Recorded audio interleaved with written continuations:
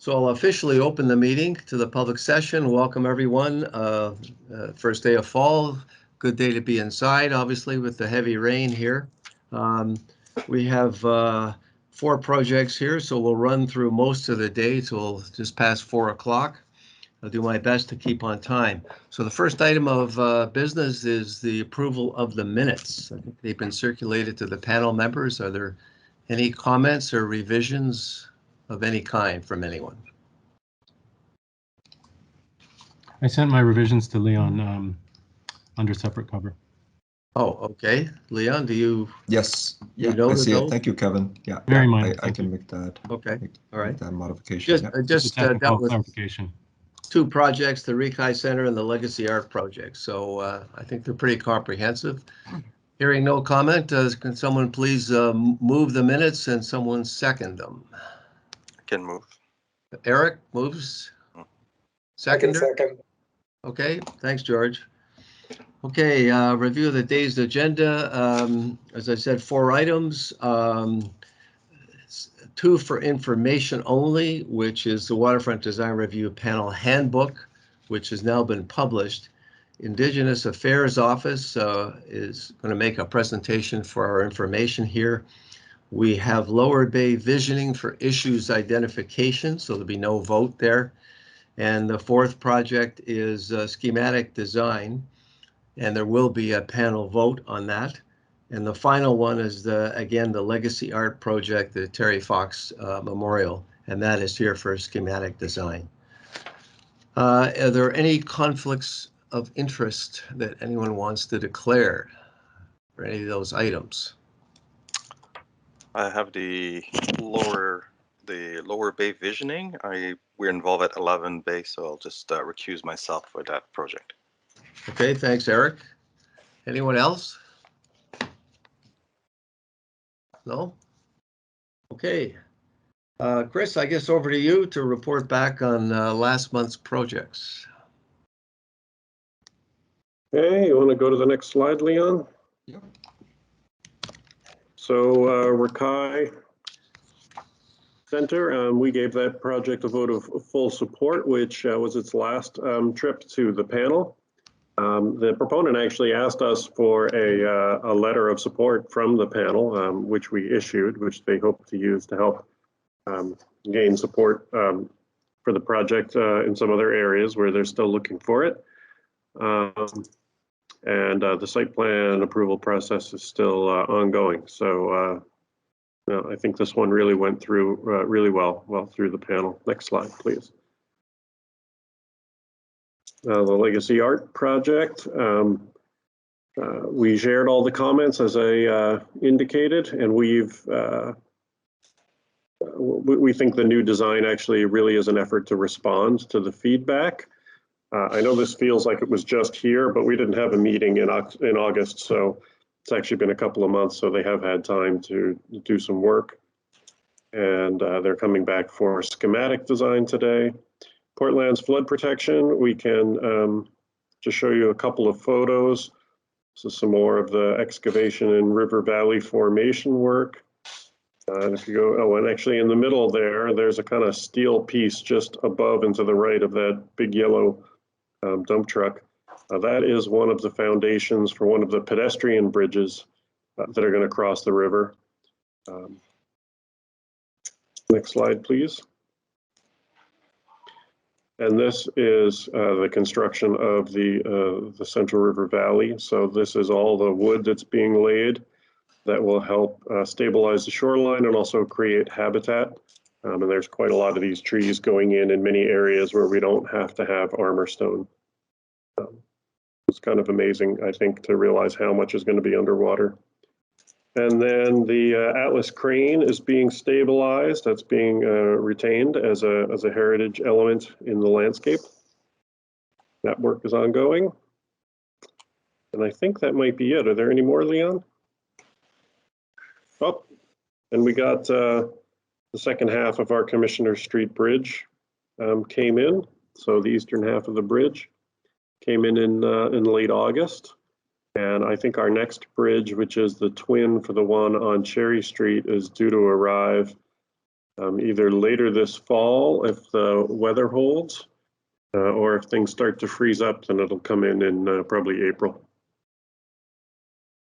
And if you haven't been down to see the two Commissioner Street ones, it's quite amazing. They're much bigger than the Cherry Street one, and they're really quite these incredible. So it feels like two 747s have landed in the Portlands in a good way. They're just the scale and their lines are just kind of almost startling against that landscape. Makes me disappointed that Paul doesn't have a helicopter rather than just a boat. Yeah, Yeah. we'll have to work on that. Okay, I think, and happy to say that Pat Hansen's Stormwater Quality Facility Building won a Toronto Urban Design Award Good. Congratulations. for a special jury award for inspiring infrastructure. So yeah, congratulations, Pat. I should probably have said this in the in-camera session, but I don't think it matters. It's just I have a medical specialist appointment by telephone sometime mid-morning, so I'll have to excuse myself from the meeting for probably 15 or 20 minutes. So just so don't be surprised if I disappear briefly. Okay. Thanks, George. Leon, do you want to talk about next year's tentative schedule? Yeah. So we have put together the draft 2022 Design Review Panel schedule for next year, and we would like to ask for your feedback. Just looking at these dates right now, if there are any anticipated issues, and hold them in your calendars for now. I think in a month or two, we will confirm these dates once we are able to just coordinate with the City of Toronto's City and Community Council meetings. That schedule is coming out in a month or so. So once we have that, we can really kind of double check that there's no conflict in terms of both sets of meetings, then we will formally adopt them. For now, let us know if there's any conflicts with these dates, and just hold them in your calendars for now. Yeah, I think that's helpful. So Yeah, I can share these after the meeting as well. This slide is also part of your documents for this month. Leon, should we just email you separately to let you know if there's conflicts or not? Sure. Yeah. I think what I'll do is also I will create the holds for these in time. But yeah, for now, feel free to just send me any specific conflicts. We try to position the DRP dates so that it avoids, of course, some of these key holidays, and also, give ourselves some buffer when it comes to, returning from a long break in New Year, and also, after August, for example. So hopefully this is a schedule that we can work with moving forward for now. Okay. Chris?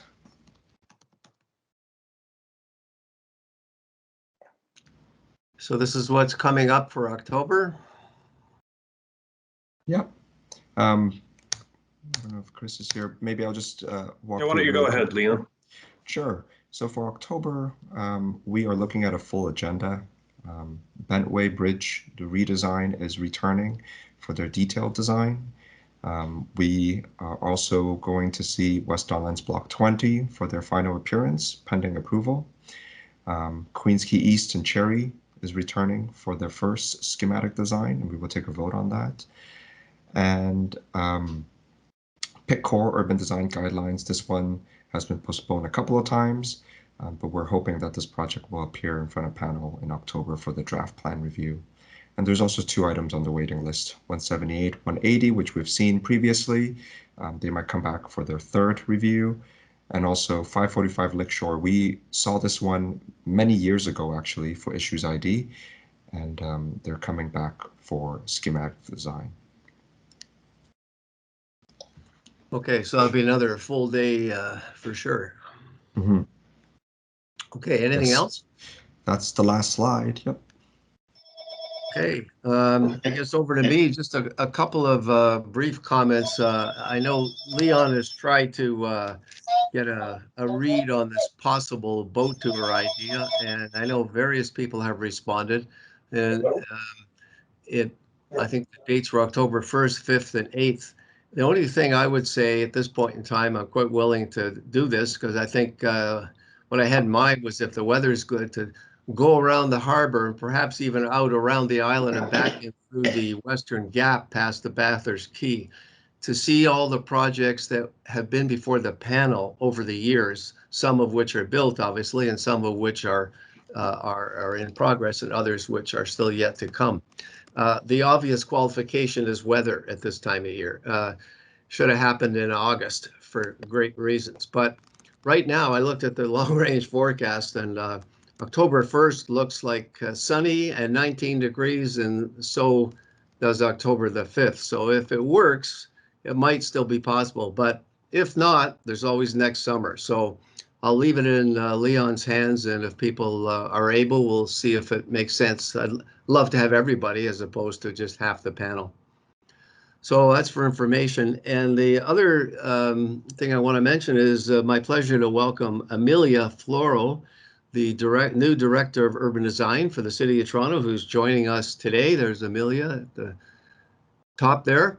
And for those of you who don't know Amelia, she's worked in the public and private sectors, different architectural firms, worked on master plans, residential, commercial, institutional projects. But for the last 22 years, she's been with city planning and has been involved, and I forgot this, Amelia, actually was the urban designer on the original Making Waves waterfront plan that I did ages ago.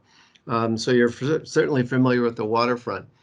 And also involved in Yorkville Business Improvement Area Master Plan, Eglinton Urban Design Guidelines, the new Etobicoke Center Public Realm and Built Form Capital Project and Guidelines. So she brings a wide range of experience and I think is a great liaison between city planning and the panel. So she has a Bachelor of Architecture degree from UAT and is also a registered professional planner. So we got a lot of good things there, Amelia. So welcome, and it's a pleasure to have you join us.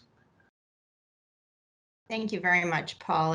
It's a pleasure to be here with you and to help to move forward with all of our goals for design excellence, sustainability. So I'm really happy to be able to work with the Waterfront Design Review Panel. Thank you. I think you'll love it.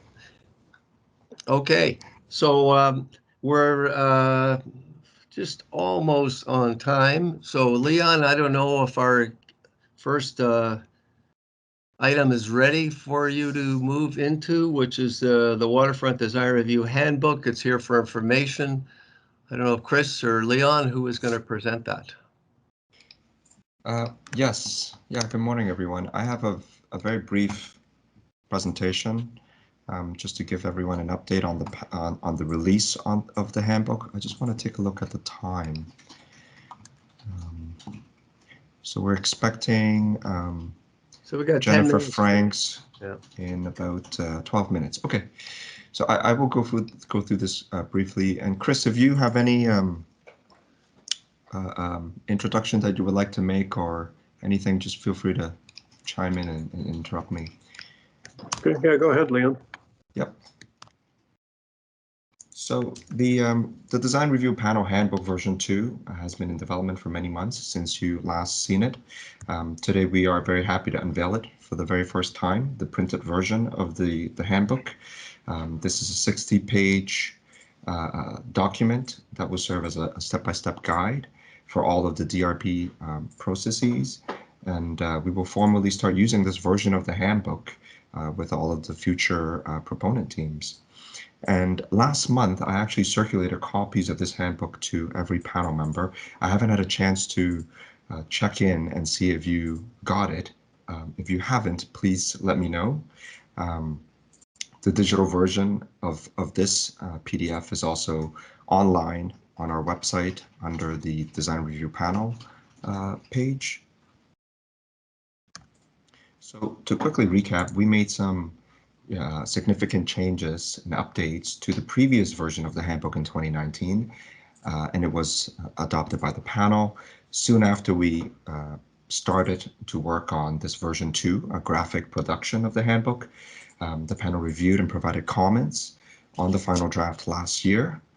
And we also came back with some additional cover options. So, on the left is the June 2019 version. In the middle is the draft copy that we looked at last year. And on the right is the version today. And you've seen many versions of this handbook already. You've seen the final draft, and you probably have the new handbook in hand. So I won't go through the new handbook page by page, but I will highlight a few of the key updates that we made for this version. The first is the overall structure of the handbook. So it has been reorganized as really a step-by-step guide to make it very easy and quick to use. Orders of the chapters have been restructured with the proponent in mind.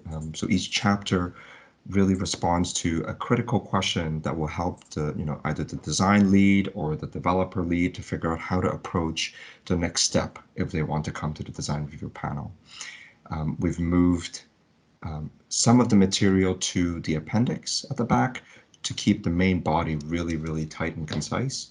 And we hope this document is something that we can refer to it throughout the process of the DRP. So, when the proponent comes for a dry run meeting with us, we can use some of the checklists to, review the documents and ensure that they have all of the requirements that we're looking for.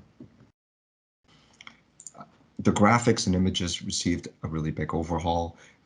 There is more consistency and structure to the graphic language and layout of the book, and it helps to differentiate some of the kind of longer stretches of text from the more kind of info diagrams, such as the types of votes, the types of projects, and the various review streams. We've also added photo galleries on both the inside cover and also the inside of the back cover to showcase build projects on the waterfront that have successfully gone through the design review panel. We've sprinkled through the book, some additional photographs of the panel in action, and you may remember, all of this taking place before COVID. And we hope that all of this will give the proponents, especially those that haven't been to the panel, a greater understanding of the mandate of the panel, the kind of tone of the review, and just the overall kind of scale of what it means to come to the DRP. Submission requirements have been updated as well, based on multiple conversations we've had with the panel and your feedback. We've updated all of the checklists from issues ID, schematic, detail to the final construction document stage. We also further divided the requirements of these drawings into 2 streams. So the first set of these these checklists are for site plan application, and the second set are for official plan amendment, rezoning, and master plan applications. And hopefully, this will more accurately capture the presentation needs of the 2 types of applications that come into the panel. We've also included the latest Green Building Standards version 3, which you have seen when Aaron Barter came and gave that presentation a couple of months ago. Something that is new that you haven't seen in the last version of the handbook, the last draft of this handbook, is the project profile called Sherborne Common Design Review Panel in Action. This is a 2-page insert that tells the DRP journey of this well-loved and very well-used park, and it illustrates to proponents that certain projects that do not receive support at the start of the DRP process can be improved and achieve a really successful outcome at the end. And if you remember, this project came for actually 2 schematic designs because it received a non-support vote, and then it came back and received full support, and then continued on with detailed design, which also received full support at the end. Greg Smallenberg, the design team lead, and also a member of the panel at that time, was very generous to offer his take on the experience as well. So we included his testimony here. In addition to Greg, we also have testimonies from other stakeholders of the Waterfront Design community, including Cynthia Wilkie, the co-chair of the West Donlands Committee, Bruno Giancola, VP of Tridel, and also George and Paul. So in terms of next steps, we have already started circulating this new version of the handbook to Waterfront Toronto staff and also to city staff.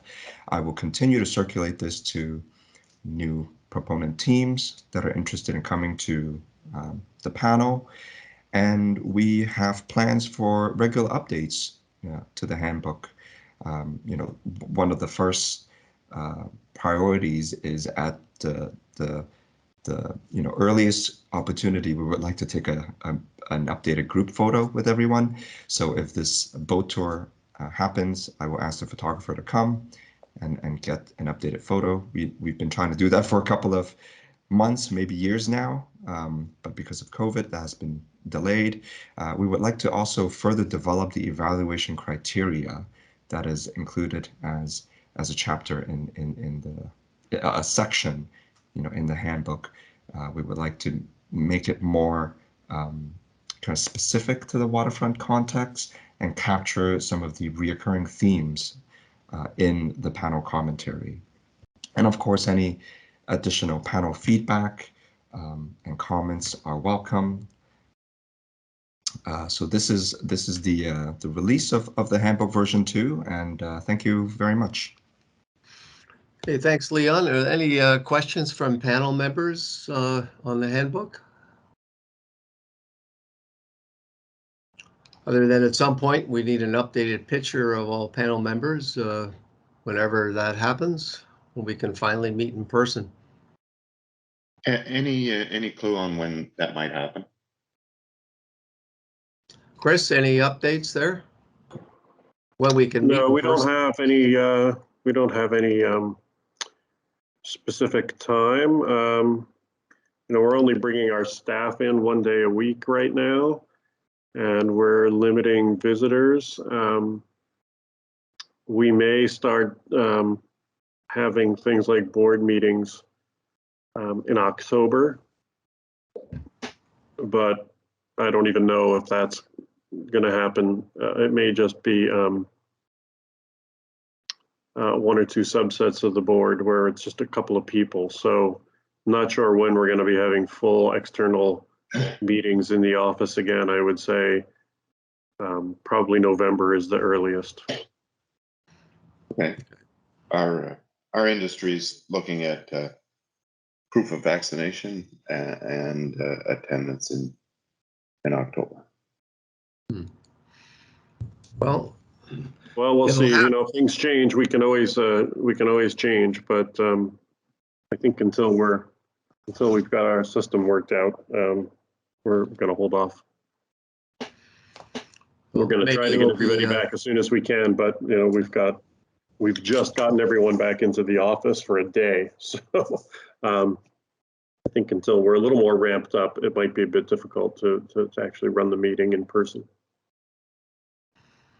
Okay, any other comments or questions on the handbook? I see various people think it's very comprehensive. I think it'll be well received by proponents and by the general public if they're interested. So it's pretty good understanding of our process, and I would think it'd be widely circulated and well used. So comments welcome. We can always improve it. And back to Leon for any suggestions. Okay, nothing else, Leon? Yeah, I think that's it for the DRP handbook. Okay, I think Thank we're you, on everyone. time then. Thank you for that. Let's move to the next item, the Indigenous Affairs Office, Aboriginal Affairs Advisory Committee. It's here for information. And I saw that Janet Franks is waiting in the lobby if she hasn't been admitted already. So welcome, Janet, if you can hear us. You want to come on board and we'll start your item. Hi, good morning. I'm here. And I just, Oh, there you Leon, are, Leon, I just noted that I think I need to be made a presenter Yes. formally in order to share. So I guess Yeah, I let me don't do know that if I, right okay, now. cool. I just wanted to make sure that that was all lined up. Mhm. Yeah. Good morning. While I'm doing that, I was going to give you a quick intro, Jennifer. Sure. Thank you. Yeah. So, okay, let me just make sure that you are okay as a presenter. I think you are. Yeah. Yeah. Okay. Great. Thank you, Jennifer Franks, for coming today. Jennifer is the lead Indigenous Affairs consultant at the Indigenous Affairs Office at the City of Toronto. The city's Indigenous office is focused on supporting city divisions in their work with First Nations, Inuit, and Métis peoples, and all urban Indigenous communities. The IOA strives to strengthen the city's relationships with Indigenous communities and support city staff in advancing reconciliation. While the city remains committed to embedding the responsibility for Indigenous priorities across divisions, the IOA provides more focused and coordinated leadership on Indigenous affairs. So welcome, Jennifer, and I will let you take over. Thank you, Leon. I'm not used to sharing my screen on Microsoft Teams. So please bear with me here. I'm just trying to. The button is just on the top right, next yeah, to. I see that. I think it's just more that I don't like the screen that my presentation is not coming up to share. Like it's how do I put this? It's sorry. If you would like, I can share on my end and could we do I'll that just in the interest of time? Sure. Yeah. I don't want to take up all the time with figuring this out. Yep. Okay. Oh, there we go. Okay, we're all set, Janet. Great. Okay. Jennifer, sorry.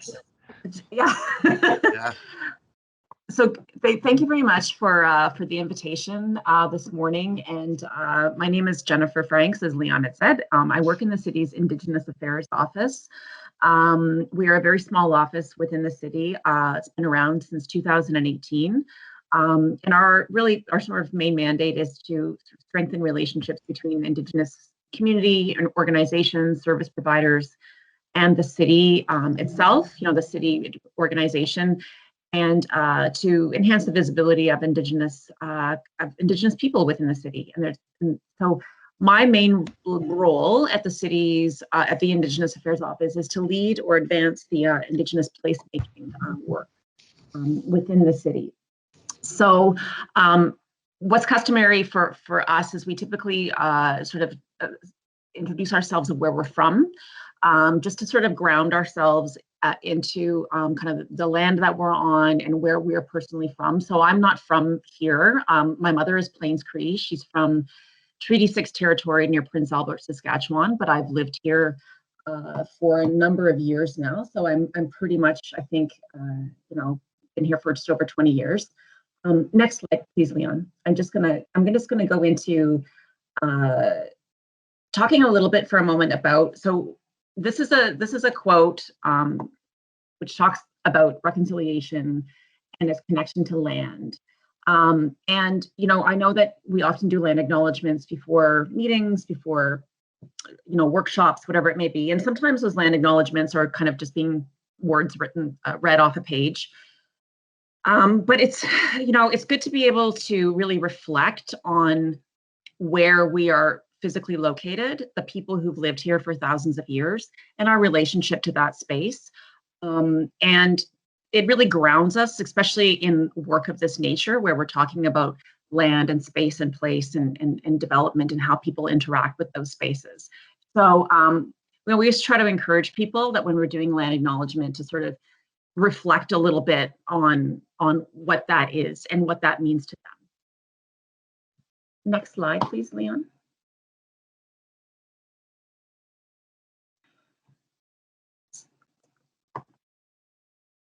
Next slide.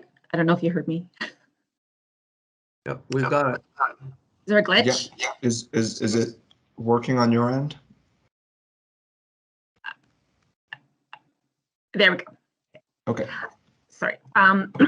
So there is a placemaking framework, an Indigenous placemaking framework at the city. This work has been going on for a number of years, not sort of in a formal coordinated way, but a number of years ago, there was a push to create more of a framework and more of a coordination around this work across the city.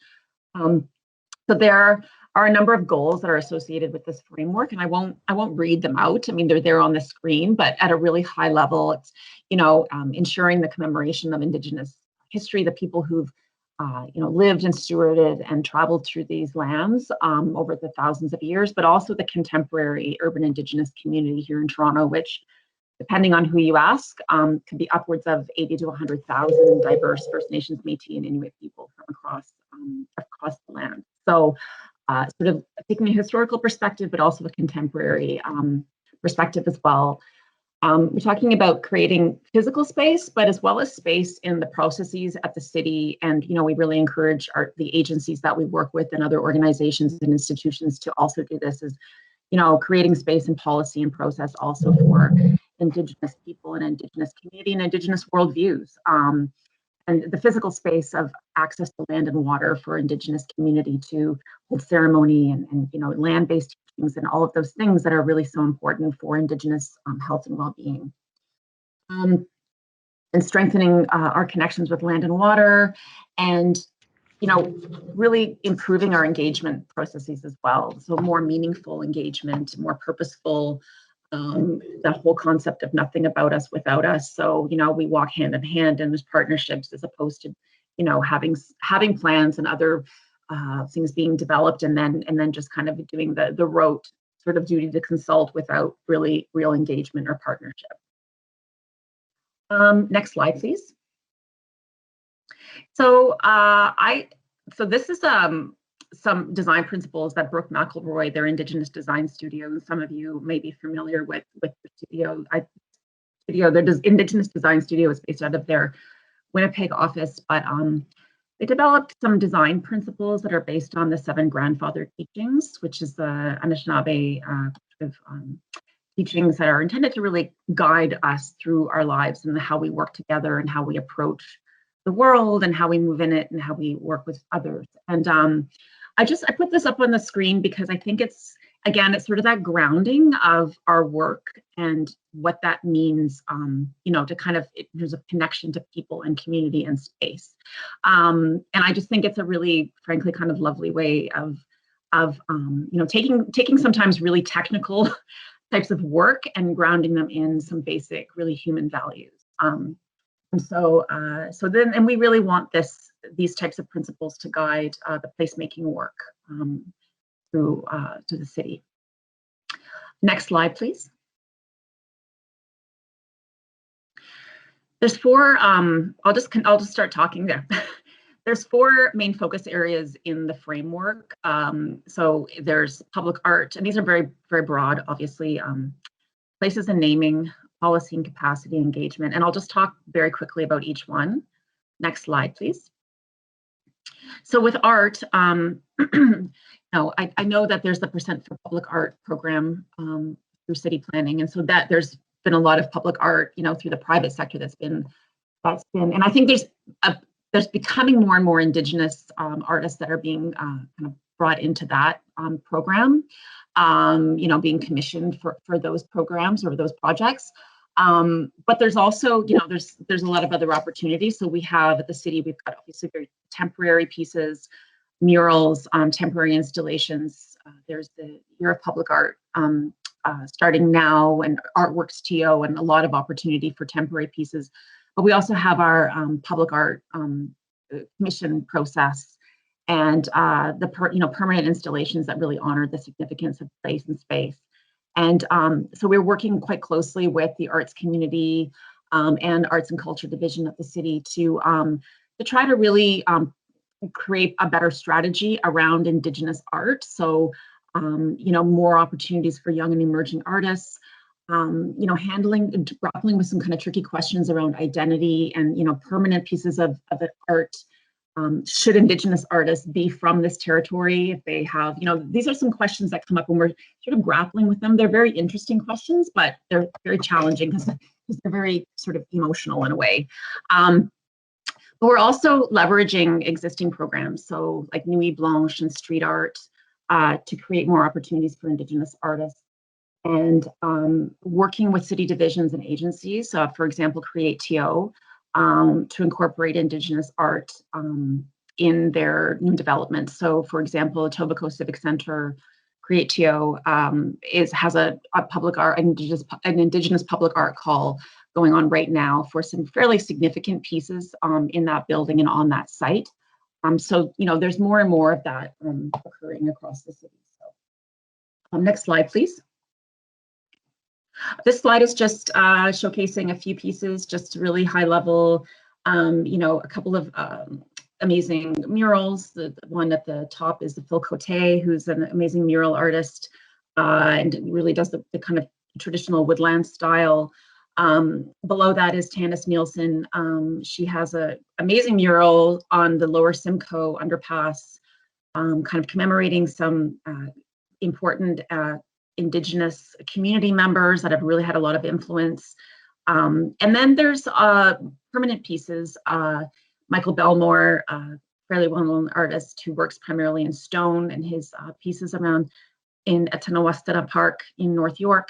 And then Dwayne Linklater's Monsters for Beauty, Individuality and Permanence in the Lower Don Valley. So these are just a few examples of some beautiful pieces that can be found around the city. Next slide, please. So with places and naming, this is a very broad category, but again, going back to land in terms of place, access to land and water is so important for Indigenous community, for health and well-being, for ceremony, for cultural teachings, for gathering, feasting, and it's so important that Indigenous community members have access to that land and water. And when we talk about like green spaces within the city, parks are kind of inherently colonial in the sense that they, are defined spaces that have very prescribed uses oftentimes, and for good reason. We're living in a city of 3 million people, and there's multiple different users, and there needs to be. But sometimes there's barriers that go along with that for Indigenous people and Indigenous community. When they want to gather, they want to hold a sacred fire, they want to, burn medicines and conduct those types of cultural activities that may be that don't line up perhaps with city bylaws and other sort of policies. So we're really looking to sort of, how do we address those barriers? How do we disrupt some of those policies that we have and challenge, like, what bylaws are in place because they kind of have to be, and what are in place because it's just been typical practice, historical practice, and what can we change? We're also working with some Indigenous community organizations to provide safe access to land-based programming. The pandemic has really shone a light on the need for more outdoor space for everybody. But there was a number of Indigenous service organizations that approached us last summer requesting, dedicated space in parks or other green spaces to be able to move their programming outside.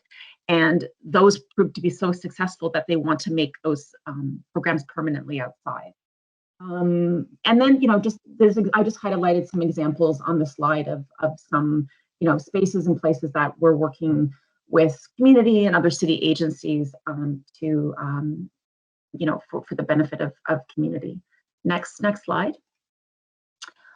So the next one is about naming, and we have a naming policy at the city, but it doesn't really lend itself to, as I mentioned here on the slide, a systemic view of language and naming on our street signs, on our wayfinding, how we name community centers and other public assets. So, there's been more and more openness to and I guess opportunities for looking at naming and renaming spaces across the city. I just highlighted one here on the slide. This is a park in North York near Bessarion Community Center. It was called Woodsy Park for a short period of time. It was renamed to a Huron-Wendat name because that is traditionally Wendat territory. And the name is very long. It's actually not that hard to pronounce. It's Etanawastana. But it was quite a challenge at the time with the local community because people pushed back because of but it's turned out to be fine. The councillor was very, very supportive. She did a great kind of education campaign with her constituents about how to pronounce this word, and it's been successful. And so there's a number of other examples across the city of naming and renaming streets and other assets. And as you probably know, there's a fairly significant process underway at the moment on renaming Dundas Street, and then also kind of a wholesale review of how the city chooses to commemorate and name city assets. And so that's going to be a very large exercise over the next couple of years to work through that. Next slide. Really quickly, I think I'm running out of time, but so this is more about creating space and policy, and I kind of highlighted that a few minutes ago about challenging our process and our policies, and shaking things up a bit and disrupting and kind of taking we call it a reconciliation lens or a decolonial lens to some of the ways we do things. So that can be around sacred fires. We're working quite closely with Toronto Fire, for example, on that, so that community can feel comfortable with having their ceremonies, but Toronto Fire can also feel comfortable that things are being carried out in a safe way. Next slide. So engagement, again, I mentioned this earlier about the need to have better engagement, more meaningful engagement. We're developing some relationship protocols with treaty partners, the Mississaugas of the Credit and the Huron-Wendat. And part of that will be about, how do we engage when, what do they want to be engaged on and how, and sort of some process around that, but also with the urban Indigenous community as well, and, working together in a better way. Next slide. So with the waterfront, there's so much going on along the water, and different agencies are undertaking really important projects. We've got Create Go, there's Waterfront Toronto, there's the Ontario Place piece with the province, and Indigenous. There's been obviously each one of these types of all this work does have some level of Indigenous engagement, but I think there is becoming more and more of a need or an awareness that coordinating this work. I don't think even just from a design perspective, but also from engaging the urban Indigenous community and treaty partners, and ensuring that there is some kind of consistency there, is important. And the question that we have is, how do we do that? How do we kind of work together to do that? To coordinate across entities to really sort of try to tell a story, because the waters are so important for Indigenous people, both historic and contemporary. So I think this is a real opportunity that we have to really, create that story. And last slide. So just further work. We're undertaking a process to select members of an Indigenous placemaking advisory circle. I've been grappling a little bit about what that looks like. Governance. And placemaking is such a huge. It's so vast that do we create subcommittees that focus specifically on certain types of projects?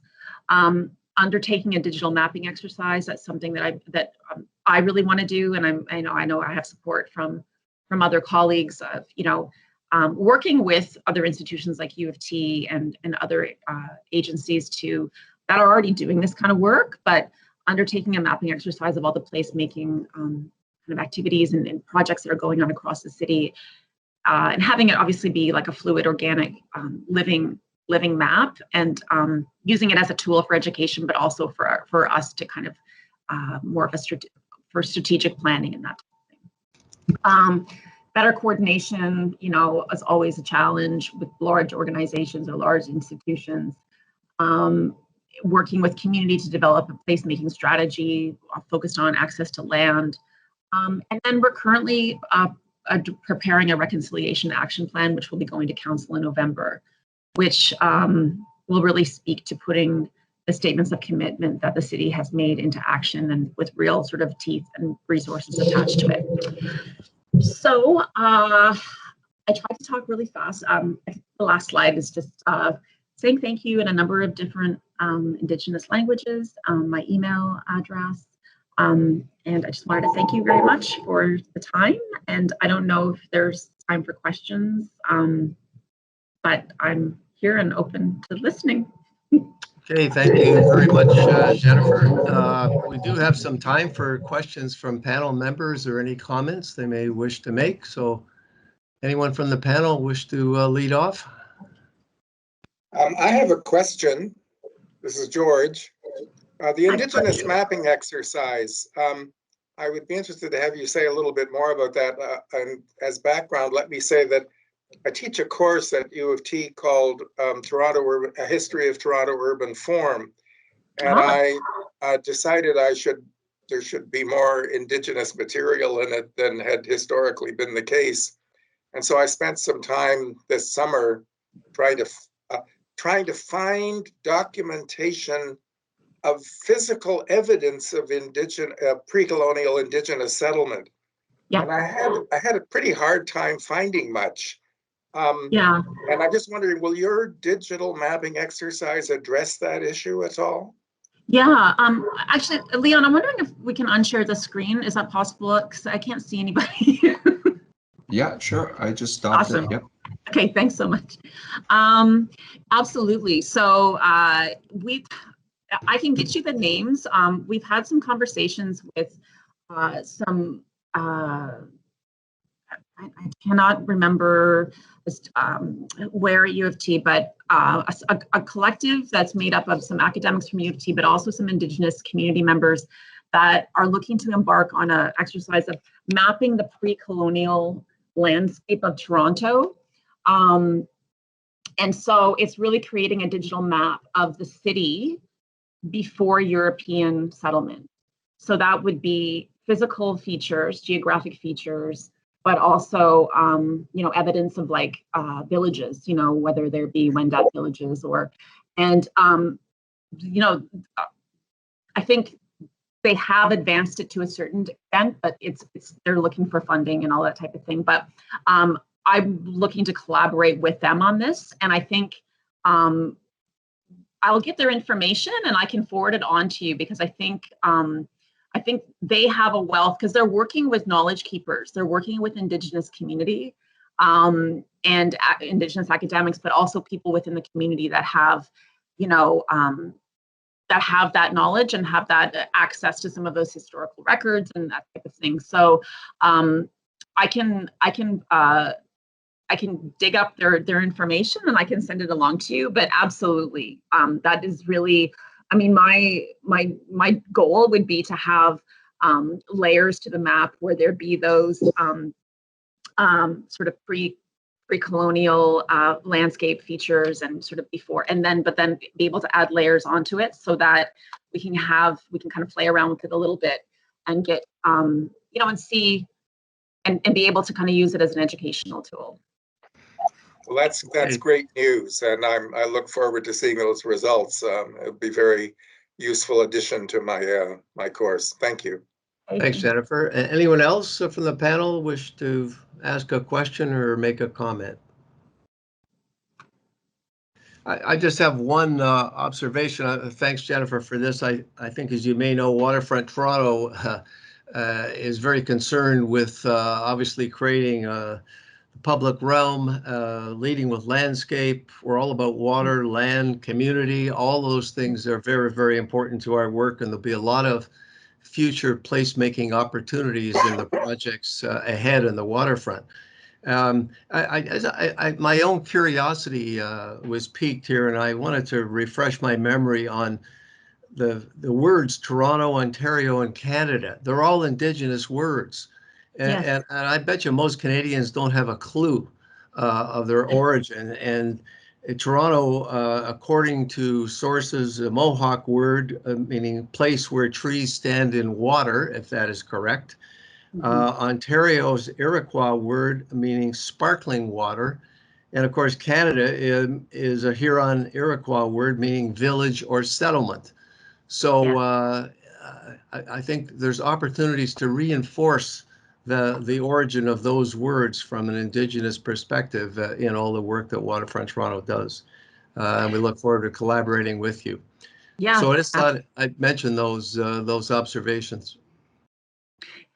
Yeah, if you're not already aware, an interesting, they have a great app. It's called First Story Toronto. If you, and they have, Paul, I don't know if you're aware of them, but they have, they used to do in-person tours, and now they do virtual tours of the city, and highlighting places and spaces of historical significance that, you know, we use and interact with every day here in the city, but they actually, you know, people have been using, you know, Davenport Road was it was a considerably significant path through Toronto, and now it's being, you know, now it's a street.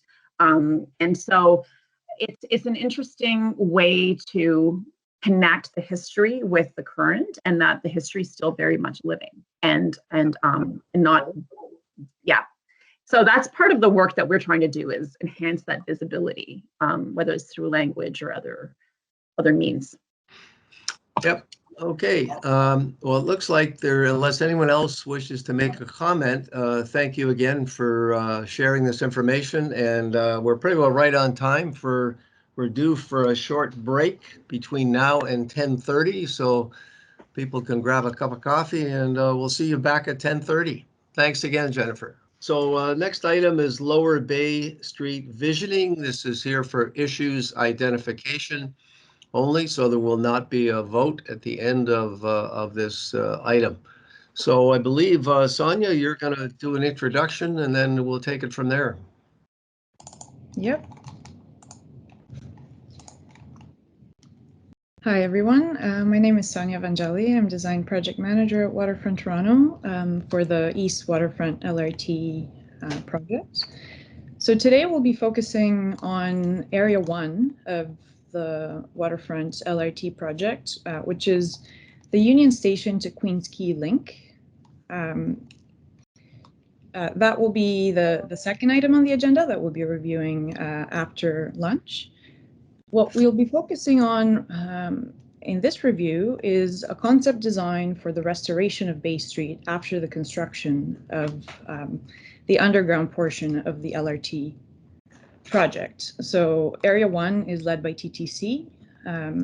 As a recap, Area 2 led by Waterfront Toronto. So Area 1 is the underground portion of the network. Area 2 is the surface transit, which continues further east along Queens Quay and Cherry Street. Both sections of the project are working toward 30% design and costing this fall to inform an implementation plan and business case for implementation funding that will report to Council at the end of the year.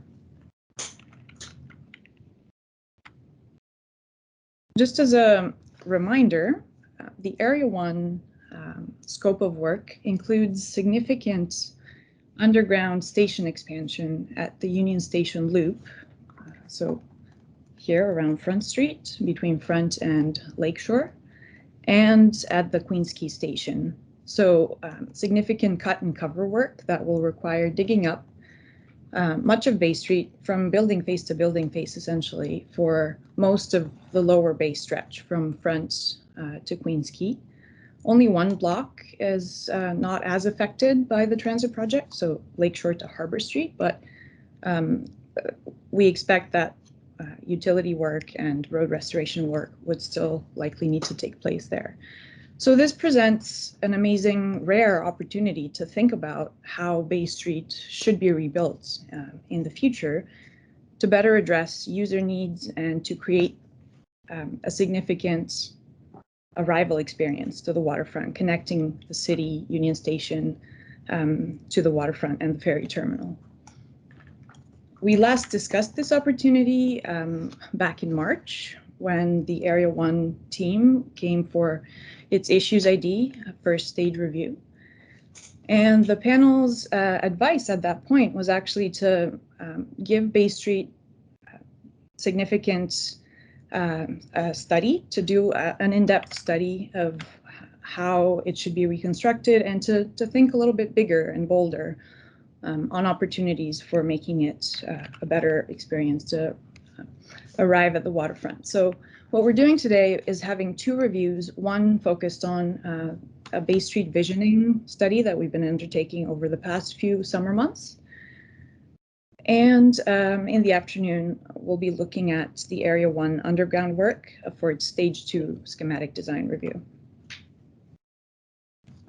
Just as a recap of the DRP comments that were received at the first Issues ID review back in March.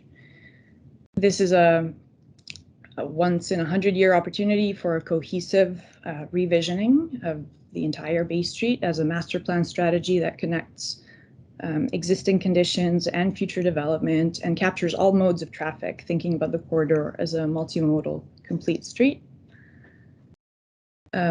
Consider holding a design competition or a separate study to create a unique vision for Bay Street. And that potentially Waterfront Toronto could take on some of this responsibility. And thinking a bit more big and bold on the transformation. So considering reducing road lanes to provide more space for pedestrians, widen sidewalks, improved station access experiences, and potential for natural light down to the underground stations. And looking at the different conditions block by block, so providing cross sections of Bay Street along the entire length, and mapping the infrastructure below grade to ensure that planting ideas and landscaping are feasible. And last but not least, looking at wayfinding and signage strategies for the street as a whole. So that's what we've essentially done. We took the panel's advice to actually do a dedicated study, visioning what Bay Street could be rebuilt to. So we asked our streetscape design team for Queens Quay, West State DTH, and Arup to look at a few different concept ideas for how Bay Street could be redesigned in the future based on some precedents of great streets around the world, and develop 4 preliminary kind of test fit ideas that could be considered in a workshop with city and TTC stakeholders and in collaboration with the Area 1 design team. So we've held a couple of workshops. The first was to look at these 4 concepts and together with city and TTC stakeholders, figure out what would be most appropriate for the Bay Street context. And based on the preferences from that first workshop, the team developed 2 more detailed functional plans, still preliminary, based on preliminary transportation data for Lower Bay. So additional transportation analysis needs to be done to fully vet these concepts, but these were then discussed in the second workshop with stakeholders in a lot more detail, block by block, looking at the conditions between Front Street and Queens Quay to result in the 2 preliminary concept designs that you'll be reviewing today. And there, one is based on a central Rambla, center median promenade, based on Barcelona's La Rambla, and another is based on a west side promenade. So the work that's been done so far, just so you understand, is this portion, the Bay Street visioning, is still very preliminary. It's not quite at the same level of detail and development as the rest of the LRT project. So we've done just conceptual visions. We've held 2 workshops, and we've got summaries of the feedback received from stakeholders. And these visions are based on preliminary feasibility analysis that was available from the Queens Quay work and Lower Young EA data received to date. We've also done class 5 costing to have a sense of the overall cost of the concept designs. In order to catch up this part of the project with the rest of the LRT and fully integrate it and try to secure funding, future requirements for additional work include additional transportation studies, multimodal network traffic analysis, and a bus management strategy to vet the feasibility of reducing traffic lanes, schematic design and class 3 costing once we have a consensus concept design that we can move forward with. And obviously ongoing coordination with the underground work with the Area 1 team, as well as other infrastructure initiatives in the area, such as Lower Yonge. We also plan to do public consultation on the concepts and environmental approvals once we have a preferred scheme, likely in addition to the TPAP that we'll be undertaking for the overall LRT project, and together with the city, develop an implementation strategy. So these are the next steps. As you review these concept designs, just a few things to keep in mind. Obviously, Bay Street has a lot of potential to be a key connector between the central downtown core and the waterfront, since it connects several significant destinations from Old City Hall through the financial district, Union Station, the Scotiabank Arena, and the ferry terminal. But it also crosses significant barriers at the rail corridor and Gardner, so there's a lot of opportunity for improvement. The existing conditions, as you know, leave a lot to be desired for an arrival experience to the waterfront. So there's significant challenges at the rail corridor and Gardner. And as you can see, the lower bay portion has a bit of an imbalance of vehicular space and space provided for pedestrians. Even though these images may make it look like the street is empty, there's significant functional requirements in terms of traffic. It's a really busy corridor, particularly at rush hour.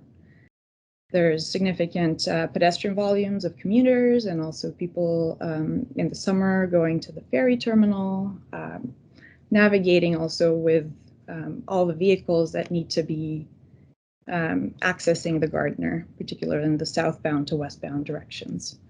So these will require additional study in terms of traffic analysis and transportation studies to figure out what's the right balance. There are a lot of different user groups that need to share the space. So one of the key questions for vetting these designs is, what's the right balance? How do we more equitably share the space between pedestrians, buses, cyclists, motorists, and still provide space for fire and EMS and curbside uses? The Bay Street corridor also needs to be considered as part of the larger street network in coordination with some of the other major projects and initiatives that the city is undertaking. So part of Lower Yonge and the TO Core Great Streets, which both don't include Bay Street in their improvements. And as you know, it's also a corridor that's undergoing significant transformation with current recently completed developments such as 45 to 141 Bay and future development like 30 Bay. So it's really critical that a master plan vision, a coherent vision is developed to tie all these different conditions together and create a unified experience of arrival to the waterfront. So as I mentioned, we are just at the preliminary concept stage, and we're looking to arrive at a consensus design that we can then take further into schematic design. And so we're looking for input from the panel on how you think the reconstruction of Lower Bay Street can fulfill its potential to be a key connector from city to waterfront and provide that continuous user experience. Do the preliminary concepts that you'll see today create a strong arrival experience to the waterfront and integrate well with the current and future context?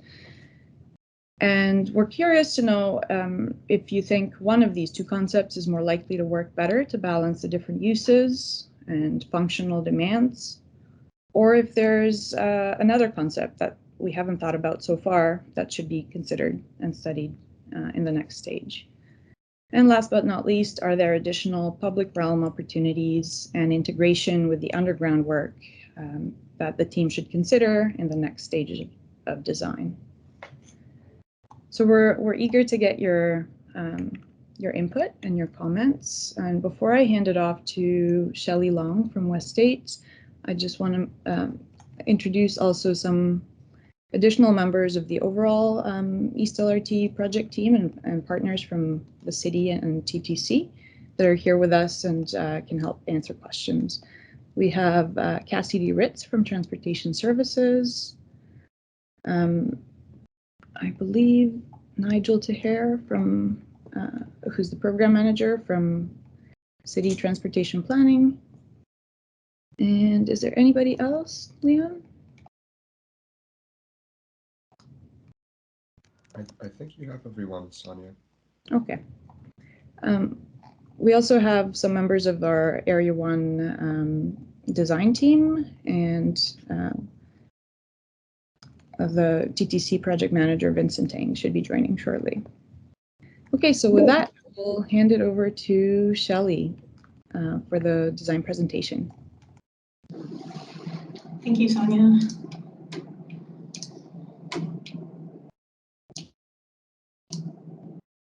Okay, can everyone see my screen? Yep. Great. Hi, everyone. Shelley Long again. I've met all of you, I think, at the Waterfront Design Review Panel. Thank you for having us again here today. We are very excited to be here today to present a vision for Lower Bay Street. We have three parts of the presentation. I will first introduce why we need to study Bay Street now and how the context is rapidly changing and why it demands a special vision.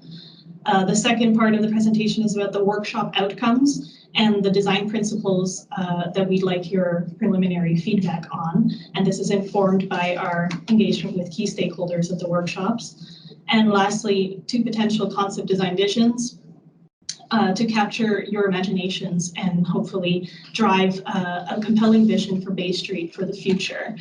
We were, of course, thrilled when Chris and Sonia called us to lead this workshop process and finally think about how we're making this connection between Union Station after rebuilding the Queens Quay Union Link, and along with 11 Bay and 30 Bay, which are two landmark projects in Toronto's downtown still to come.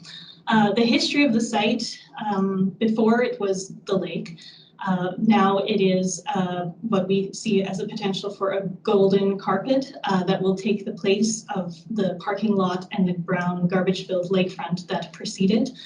Specifically, Union Station to the waterfront is the feature of today's presentation. And of course, it's our main spine connector in the center of the central waterfront. So on the left here, we have the view when you exit Union Station and leading to the dynamic, vibrant, lively, blue-green edge of Toronto at the lake.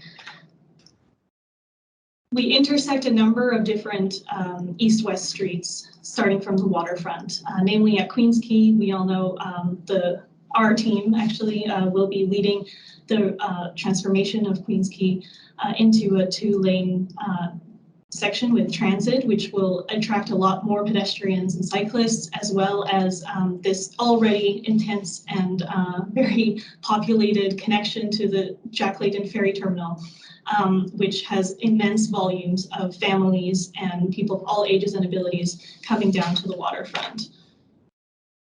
As we reach Harbour Street is also going to be transformed from a one-way street into a two-way street, complete with green infrastructure, two-way bicycle lanes, and new buildings as well alongside in the new park. Lakeshore Boulevard, which is one of the biggest barriers actually between the waterfront and the downtown core, is a very unique traffic situation here.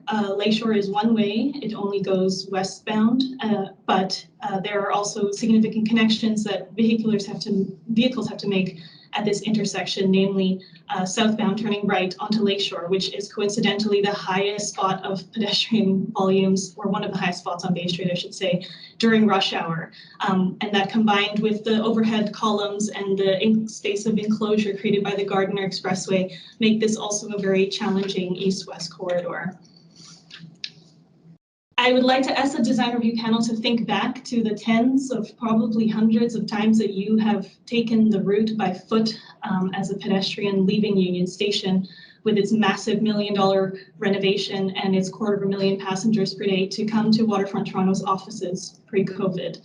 This is the scenario that we have had in mind as public space designers in the 21st century, and we would like to ask the question that's not so radical of how would a street look if we design with this vulnerable user in mind.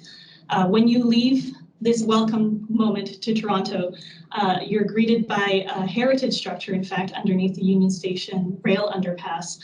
But in the bottom right-hand corner, you can see on a summer day that in Toronto's prime waterfront outdoor space season, the kind of failure of the public space, outdoor space, to deliver a safe environment that is protected from pollution and noise and has light and sort of decency for the pedestrian.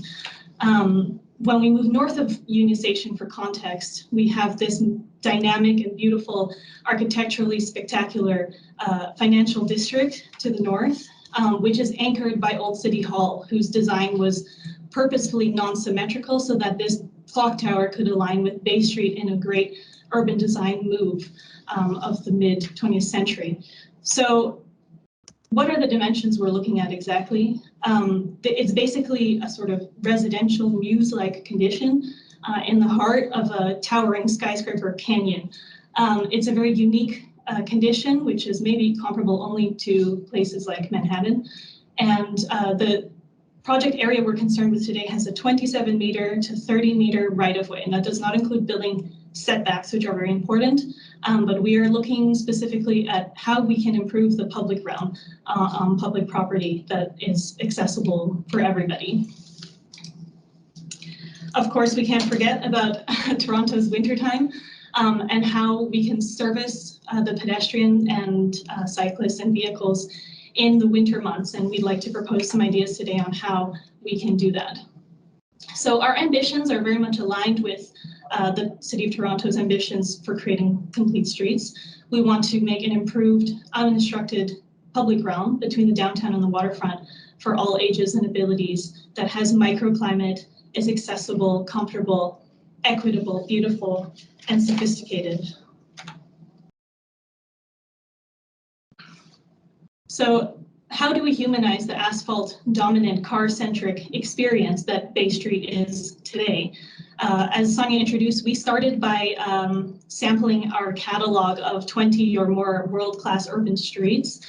We narrowed it down to 4, which we thought were appropriate based on scale and character to lead us through an inspirational workshop discussion with our stakeholders. The outcomes of the workshop formed a vision that are briefly summarized in this word cloud today. You can see really key words jumping out on the screen, which we then took into a design of a couple functional plans. The preliminary design vision outcomes, which are to be further refined via public engagement, and are a reflection of 9 weeks of work and 2 intense workshop periods.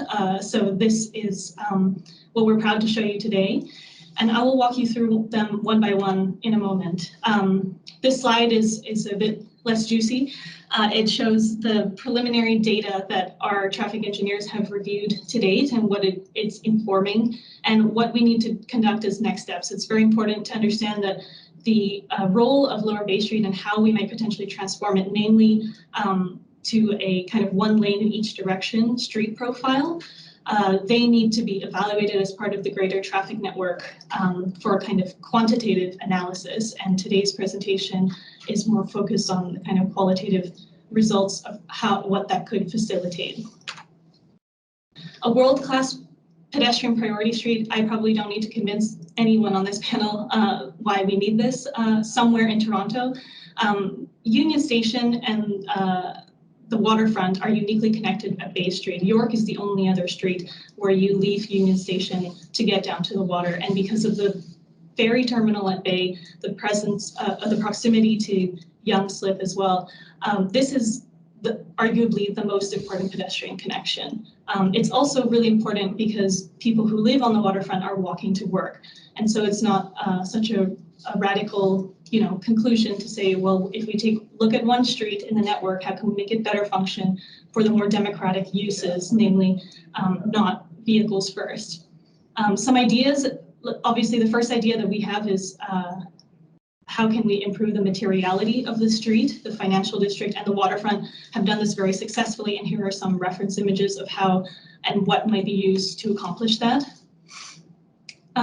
We realize, at all stages of some stages of their transit experience, passengers are pedestrians as well. They're stepping off of buses, they're getting onto bikes, they're getting into cars, they're switching to the subway.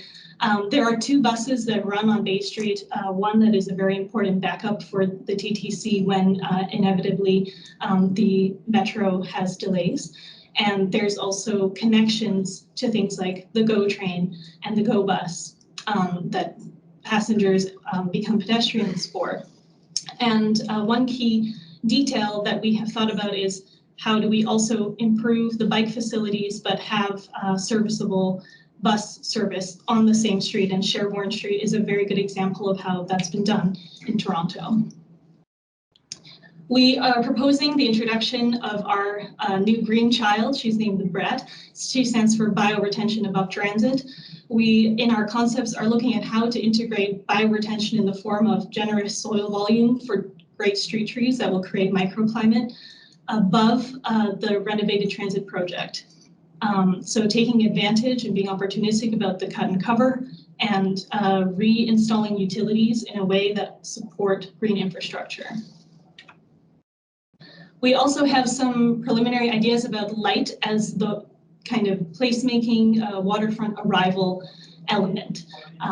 There is a concept of two sirens, we've called them, potentially lighting up the rail corridor, underneath the rail corridor, and making a connection to the waterfront.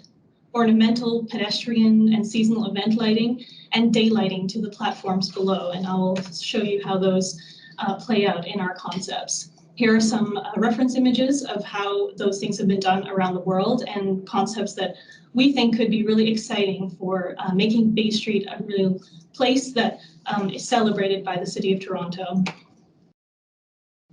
And lastly, in our design principles, Bay Street has to be context sensitive. There are 6 zones where she's traveling or transecting through from Union Station to the waterfront. And I will highlight now the unique opportunities and qualities and landowners of each of these blocks so that you are aware of kind of the functional and spatial demands of each part of the corridor. So we're beginning here in all my diagrams. Sorry, I forgot to explain that north is on your right-hand side of your screen. This is a space-saving function, so we'll just rotate our brains a little bit. Starting at Union Station here, we see that there's an opportunity here at Union Station to create a biased west side kind of arrival plaza to support the high volumes of pedestrians that are there at a day-to-day basis, but mostly during rush hour peaks. You only have to go on YouTube for about 5 minutes to find out that this is one of the most filmed intersections in the City of Toronto. I think tourists even find the rush hour fascinating. And on the other side of the street, we have 2 kind of renovation projects that are undergoing on the other properties. We've named the underpass on the rail corridor the Light Room because we see this as an opportunity to close one half of the tunnel to vehicular traffic and transform it into a place that's full of light, acoustic protection, it's comfortable, it's safe, and an extended sidewalk for pedestrians and cyclists to use, let's say, half of the tunnel. Outside Scotiabank Centre, moving south now, and between Scotiabank Centre and CIBC Square, there's a potential for event spill-out zone here. Scotiabank Centre is really focused on the Western Plaza, and has very little relationship to Bay Street, even though there's this beautiful Art Deco facade that's been preserved on Bay. And then on 45 Bay, CIBC Square, there is the only parking garage entrance, which makes Bay a great candidate actually for the lane reduction, because the kind of servicing requirements are not so demanding as we see on some other Toronto streets. This is the important turn that I talked about at Lakeshore Boulevard. Right now, there are 2 dedicated right turn lanes from Bay Street going onto Lakeshore Boulevard. That is the place where everybody gets stuck, pedestrian, bike, car, at rush hour. And we'll talk about how we can address that in our designs. The 4th zone is the green room, and we call it this because it has the most generous setbacks of the whole Bay Street. It has also the only existing street trees on Bay Street. So the presence of sun, the fact that the Gardner on-ramp will be removed in future as part of the Lower Yonge works, and the deep setback by the proposed 30 Bay project with a secured enhanced streetscape make this a place where we could have sticky spots, cafes, kiosks, life on the street, and also use the green as a buffer to the Gardner Expressway and Lakeshore Boulevard. And lastly, the block that we are most familiar with right before we get to the waterfront, the urban room. There's also potential here for a number of temporary closures, for example, that could spill out of the 11 Bay Convention Center, which again, like Scotiabank Center right now, has no relationship to Bay Street. There is also opportunity here underground, as you see on the right-hand side, for daylight to come into the arrival experience of transit users at Queens Quay Station. There's a number of functional requirements here. Namely, there are charter buses for summer camps for children that use a number of laybys on the street at 8 a.m. and 4 p.m. in the summer months. These are bringing children from all over the GTA to the Jack Layton Ferry Terminal to attend summer camps. We also have TTC entrance and exit for Queens Quay Station underground, existing bus stops, and existing standpipes for fire access. So a lot of functional demands on this block, which we will address also in our design. So this, in summary, is the zoomed out map once again. And I'd like to go now into the 2 early potential concept design visions for the Bay Street reconstruction that are kind of the conclusion of our 9-week exercise. And this is not to say that they're definitive. There could be another design developed through a future study, and we'd love to hear your feedback about both of these designs, but also how the principles have been addressed and how they could be better addressed in future design phases. I'm starting again with Union Station and the Welcome Plaza and the Light Room. We have 2 options that we studied that basically look at the alignment of the rededication of these 2 lanes of vehicular traffic over to pedestrians and cyclists. The central promenade on the left is inspired by Barcelona's La Rambla, and the west side bioscape is an asymmetrical street, sort of inspired by Nathan Road in Hong Kong, but also our very own Queens Quay, to look at, if we group the functions on different parts of the street, what happens to the traffic and what happens to the public realm. But for both of these designs, this area, we've proposed the same. The gravity of Union Station, the magnet, is drawing people to the west side of Bay Street, there's no doubt. And Front Street with its improved streetscape as well, the Fairmont Hotel. This is an area where it makes a lot of sense to expand the sidewalk out all the way to in line with the rail corridor center columns and introduce a green welcome and the reclining siren that I mentioned as a potential concept for placemaking and lighting. In orange throughout the plans, you will see the dedicated bike lanes, and in yellow, the pedestrian areas. And this is just to say we haven't committed to a material palette per se, but these are conceptual redistributions of space. And this is what it could feel like. Throughout the study, we've looked at the underground location of existing utilities to look at where are the opportunities and potential conflicts that this arrangement might pose for the BRAT, the bioretention above transit. And here You can also see a number of safety features that have already been implemented by the city, namely to prevent jaywalking across this area, but also hostile vehicle mitigation outside Union Station. And this is a sense of what the quality of space could feel like in the light room under the rail corridor, with a potential art or light installation that would also help protect from noise pollution. I'll now get into the two different options. So you can see here that we've kind of covered up to, we've left Union Station, we've gone under the rail corridor, and now we're in the daylight once again. For the first option, Le Rambla, you can see here how the street might look with a dedicated center promenade that has a big tree canopy, and also importantly, the introduction of a new controlled intersection. So when we leave the rail corridor, there is a place of dignity for pedestrians to make this movement into the center promenade and then make their way down to the waterfront. We win a lot of interesting things through this configuration as well.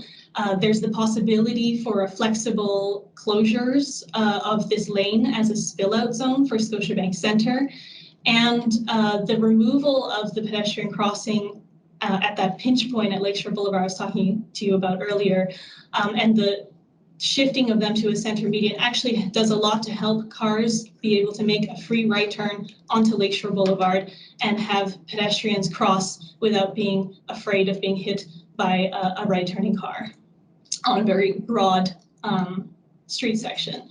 One thing to note about the layout with La Rambla, because of the location of this pedestrian crossing, is that it doesn't really allow for left turns along Bay Street. So for example, here. And this is what the quality of space that could be achieved with the Green Center Pedestrian Boulevard.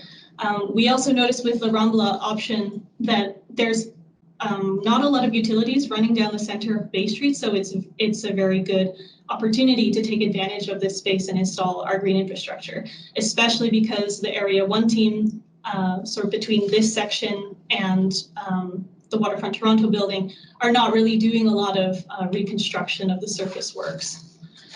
So moving south to the green room, there's again a continuation of this very wide promenade, which is 8 meters north of Lakeshore Boulevard, and could transform into a 9.9 meter wide promenade here. So space for pop-up programming, for a big green canopy, and spill out from cafes and ground floors, along with this really fine-grained pedestrian and cycling network. Another thing we really like about this option is that it gives pedestrians and cyclists the freedom to cross from the center median to the other side. It's a very fine-grained fabric. We don't have a lot of these streets in Toronto. It's more like a small, old European scale, and that's something that really excites us about this option. And lastly, when we get to the urban room, you can see here some potential solutions for how to solve all of the functional requirements of the site. The bus stops, of course, are still incorporated. The fire access is still allowed.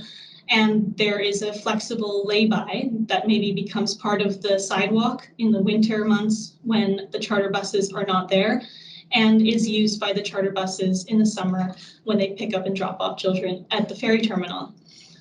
Because of all these functional demands on this space, the pedestrian boulevard in the center that would result is a bit narrower, 7.4 meters. 7 meters, just so you know, is typically what we look for as a minimum to count as an official safe place median crossing in the middle of a street. And here's what the flexible lay-by could look like on the left. And another potential spill out zone for events relating to the convention center if and when it redevelops. And to give you an atmospheric quality of the street, we've done also some collages to explain how that could look and feel. The other opportunity in this area is, of course, the daylighting that I mentioned to Queens Quay Station below, and those would be located within the Center Boulevard. So that was another win that we've identified here. So I'll just let you take this in for a moment, and then I will continue on the next slide.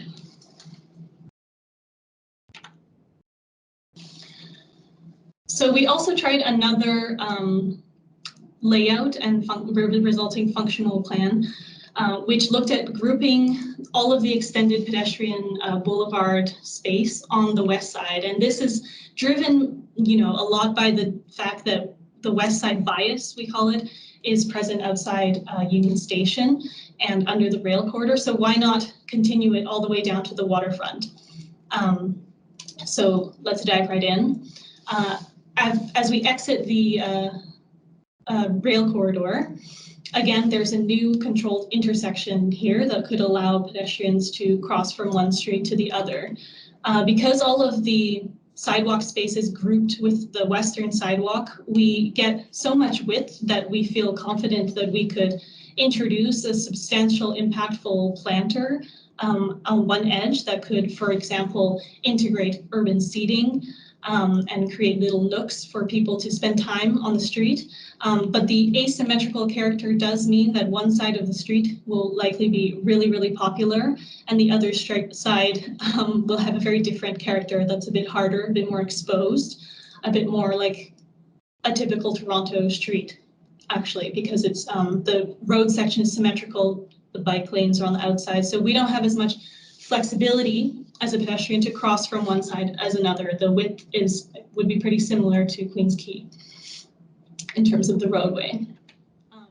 At Lakeshore Boulevard, this is the only area within this functional plan that we think, maybe a dedicated right turn lane should be kept here for the reason that there's so much traffic that uses that lane today. However, we still might have the same or we'll have to deal with the signals a bit differently, I should say, in order to facilitate what we would see as a large amount of pedestrians crossing back and forth on this west side bioscape and the right turning cars, and of course the bicycles that also want to go forward.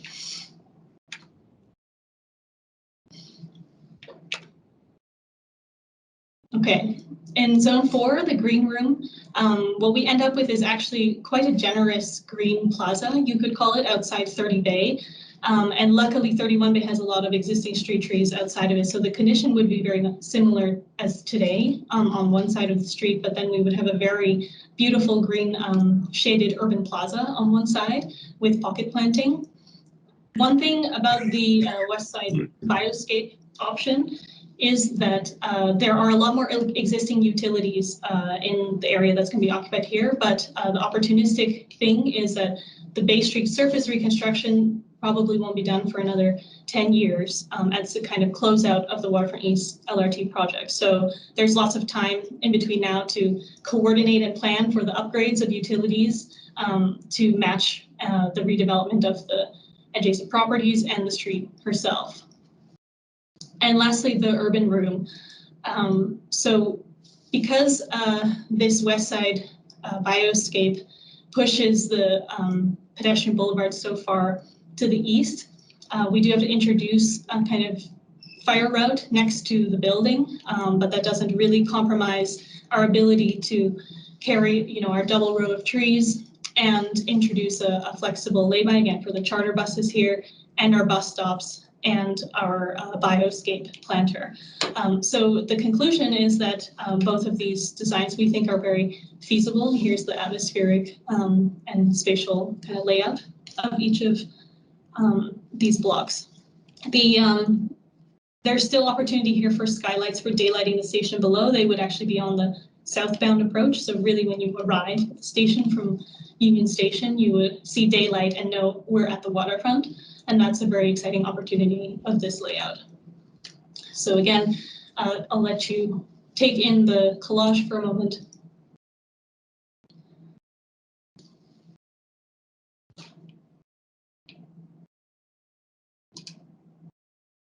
We included a summary of everything I kind of just went through. We can come back to this to help answer questions, and I think you received it in your preview package, so I won't spend too much time on it.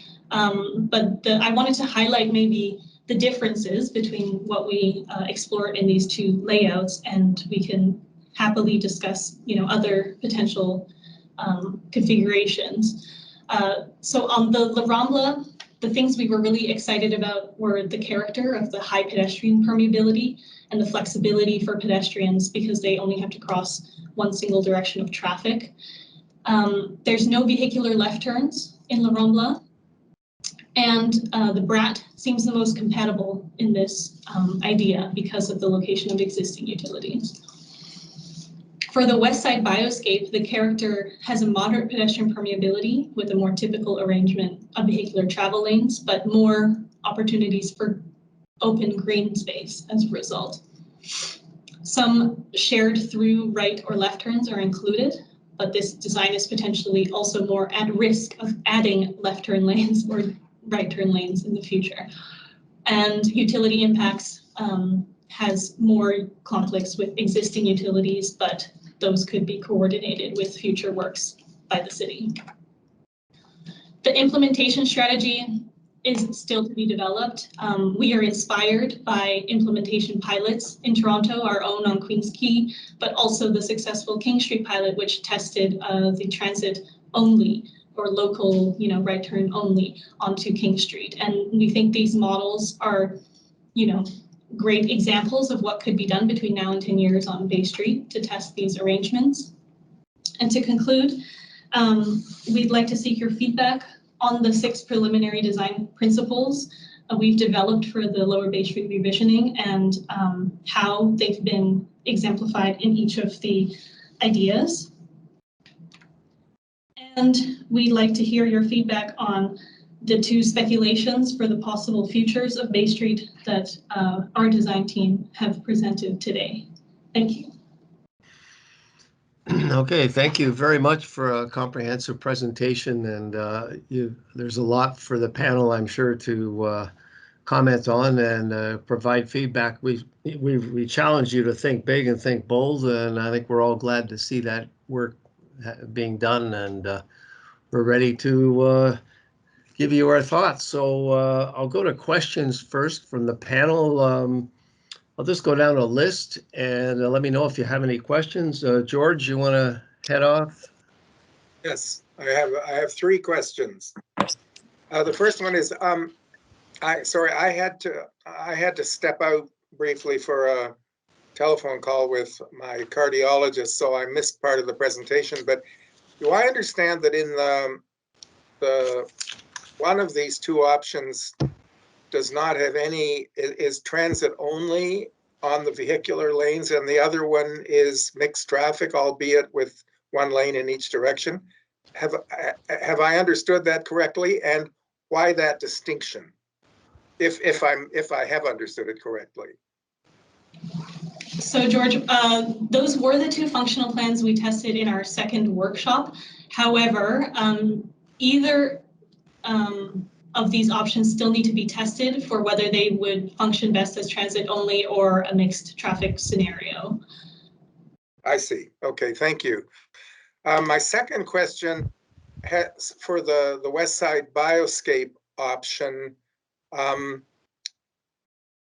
was there some reason, well, you mentioned the heavy pedestrian traffic at the Union Station end, which I'm obviously not going to dispute.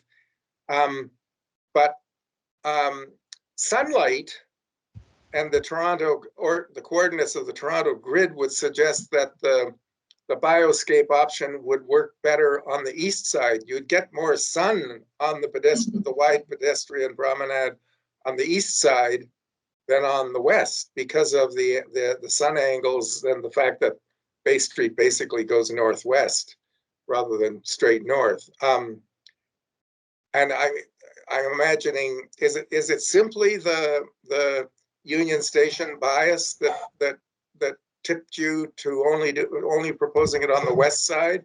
I mean, I could say as a counterpoint that when you get to the Jack Layton Ferry Terminal, there's an east side bias in terms of the pedestrian Indeed. flow. Although I admit it probably doesn't trump the Union Station one, and of course it's seasonal. But maybe it's something to do with subsurface utilities. Anyway, I'm interested to know why you didn't look at an east side option for the bioscape. Thank you, George. The short answer is time.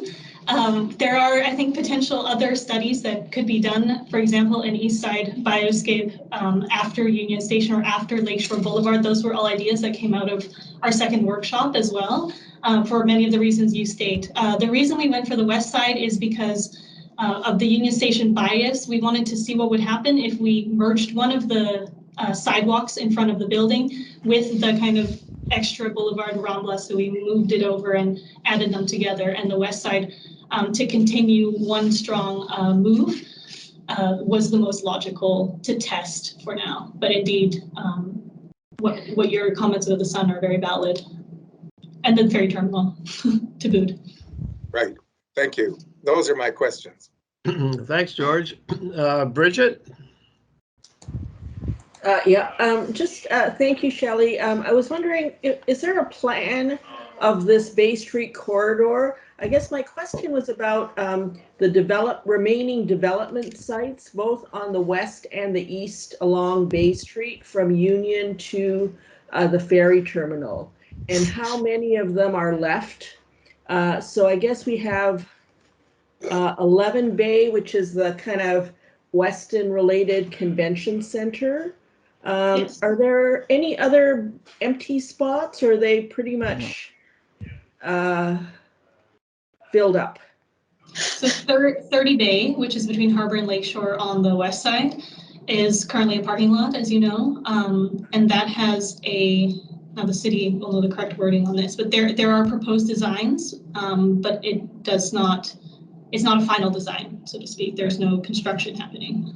And 45 Bay, actually, I think that the address is 141 Bay, which is just across from Union Station, is also redeveloping.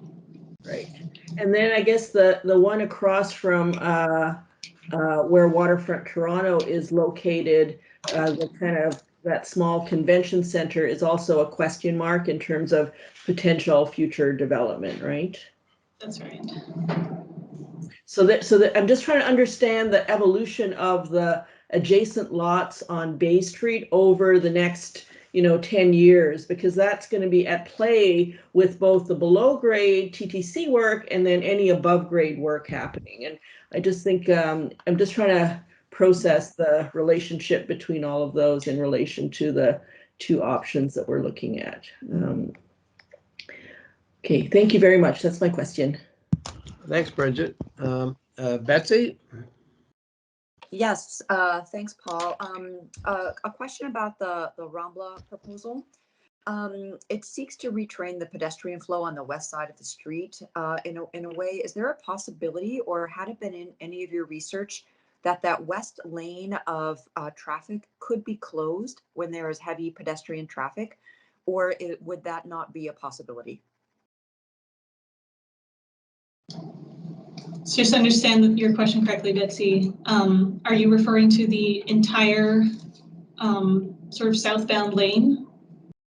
Well, when there are, I think you understand really clearly when the really heavy pedestrian flow times, it's game days, summer weekend traffic, rush hour on to the business district from Union Station.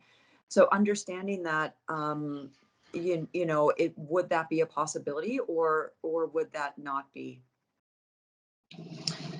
Yeah, I guess this is very speculative, but rush hour for pedestrians is also rush hour for buses and cars. So in short, no. I think we want to make the street complete for all of the users, and the temporary closures, let's say for pedestrians, we were thinking about events for 11 Bay and Scotiabank Center. Okay, thank you. Okay, thanks.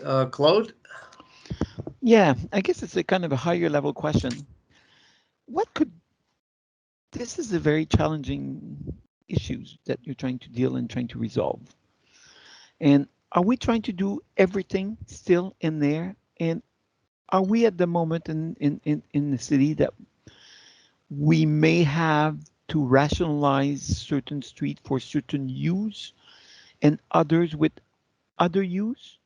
Because here we have the car, the bicycle, we have everything, right? Do we keep the bike on Yonge Street and do a better bike route? Do we keep only taxi. What could give here in terms of rationalization? We have buried the streetcar below. Fantastic. I like your strategy by saying we can relocate the infrastructure on the street because it's going to be all open, so we can do green. Seems to make sense, right? I like the notion of the trees. I think is the kind of a small horticulture has its place in this very, very loaded place? I'd say no. I'd like to hear what would be your, if there's one thing that could give and put it elsewhere, what would that be? In order to gain room for safeties, usabilities, season, and fluidity, right? Because it's their systems. What is here that is not necessary? Or there's such a thing? That's a tough question, Claude. The short answer is further study needed. I can give you a recap of what we studied in the workshops that George mentioned. We proposed one idea in the workshop, which was a transit-only, local traffic-only scenario. Yeah. This is because transit, walking, cycling are the most democratic forms of access within the city, and because the buses need to run. Despite the fact that there's a streetcar underneath, and that might change the bus ridership after, the buses need to run and they can't be stuck in rush hour. But this network planning is really the part that needs to be studied, I think, more in depth. But Bay Street needs to be looked at together with York Street and together with Yonge Street, as you mentioned, in also respect with the charter buses. They are getting to the ferry terminal. I think that the bike lanes were something that our participants felt very strongly about, that they needed to be on Bay because there's a council approved direction, and also it's that connection from Union to the ferry terminal. So it's very logical that families want to be able to bike down to the ferry. And so we've included them with no arguments in both of the options as a result. That sort of answer. Yeah, and I guess the one-way traffic, two-way traffic, because Yonge Street is two ways, Bay Street is two ways. Can we start, for efficiency, bringing this notion of directionality in terms of ease in that? So anyway, that's was that an option on the table, or it had to be two ways because Yonge Street is two ways? Yeah, I think that's also something that needs to be studied more in depth with the other streets. All right. It's a good suggestion, though. Thank you. Okay. Thanks, Claude. Peter? Yeah, first of all, I think both options are delightful. So I think starting off with this incredible opportunity for Toronto to seize back that pedestrian space and make it so habitable. So my question is one about the Toronto experience with central pedestrian boulevards. I don't know Toronto really well, but so University Boulevard has a similar type of approach where you've got two sidewalks, you've got paired lanes, and then you've got a central space. My perception of University Boulevard is that the central space is not well used because it's inconvenient to go over there and then go down a block, 3 blocks, whatever you want to do, and then get back to the sidewalk that is the entry to your building or something. Do you have you done any research or any comparisons with University Boulevard? Do you perceive that the space will be better used on the west side, bioscape bias, because it's more convenient, or that the University Boulevard experience is one where people do use the central space on a frequent basis? So that's a question. I don't know because I don't live there. But absolutely. Thanks, Peter. We did consider it. The first thing that's really important to know is the scale of University Boulevard is almost twice as big as what we're dealing with on Bay Street. Yeah, I understand. And the median at University is filled with stuff. So it was meant to be a really, a place with fountains and celebration and flowers. And what we're proposing here is a relatively hardscaped environment. La Rambla is a great precedent because it's the exact same width, with the exception of the height of the buildings, of course, as we're dealing with on Bay Street. And I think crossing a bike lane and a vehicle lane with potentially a transit-only scenario is very different than crossing University Boulevard today, which takes you, in a two-stage crossing, and you're like trying to almost get to the other side. So I think those were things that we considered, but certainly was one of the reasons that we also tried a single-sided option. So you're saying, Paul, could I intervene here for Peter's behalf? Yeah, go ahead, George. He's talking as though he's not aware that there is already a proposal, which I think is gaining credibility, to make an east side bioscape on University and to get rid of the central median for most of the reasons he's suspicious about. He's quite right that pedestrians don't use the central median. It varies in width. It's filled with monuments and fountains and so forth.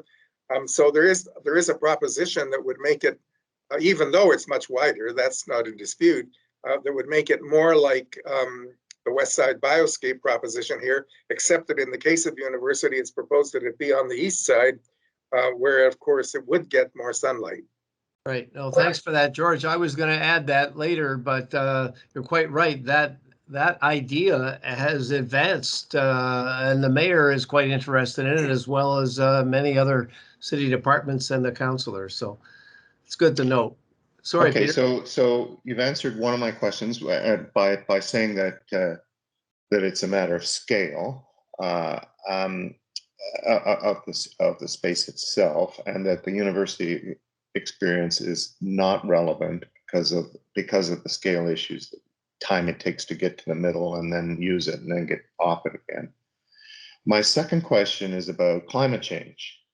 I remember that about 5 years ago, Toronto changed from a heating dominated cycle to a cooling dominated cycle as you got more hot days than you do cold days. Do people want shade in Toronto now, or do they want sun? So over a whole year, would a west side, historically we've always said, okay, in Canada we want to walk in the sun, but in Toronto, is it changing? Do people? There are more pedestrians in the summer. There are more pedestrians when it's hot because it's nice. So are they seeking shade or sun? This is again, this is a question to Torontonians, and there probably is empirical evidence available about this bias. Can you answer that question? Yeah, it's a great question. What we see in all of our projects around the world is that shade, microclimate, and water resilience, these are three sisters that are being paired on urban projects around the world. Toronto is not the only place in the world that's rightly asking the question, do we want shade or sun? We always think it's not just the shade that they provide, it's also the protection from wind, and also from rain and snow a little bit when there's a canopy. And the question of whether we relocate, the east side, west side because of the sun is a good one. I also wanted to point out earlier to George's question that on the east side of the project, we also have a driveway. And on the west side, we also have the Scotiabank Center. And those were also contributing factors to why we thought the west side would be more successful. We tend to agree with you, Peter, that the shade might be more important in the 21st century. Paul, can I intervene again as the oldest Torontonian on the panel? Peter, in Toronto, we want shade in the summer and we want sun in the winter. And that's why we want trees, but we want them to be deciduous. Right. Okay. Right. You had another question, I think, Peter. No, that's it. Thanks. Okay, thank you. Pat. I don't really have any questions. Thanks. Oh, okay. Is Nina Marie with us yet? I don't think so, right? No. Well, I don't think she'll she's join with us us yet, later. but, yeah. Jana? I don't have any questions either. Thanks, No? Paul. Okay. Jeff, are you with us? No? Nope, Jeff is not here today. Not here. Oh, yeah. Okay. Eric, please. Eric is conflicted for this project, Paul. Oh, yeah. My he mistake. recused himself. Sorry. Okay. Fatty. Hey, Shelley. I have a couple questions. Another one related to climate change, but in this case, flooding. We know the tunnel under York Street flooded a few times, so has Union Station. Has Bay Street ever flooded, especially flash floods with these cloudburst events that we're having? Are you talking about the rail tunnel? Yeah. I don't know the answer to that question, Patty. But what I can tell you is that the drainage on this project will really need to be closely looked at, namely because of the TTC underground that we want to keep, free of water, but also that we want to infiltrate some water to prevent the flash flooding. The tunnel, though, I'm not sure. Okay, so this area. Maybe the Area 1 team can answer that question if they're listening. Yeah, Jason Stahl here. We're going to touch on that later today in our presentation at 12:45. So maybe hold your question until then, please. Okay. Yeah, this area is like 99% impermeable, so I think this is pretty critical. I have another question about your project for Lakeshore East. You know how you've designed a kind of crosswalk strategy for Lakeshore as it intersects with other north-south streets just on the east side, just east of here. Is there any sort of continuation for the Lakeshore intersection with Bay? Would this be an extension of that, or would that be a completely different design strategy?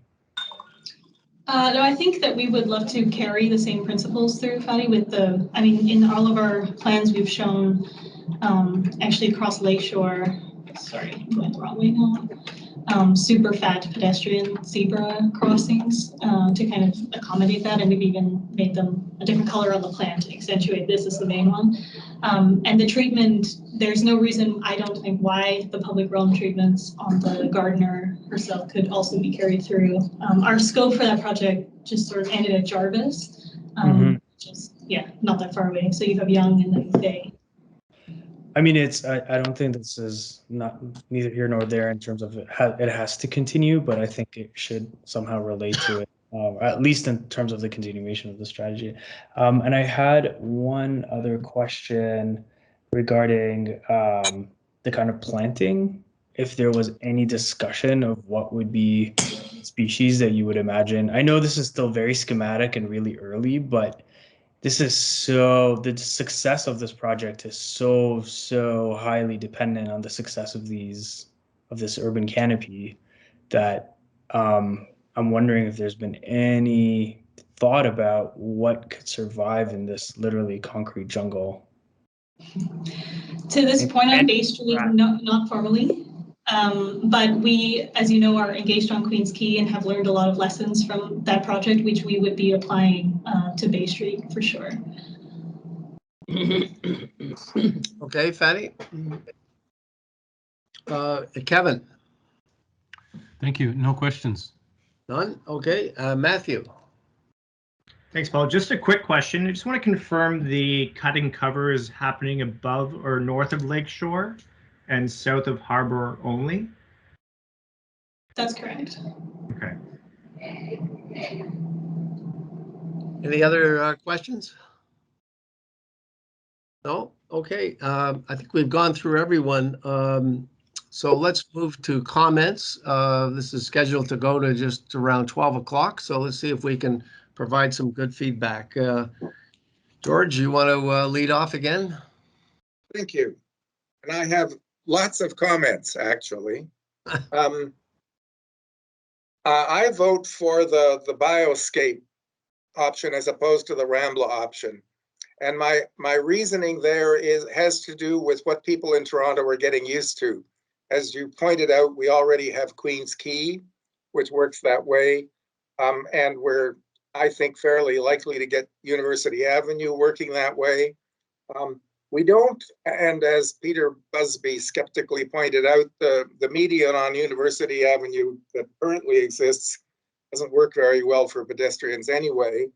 I think Torontonians would have a much easier time adjusting to a bioscape option on either the west or the east side than they would to the Rambla option. And to have a pedestrian crossing in between the lanes of traffic, as you're showing at Lakeshore, I find that as a kind of elderly pedestrian now, I find that slightly scary as a kind of sort of proposition.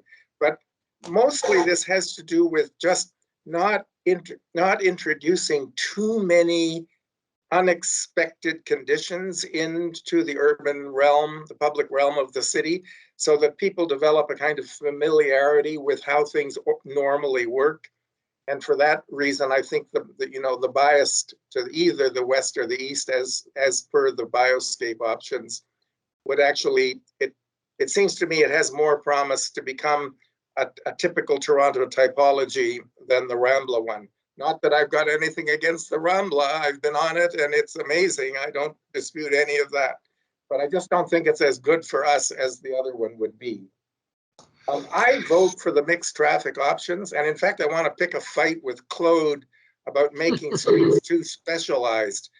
I think it's, there's something kind of, engineering efficient or dictatorial about saying only this can happen here and only that there.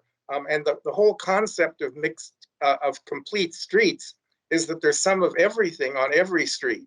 And I actually think when you take the private vehicles off a street and make it transit only, it's kind of empty in those times of the day when it isn't rush hour. So the kind of just the sheer animation of urban life to me argues in favor of mixed traffic. Yes, if you do decide for the west side option over the east, and I can see that the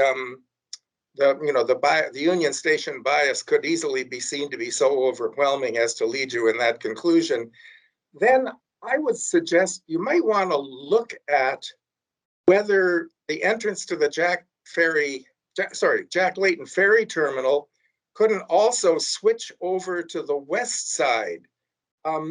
Because we already know there's this awkward pinch point between the Harbor Castle Weston and the entrance into the parking garage. I know this would be complicated because there are topographical challenges, but in fact, if you look at your plan of the Queens Quay Lakeshore, the Queens Quay Bay Street intersection, you can see that there's actually, in plan at least, there's a lot of space on the west side of that garage entrance, which would very conveniently align with your west side option. It's where you got indeed your captions already anticipate my idea by calling that the waterfront welcome. You'd have to get over the hump of the parking garage entrance, but it seems to me that it might actually be a smart idea in terms of improving pedestrian flow to the ferry terminal while you're at it, especially if you go for the west side option.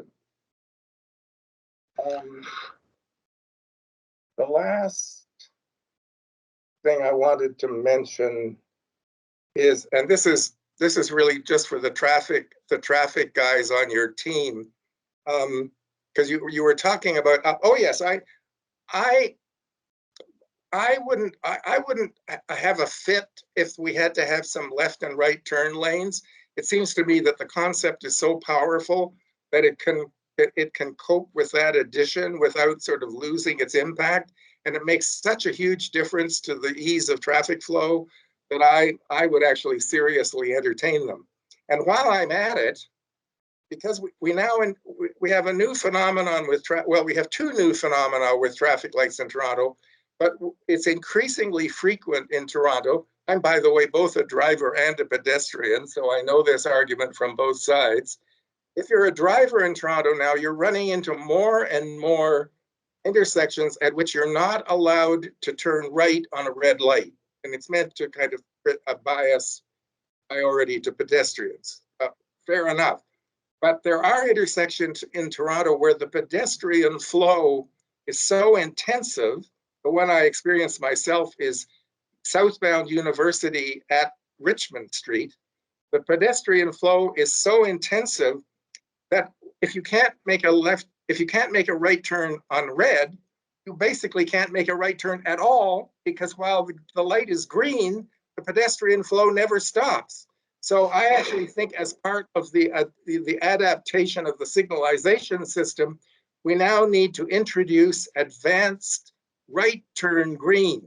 We already have advanced left turn green, but if we're going to have this bias for the pedestrians, it needs to have that accompanying structural element, and that this might be an interesting test site where such an idea could be tried out. Those are my comments. Thank you. Okay, thanks very much, George. Bridget. Yeah, so first of all, thank you, Shelley. That was a really impressive presentation. So many complicated issues to actually be synthesized, and I just appreciate the clarity of the overall way you presented the material. I guess we all know the challenges. There's so many jurisdictional issues and territories, and that for the visitor, all of that is irrelevant. They don't care what's GO, TTC, City of Toronto. It's just a kind of important link between the city and the water. And so I just think it's such an important body of work, and it's so key that we get it right. I really appreciated Claude's comment about expanding the scope to really look not only at Bay, but Yonge and York at the same time. So I guess I'm kind of in favor of seeing this within a broader context to really help us to make the right decisions within the proper framework. So it's not just Bay as the singular thing, but what we're doing is east of Yonge, we're building the equivalent of a mid-sized town in southern Ontario. The number of people in all of those developments, the Pinnacle, bang, bang, bang, the kind of, if you just figure out what the occupancy is, it's a mid-sized town. And we're adding that to what is already a kind of complex urban center. So I feel like it warrants a kind of bigger look beyond Bay at the kind of relationship of, the city to Yonge, the city to York, and Bay all together as a trio, because I feel like the permeability and the kind of relationship of all of these three north-south streets is really essential. I think it's maybe a comment more for the city and for Waterfront Toronto than for you directly. You're working on the one that you're working on, but I just feel that this kind of comprehensive understanding of all of these thresholds between the city and the water have to be understood, especially at this critical moment, all together, and with transit being part of it in the mix. And I guess I feel, I guess I see both schemes that you have, and I guess I would want to look at this in a bigger context to determine which of the two schemes has more viability. I like the Rambla scheme because I feel that development is going to evolve on both sides of the street, and I feel that it allows whatever happens in these unbuilt blocks to take place without impacting the public realm. So you work on the west side, but then there's still development parcels that for 5 years are going to be impacted. I just think that the kind of center promenade actually privileges the kind of journey of the pedestrian north and south on Bay Street. But I guess I really want to see it in relation to Yonge Street and York Street to really weigh, in effect, how we see each of these three major links between the city and the water and the city, and what is the character of each one? Should they all have a similarity? Should they have differences? How should that evolve? And I feel that your approach of the kind of way that you've looked at each of the different sectors of Bay Street, understood its unique qualities and its commonality, I think is a really great framework. I think the kind of thinking behind that is really thoughtful, and I think can produce great results. But I guess I would want to see it in this bigger context. of the three major connective pieces. And then I guess I feel, to George's point about what people are used to in Toronto, like I was on the the Central Waterfront competition jury, and that we made the recommendation that we do this temporary Queen's Quay because it was a different concept that had never been there before, and that, you know, it was this 3-week event, but in a way it set the framework for a different future. So I guess I feel like anything is possible, but I think that, and there are ways of actually introducing it to the larger public, but I feel that we kind of need to have this bigger framework to be able to properly assess all of the great work you guys are doing on Bay Street. Thank you. Thanks, Bridget. Betsy? Thanks, Paul. I'm going to kind of weigh in to reiterate George's comments that the inclination for pedestrians to spill into the street from, say, Union Station when it's really busy, or from the Air Canada Centre, is as opposed to crossing into a central spine, will be too strong to overcome. When coming out of a Leafs game, no one is going to be thinking like an urban designer and see the central spine and be like, oh, that's a lovely place to walk. They're going to be where all the people are. So I think you want to make the spot where the people want to be work kind of exquisitely well. And for me, that's the lesson from Queen's Quay. People want to be on the water, so you privileged the waterside pedestrian pathway. The design has to work for everyone. It has to work for transit, for traffic, for bikes, and pedestrians. So it'll be very interesting to see how your consultation with the city kind of comes forward. And I also completely agree with George's comments on signalization. It's essentially why I think the crossing at Bay and Bloor was removed. The full pedestrian crossing was because cars never had a chance to turn. So you have to, if you're going to have traffic there, you have to let the traffic flow, and then you have to let the people flow. The west side sidewalk has to be large enough to accommodate all the foot traffic while also acting as a linear park during off-peak hours. It's the classic kind of designing a church for Easter Sunday example. It has to be big enough to really accommodate everything.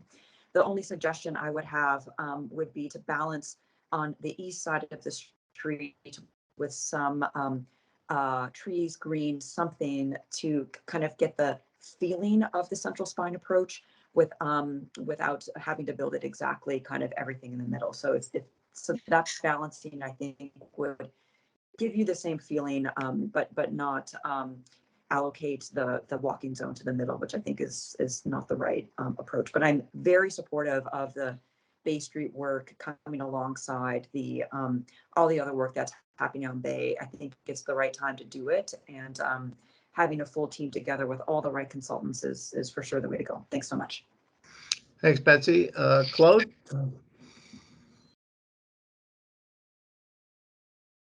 You're muted there, Claude. Yes, sorry. Thank you. Yeah. Thank you, Shelley. Very, very difficult issues that you have to deal. Different thought. I don't have anything coherent, I have to say.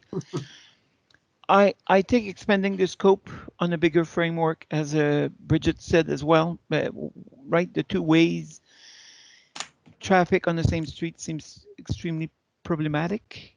Take New York as an example, right? As a kind of a one way, two ways. The efficiency of this and fluidity makes a huge difference. I like the Rambla as a kind of a bolder archetype in the city. I understand George's point about the Toronto typology. And is that something that we could mix the two together? Can we do a side? I guess I guess the thing that bugs me about the terminology of bioscape concept when we deal with thousands of people, car and traffic, the biology seems not the right term to define a concept for something to provide a solution. That's why I like the Rambla, because it's a treescape, it's a ground plane, it's paved, It's not the place for horticulture, but it's a place for tree canopy. I understand the reasoning why you put it in the middle, because you also have the infrastructure below. If we do more of the kind of a Toronto typology, with the reallocation of where we're going to put infrastructure, maybe there's a way there that we could help to provide the tree canopy that would provide this urban archetype that could be a kind of a bold gesture, right? The thing I don't like about the bioscape concept, the clarity of it in urban term is not as clear as an archetype.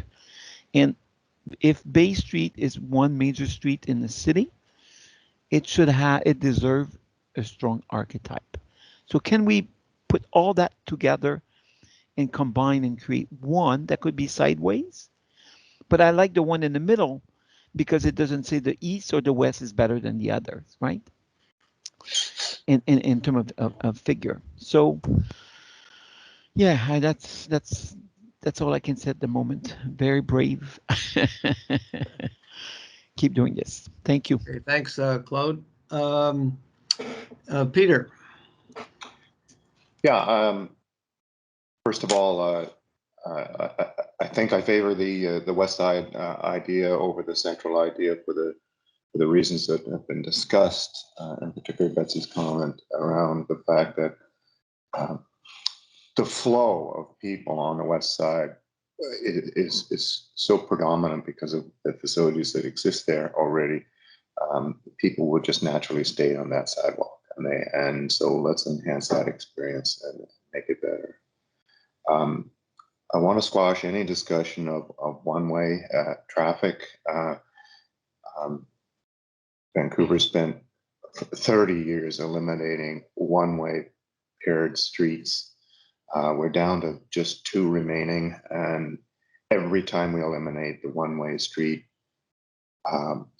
the place becomes more vibrant, more interesting, more pedestrian-friendly, more retail-friendly.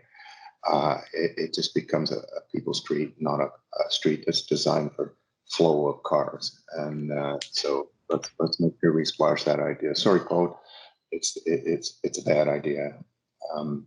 I'll pick up on Betsy's comment. Why can't we have trees on the east side as well?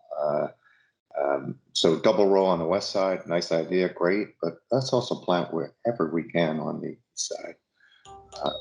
Toronto, this part of Toronto needs trees quite badly. And then I'll just conclude by saying, what a wonderful debate to be able to have. It's an exceptional opportunity. And we've seized upon it.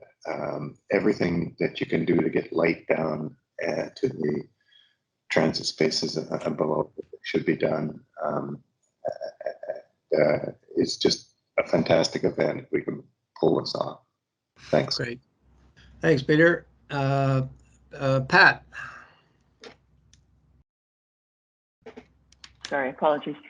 Thanks for the presentation. Yeah, really interesting. I am assuming that the answer to sort of some of Bridget's comments is that further study is required for either of these options, and that would include the hope of forward-looking transit consultant to ensure that at least one of these options is workable. And then to sort of support Claude's comments, and if something had to go to make this happen, I think that I would certainly be willing to kind of make a compromise just so that this can be a reality. One of these two options could be a reality. Again, I would agree. I mean, George has been so thoughtful about this. I think that the west side, the biased public realm, is probably in the long term the most practical, the most usable, the most successful. And then again, just to back up, I don't know what Claude was saying about an archetypal street. I don't know. There's something about the planters. I think a bioscape can be accommodated by the soil cells, and that we don't necessarily need flowered planters above grade. I don't think there's a great experience in Toronto. Maybe Bloor Street is the exception that these planters are ever really that successful. It's a maintenance issue. There's issues with dogs and plants dying and peas. So, you know, I think I kind of really emphasizing tree planting, tree species that are kind of thoughtful and appropriate to this area. And I don't know, the planters just still, to me, are sort of kind of suburban. And I don't think that they are absolutely, I could be wrong, but absolutely critical in the kind of stormwater functioning of this. So, and then again, I would say, because everything's been labeled in the presentation, and that's been interesting and thoughtful, you know, La Rambla has a kind of sense to it, Bioscape has a difference. I'm wondering if there's some wordsmithing that still needs to be take place in all of this. Anyway, really comprehensive, really clear presentation. Thanks so much. Thanks, Janet. Or excuse me, Pat. Jana, you are next. Thanks, Paul. So Shelley, again, I just want to echo the thoughtful presentation, really comprehensive, really enjoyable to think about. I love the brat, and I also love your drive to provide daylight into the stations below. I think anywhere that can be done is really a huge win for the city. I think one of the things, and I echo Peter here, it's so exciting to think about this project as a demonstration project for the city to initiate ideas about how we make streets, multimodal streets in the 21st century. And so when I think about that, and I think about, you know, less vehicles, more pedestrian activity, more natural light, more shade, even that though those can be contradictory, slower speeds. I think given the fact that there's already a very heavy pedestrian presence, the West Side bias scheme is much has the potential to be way more successful, not only for the reasons I think that were stated, but also because it's only going to get to be more pedestrians, more other multimodal forms of activity and movement, and providing a place where there is the largest amount of surface area where this can take place is an approach that works in the Toronto scale. I think as much as I like the Rambla, I think it's a great street in Barcelona. I don't think the edges of Bay Street are like the edges of the Rambla, which makes a huge difference. And I think it's almost, the comparison is a bit, as much as it's beautiful to think about, it's almost too fine-grained a comparison for what we have in Toronto. And I think it also means that with a West Side bias, the thing I think that offers great potential is the fact that it's the one that offers the most generous and contiguous pedestrian experience from Union Station down to the ferry. And I think that given what's happening down there and the scale of activity, that is something to be really kind of leaned into. Anyway, really great discussion. Thanks again. Thanks, Jana. Fatty? Hi, Shelley. Hi, everybody. Thank you again for a really excellent presentation. So as I was mentioning earlier, this area is, you know, one of the most paved in the city, perhaps one of the most paved areas in the entire country. For exception of a few spots, there's not a single permeable surface. So in terms of both flooding, but also urban heat, it's a really extreme issue. And so as noted, you know, this was once the lake, so the water naturally also wants to go there. So I'm all for your brat, and not just because it's not just because it will create an excellent pedestrian civic space, but because, as Jana mentioned, it's critical 21st century multimodal road infrastructure. So this could be a real demonstration for how we build streets in urban areas in the future. As I mentioned earlier, also this underpass Union flooding has been an issue. So if it hasn't been an issue here, it might be an issue in the future. So I think one way to sell this project is to really calculate how much water your street can store and how many degrees of heat you can mitigate, so you can kind of sell this as critical infrastructure, not as a luxury added item, right? So the same way road engineers calculate how much water can go in a pipe, you can somehow calculate how much water your road can store before it goes into the pipe.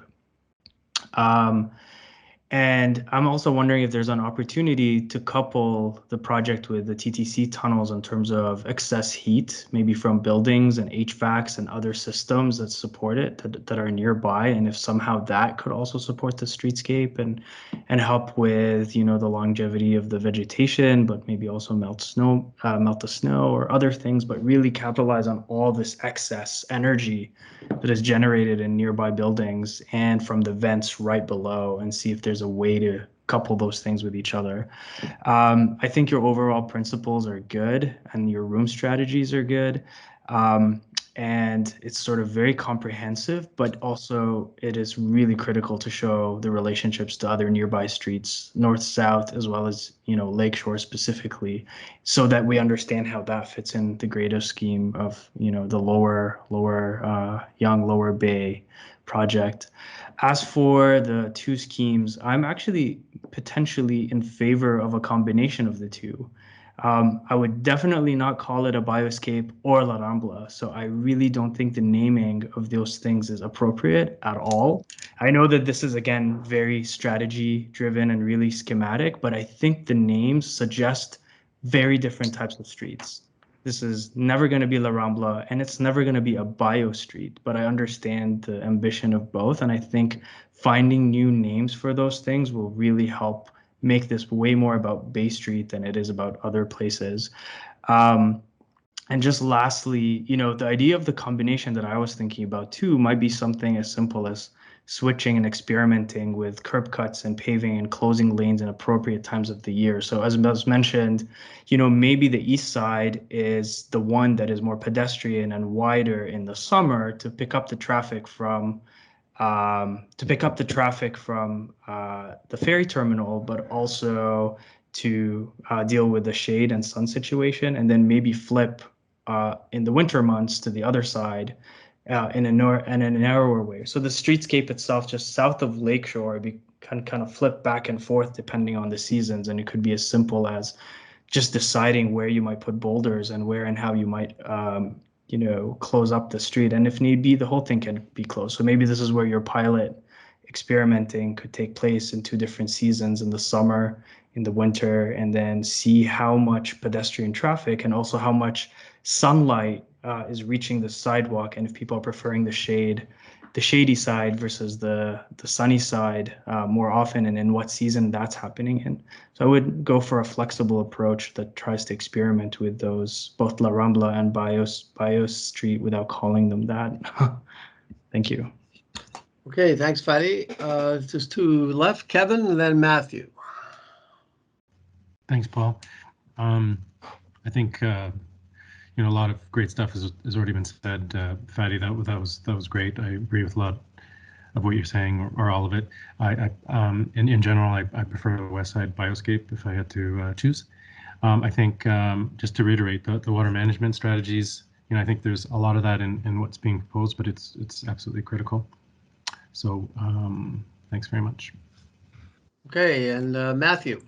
Thanks, Paul. I agree with a lot of what my colleagues have been saying. I mean, great debate as well. I'm going to mention something that we really haven't talked about, and that's safety, pedestrian safety. If you think about what's happening at the corner of Front and Bay, just outside Union Station, we have leftover kind of barriers that are there, creating separations. And this could be something that helps drive thinking about what's the safest route for people to get in a pedestrian realm or on bicycle from Union Station down to the waterfront. Might help drive your decisions. So thank you. Okay, thanks a lot, Matthew. I think those are all the comments. So I'm going to summarize, and then we'll give the proponent an opportunity to respond. I think I want to start with just saying that I don't think I've seen the panel so excited about an opportunity in a long time. This is clearly a once in 100-year situation, and I think you can sense our enthusiasm for the good work that you've done so far. And clearly, I guess more study is needed for all the reasons that you've heard this morning. It's in fact essential. I'm just going to start in making a couple of general comments and then move to more detail. I think you've heard consensus that you've got the right framework for the 6-zone approach. Bay Street is different from Front Street down to Queens Quay, and there's opportunities to create those different rooms and those different experiences as you move south from Front Street. I think key criteria that we should always keep in mind, whatever the final option is for this, is the quality, the experience itself for the pedestrians. Safety has been just mentioned, but the main thing I want to emphasize is think of the future. Think of 10 years, 20 years, 30, 50 years. This ain't going to happen in another 100 years, if ever. And we really, really need to think long-term about this. That sort of takes me to a point made on one of the presentation slides, that the ratio of pedestrians to cars around front is now 10-1, and it's supposed to double. Well, if I'm correct, there's 250,000 passengers coming out of Union on a typical workday. That'll go to 500,000. And then you add in that the volumes of people from 11 Bay, from 45 Bay, from 30 Bay, the ferry terminal, etc. You've got New York on Bay Street. And so I think that always has to be kept in mind. In terms of the two options, both have obvious strong features, but I think the consensus that I've heard from the panel is more in favor of the West Side option. Concern about what you call it. Obviously, naming is something that's important to think about down the road in the future. But generally speaking, the comments made about Torontonians' experience with University Avenue are not great. I know it's a wider street, et cetera, but the idea of crossing lanes of traffic to get to a center median hasn't been successful. And as George and others have said, it's been so unsuccessful that there's a very, very serious move underway now to close the eastern lanes of University Avenue and expand that and create a huge linear park from Queens Quay all the way down. So I think that should be a pretty strong hint in terms of where we go with this. I think that the West Side plan offers lots of positive, features to it. The comment about sun and shade is very interesting that George made. And I think generally speaking, people are looking more towards shade given climate change and the intensity of our summer experience here. So I think that idea would be welcomed. In terms of the third option, I'll call it, that Fatty just talked about, I think it might be useful to study that. I have no idea if that's feasible. Clearly, the flexibility, summer, winter, would have to be studied, as well as the traffic implications on that. But I think everybody would support having trees on the east side of Bay Street, regardless of what the final option is, because it looks pretty darn barren and pretty sterile there. And as one member said, every opportunity we can get to plant more trees in our urban streetscape, it has to be pursued. I think there was general consensus for the mixed traffic approach. More studies needed to finally determine yes or no, but the notion that mixed traffic generally is a feature of a complete street in Toronto and elsewhere. And I think obviously traffic studies need to be done to figure out, what works, what doesn't work.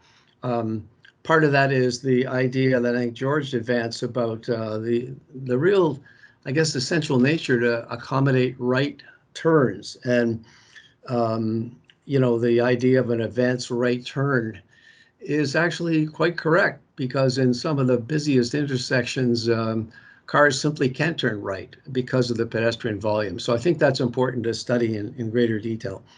Several comments made about looking at the role of Bay Street in the context of Yonge Street and York Street. As everybody knows, Council has approved narrowing Yonge Street to 2 lanes with wider sidewalks in both directions, generally south of Gerrard. You know, that has to be taken into consideration. You don't want to expand this into a massive traffic exercise, but I think it's important to understand what role York and Yonge have now and will have in the future in the context of whatever the solution is for Bay. I'm glad Peter mentioned the one-way street comment. I would certainly support no one-way streets. We don't want to become Hamilton. No offense to Hamilton. They're trying to undo their one-way streets. And I don't think that's the way to go at all. This is about accommodating massive volumes of pedestrians, a functional street, mixed traffic, fabulous landscape, beauty, experience. And again, I come back to a comment about the future. This will take at least 10 years and maybe a lot longer, but it is a unique opportunity, and we got to do everything to the max, and we got to pursue this to the nth degree to pursue what will be a critical piece of infrastructure and city building. So I hope that covers most of the comments of the panel, and it's only here for issues ID, so we're not going to take a vote. But again, I want to thank you on behalf of the panel for a lot of really good work, and we're quite excited about where this will go. So I guess back to you, Shelley, if you want to make some comments on what you've heard. Thank you, Paul. Thanks everyone for your comments. They were really in-depth and wonderful to hear. A few things I really appreciate is that the panel's kind of discussion about supporting big healthy trees as the approach for green infrastructure on this site. I feel so terrible, Fadi, that I did a very Canadian thing and did not give Bay Street its own identity, but that will come in its next stage. For now, we've given it 2 very different characters, again, to test the different directions it could go. We appreciate the big scale comment about the functional plan. We are lucky we have one of the best transportation engineers on our team, so rest assured, Pat. I also really appreciate the comments on innovation in the streetscape also comes through the traffic design of the signaling, George, because actually the dedicated right turn signal is something maybe I take for granted living in the Netherlands, is one of the most important things that we can do for cyclist safety, actually. So if we're serious about the making this an amazing bike environment as well, it's a very important thing to consider. And we also look forward to this afternoon hearing your comments on our colleagues on Area 1 team, and look forward to working with them to further this project. So thank you very much. Okay, thanks very much, Shelley. So I guess that wraps up this item, and we're 12:15. We're scheduled to break for lunch and reconvene at 12:45. So we'll have a half an hour for a brief lunch. So thanks, everyone. We'll see you in half an hour. Thanks very much, everyone. Bye. Thank you. Okay, Leon, do you want to, yeah. As we'll get going, a little after 12:45. So this is item 4, Waterfront East LRT, East Area 1, and this is schematic design. So we will take a vote at the end of this item. So I guess, Sonia, you're going to introduce it again. Yep. Hi again, everyone.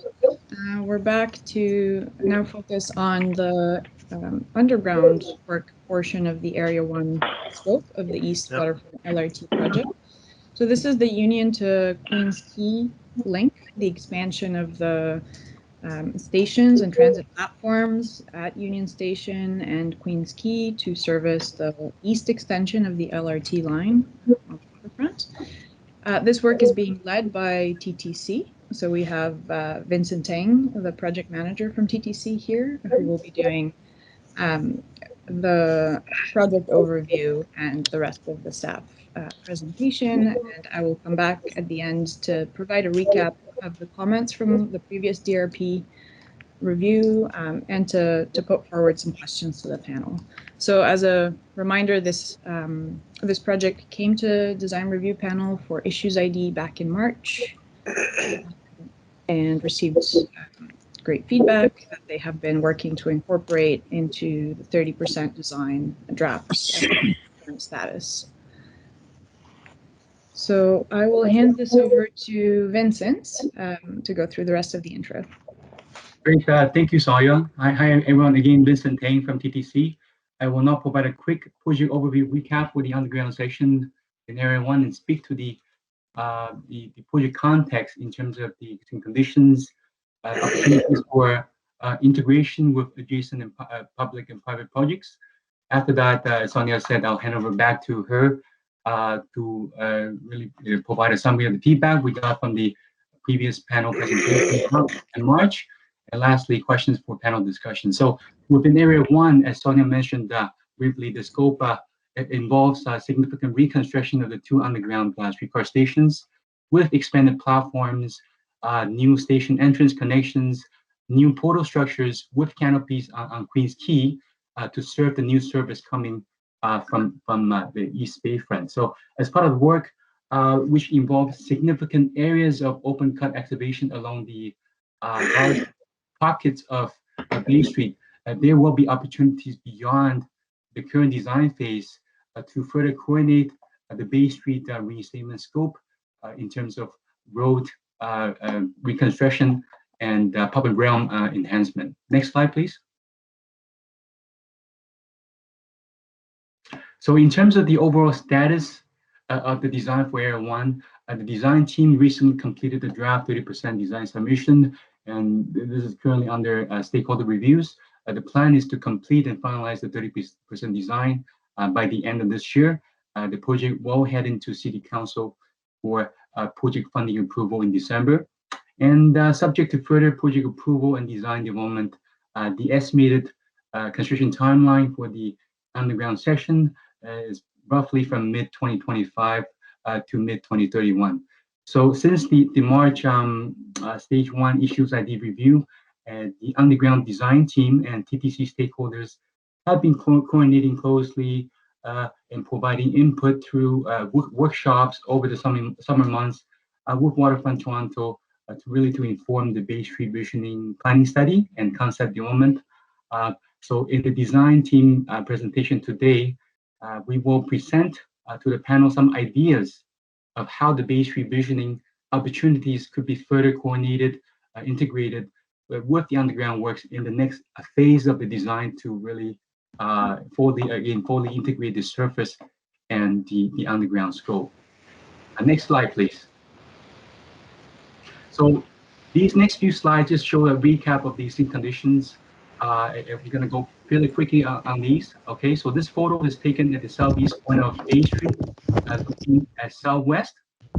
Pretty empty there. Of course, in a normal situation, we're expecting tons of crowd in busy rush hours. Next slide, please.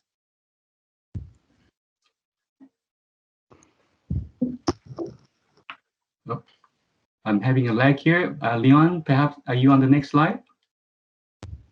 Yep. I think We're on we're on the next slide. Underpass slide. Oh, okay. I can't see the reflection of that, but maybe I'll speak to from my own slide here just to make sure we're on the same page. Okay, so this slide is a view of Bay Street from the immediate south side of the railway corridor looking north. So you'll note the fairly new pedestrian bridge that opened last year, spanning Bay Street. Okay, next slide, please. So this slide is showing the existing station conditions and union. Okay, photo on the left shows the existing single streetcar platform. Photo on the right again shows the existing connection between the streetcar platform and the Union subway station. Moving on to Queens Quay. Oh, there we go. So this is a view looking north along Bay Street. The station is located directly beneath Bay Street with one entrance on each side of the street. Going underground. So this is a view of the station looking north from the northbound track. Going back to above ground.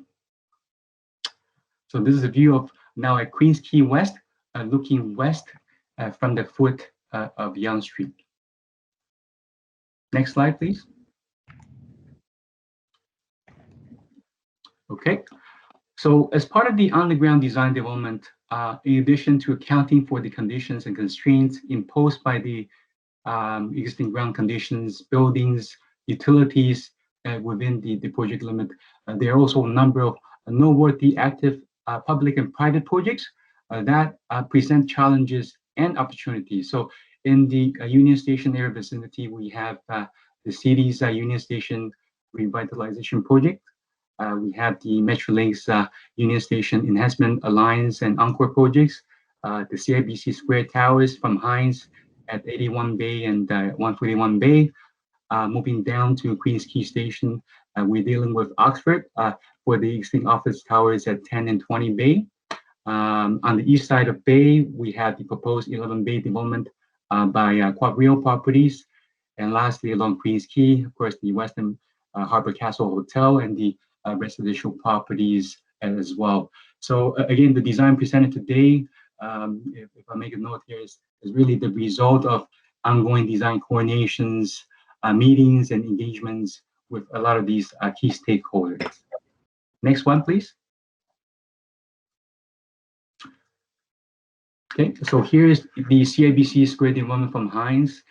So again, we have many meetings with them to really coordinate the Union Station design in terms of integration of the underground passageway at the north end of the station loop, the emergency exits, as well as the bridge foundation for the pedestrian bridge that will be installed by Hines on the north side of the Broadway corridor.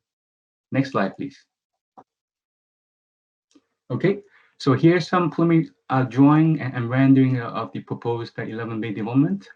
Now, we've had initial meetings with them together with the city, Creatio, and Waterfront teams to focus on a discussion on protection for an integrated underground entrance, as well as convey the project's strong stand in terms of provision for an underground path network, as opposed to their proposed above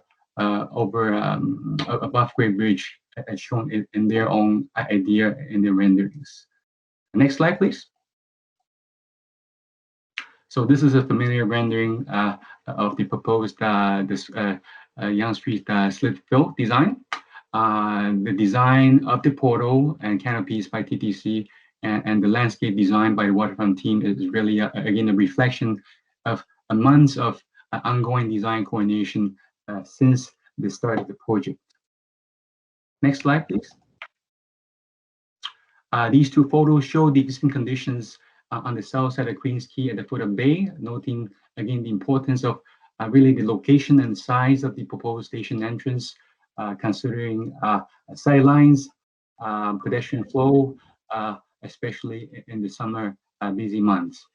Next slide, please. And lastly, here the Bay Street visioning concepts as presented and discussed in detail in the earlier meeting today. And so with that said, Sonia, I will hand over the presentation back to you. Okay, thanks, Vincent. So as Vincent mentioned, the primary focus of this review will be the underground station expansion and the portal design. Bay Street we've discussed at length in the previous review. And I should mention that there has been ongoing coordination, but further work will be needed to integrate the Bay Street concept that we land on as a consensus design, and that will inform the restoration design that will be incorporated into the Area 1 work. As a recap from feedback received from the panel at the March Issues ID review, there was general appreciation of the complexity of the project with the various adjacent infrastructure and development projects, encouragement to be bold and strive for big ideas with the design, prioritizing the user experience and the continuity of the experience from surface to the ground, from the streetscape to the transit experience. More specifically on the station design, there was a suggestion to reconsider the Queens Quay pedestrian connection to the ferry terminal, the underground connection. Suggestion that it's not a great experience and may impede at grade public realm. So how to integrate it better with the public realm. Consider an alternative of supporting a well-integrated at-grade connection. Now, this is a required part of the scope, so keep that in mind, and maybe we can think about suggestions to the team for how to better integrate it with the public realm at grade. Also, recommendations to avoid pinch points in the station design and maximizing circulation and platform widths. For Bay Street, the suggestion of a master plan strategy that captures all the modes of traffic in the area. Specifically on the portal design, the panel raised concerns about the use of a glass enclosure and encouraged the team to think about an open, transparent gateway, exploring alternatives that are more open and that actually consider timber, exposed timber, as a material choice that is more in keeping with the language developed on the waterfront and Queens Quay. Important to also consider the role of this portal as a gateway to the waterfront from transit as a rival to Queens Quay and the eastern waterfront, and to create a strong identity that is in keeping with the context. And last but not least, from a sustainability perspective, the panel encouraged the team to consider strategies for reducing the overall embodied carbon of the project and consider renewable energy opportunities. So some of the questions and areas for panel consideration that we would like to put to the panel for this review are on the station design. Does the panel support the design of the stations, entrances, and circulation in support of creating a comfortable user experience of arrival to the waterfront? Are they well integrated with the context, both streetscape and developments? Some of the things to consider, station configuration and street interface with the waterfront context, a continuous underground to surface experience, both in terms of circulation and character and materiality choices, the current and anticipated future pedestrian volumes and circulation, and the Queens Quay pedestrian underground connection to the ferry terminal. Also how it emerges to the surface, the enclosure design, integration with the adjacent public realm. Do the surface structures adequately signify the transit connection and support the Bay Street arrival at the waterfront? Are there wayfinding and signage strategies adequate? Also, does the updated portal design provide an iconic gateway to the waterfront and integrate well with the character and identity of Queens Quay and the central waterfront? And lastly, are there additional opportunities that the team can consider for integration of the underground station design with the future concepts for Bay Street that we've just been looking at this morning to take into consideration in the next stages of design? So with that, I will hand it over to maybe Vincent just to introduce the design team. And sure. Yeah, thank you, Sonia. Transition into the presentation. Perfect. So the design team from TTC is made up of Wood as the prime consultant, and we have Strashman Architect on board, as well as other ENN, HHA for the ENN design, as well as PMA for the landscaping design side. So with that said, Richard, I'll hand over the presentation back to you. Thanks, Vincent. Yeah. And again, thank you everyone for the opportunity to present today. We must say we are excited about both this project and also the greater context of what's happening on Bay Street as well, and how the two can work together. So just gonna jump right in. The next slide. Just looking at the existing conditions, I think Vincent described this very well. The context of where the actual project scope is, and at Union Station specifically what the existing access locations are. So the 2 arrows that you're looking at now, the potential or the existing, connections with the subway system, the subway station for the line 1, and then from there into the LRT station, the existing. So in terms of the design framework that we're looking at for the station, primarily around the passenger experience, we approach it by ensuring that circulation, wayfinding, and accessibility are the foundation upon which we build on. That no matter how good the atmosphere, how good the actual architectural finishes are, if you're not getting where you need to, the experience is not going to work. So again, building on that foundation and then adding to it in support the materials and finishes in terms of the defining character, and then on top of that, atmosphere and interest. How can the civic nature of these facilities be supported with the architectural design? So just the proposed layout versus the existing, you can see very clearly the existing is a single two-tunnel proposal with a platform at the north end on the loop, accessed by one corridor connecting back to the Line 1 subway station. And then what we're proposing is the expansion of the facility to accommodate 4 platforms in total, 2 northbound, 2 southbound, and then a continuous loop connection between them around the to the north of the main mechanical electrical service area. Excuse me. So in terms of circulation, the station itself maintains a continuous accessible path all the way from connecting all of the 4 platforms, as well as 3 interfaces with the existing context and the future context. So I'll start at the southwest entrance. This is a stair and elevator connection that will arrive at street level within the USEP, the Union Station expansion project. So that's the large concourse that's happening at Union that this will connect to. And that concourse connects all levels for the GO, TTC, and also connects back into the Scotiabank Arena. The northwest entrance is a direct connection, building on the existing elevator to the retail concourse, and a stair going up to the retail level as well. And then to the east, we have a direct connection up to the East Teamway, which will engage with the pedestrian interior route currently being completed now.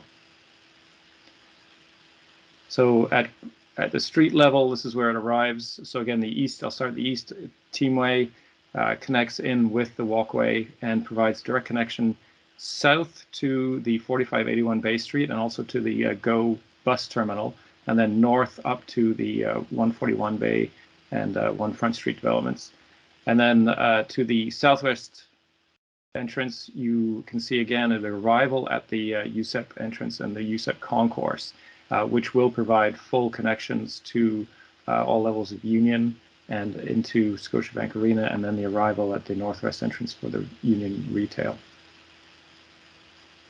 From a circulation perspective, again, the analysis on the pedestrian flow has driven a lot of the key dimensions and key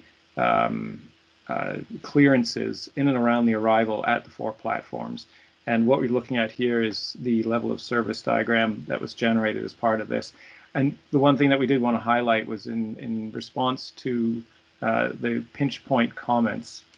There's the one area just at the northwest entrance that is actually sitting under the existing Union Station building, where it was previously enclosed, the structure at this level, to preserve that bearing capacity, and has been since reworked by the structural team to open that up and introduce 3 columns, keeping a full clear line of sight and circulation route around the full loop. And again, you can see that with the level of service A as a result of that.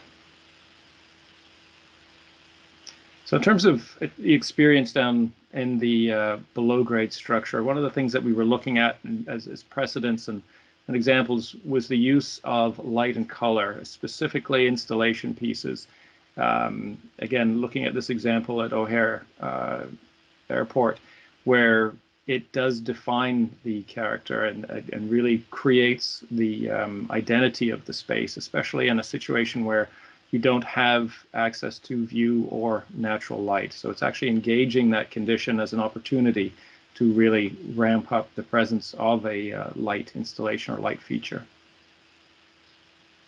So again, looking at the cross section, and one of the elements that we saw this morning's presentation was the potential for a light room. The area below the GO overpass really is it's almost a precursor to a below grade structure. And so building on that use of light as a device to activate and animate that space, taking it down into the station as well, that we could actually build on and expand that vertically so that we make a sort of sectional connection between the public realm at the street level and what's happening in the station. So looking at it in AXO, you can start to see one of the clear elements that we wanted to bring into the design of the station was to create as close as we could a singular urban room for the station, and that it was involving again a significant structural underpinning of the existing columns, opening that up so you had clear lines of sight between the two platforms, and again expansive clearances between the structure, which did require a deepening of both the structure and the actual lowering of the tracks. And then the use of the structural elements in the mechanical space in the center to define that as an element within the room, sort of a unifying character that could then drive that sense of where you were within the room as you circulated around and making that as visible as possible. The other element to the wayfinding was the use of color at the vertical circulation moments. So here we can see that view that we were looking at with the 3 columns that was introduced to relieve the pinch point at the northwest.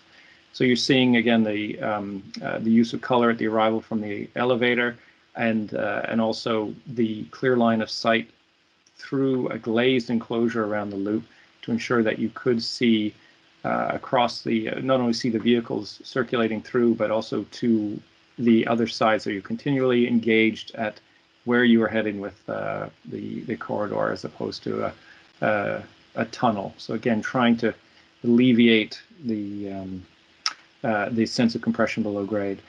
This is just the intersection where you arrive from the line 1 from the subway, trying to engage color at those decision points. And I'm going to come back to this intersection because I think this is a fabulous opportunity as we move forward and we'll start to look at what the Bay Street enhancements can do to bring daylight in, so that you do have the use of natural light as a means within the wayfinding strategy. And again, you can see the wayfinding bands integrated onto the side walls. Then looking around the circulation of the loop, we can see the intent to create clear lines of sight around the corner of the loop. So it's not just a blind circulation, but you do have a sense of where you're going in destination, especially with decision moments where we approach the Union Station Line 1 entrance. And then also just from a functional and from again, the character of this space, trying to maximize the platform clearances, not just from a functional perspective, but also from a spatial sense, that we do have opportunities within there, within the West platform in particular, for a widened platform clearance that can incorporate the designated waiting areas and alleviate that sense of compression hard up against the platform edge. And again, on the image on the left, you can start to see that line of sight connecting the east and west platforms. This is the illustration for, again, the use of color in that vertical circulation. This is at the East Teamway entrance, and the intent to provide a visual cue for that movement, a distinct character within the station that will indicate arrival at the station or exiting from the station up to the street level. Now, just looking at the materials in that palette, the intent is to create a neutral field by off-white gray terrazzo, the light gray terrazzo as the accent pieces, but also introduce as much texture as possible. In again, the durability requirements for the below grade station require a very robust and hard surfaces, and so trying to address acoustic issues within that space really necessitate the use of what we're doing is striated glazed tile, introducing of texture on the walls and also around the columns, both trying to address acoustic reverberation through the surfaces, but also provide a little sense of relief around those structures. Those structures are all inevitably going to be on the platform within the actual occupied space, and try to provide a sense of depth around the columns themselves by creating a little space between the surface finish and the finish behind it, the actual structure. And again, getting to the Union Station opportunities here, and in particular, the connections at the west side for the station present some fantastic opportunities when we're looking at the enhanced Bay Street options. So the connections at the northwest, arriving at the Union Plaza that was identified in the enhanced layout, and also the connection to the west side pedestrian pathway and plaza in front of the Scotiabank Arena. So this is where those two main entrances on the west start to connect in. So we're both allowing for that entrance and that connection to that main circulation at street level. And then again, the opportunities for daylighting. We've obviously restricted by the overpass as to where we can access daylight. And one of the key elements that we wanted to look at was not just bringing daylight in just for the sake of it or for character, but that it would be located and integrated into the wayfinding strategy, understanding that people will gravitate towards daylight when they're moving through a circulation, and that the opportunity that we've identified at that junction between the Line 1 and the LRT loop that we were looking at that previous rendering would be a fantastic opportunity for that celebrated moment, and being able to integrate that into the plaza with the widened pedestrian clearance, I think would be a fantastic opportunity as we move forward. And then the other aspect is just the integrated venting. Now, with greater clearances, there's the potential for not just designing around it as an experience, but also potentially raising that up. And we'll see this at Queens Quay as well, that the potential for venting as an expressed raised structure will assist in mitigating potential stormwater entrance into the station. And so that's something that we think would be beneficial from the enhancement. And then obviously looking at what I had discussed earlier about the light room, a potential for a great connection either through an art installation or again through coordination on the ongoing design of how light is used and the treatment within the overpass, and how we can do that within the station as well. So Queens Quay Station, again, the existing conditions highlighting the entrances, the existing entrances to the station at grade, currently all at surface entrances from open stairs and an elevator tucked in just by the 10 Bay Street entrance. The existing station expanded to the proposed 4 platform in alignment with an expanded entrance to the stair and elevator that would be reconfigured at the southwest corner. And then also a connection to the 11 Bay development. So what we're seeing is the station itself expanded to both sides of the property line, filling up the full below grade area to accommodate mechanical electrical services, not just for the station itself, but for the greater system between running north-south as well. Circulation, again, as I mentioned, the entrance to the street level would be enhanced and expanded for to accommodate the platform expansion.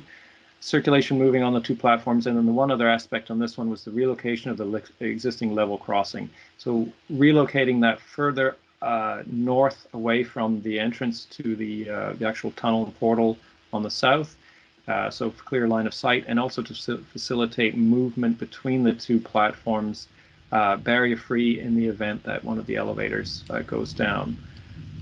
And then, of course, at the very east end, the connection to the integrated street level.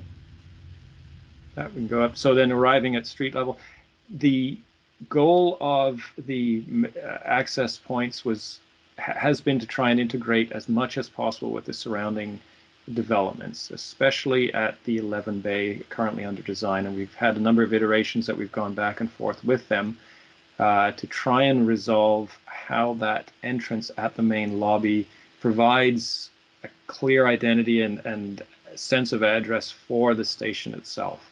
And I think there's going to be ongoing discussions on how that is resolved. You can see in the latest iteration, there's the urban room located on the west end, the west side of 11 Bay, and the entrance that has been proposed, the dedicated elevator and stair going down, is located on the south face off of Queens Quay. And again, this ties in with the south end of the east platform, and we've preserved a section of wall, a dimension of wall, which gives some flexibility to the ongoing involvement of 11 Bay and allows them to plug into the station at that location without having to be exact or precise. They've got some ability for coordination moving forward. And then lastly, the pedestrian connection that arrives at the Harbor Square. So again, moving below the new east portal, one level below the platform level, connecting up to a weather protected enclosure at the southeast entrance. Just looking at it as an axo, again, the yellow area to the southeast illustrates the current proposed connection to 11 Bay, which is very much an integrated aspect of the circulation arrival and exiting for the proposed station. And also there are two egress connections into 11 Bay, one into 11 Bay and one into 20 Bay. And this allows the preservation of the sidewalk condition. So two exits are required at both platforms. So those have been accommodated by integrating into the parking structures of the adjacent developments. So similar to Union, a wayfinding strategy that introduces color around the vertical circulation moments. What we're looking at here is the main entrance at the southwest, and then the access stair leading down to the pedestrian tunnel. And one of the other wayfinding elements that we wanted to introduce here was the raised ceiling space around the actual platforms themselves. So we can introduce a higher ceiling level at the actual boarding and alighting areas on the platform, and in conjunction with a continuous wayfinding band at the platform edge. Materials, same as Union, keep the very simple and clear palette, and then introduce the offset ceramic wall system as well with the metal ceiling. And then the platform clearance, similar to Union Station, maintaining a minimum of 3.6, so 12 feet behind the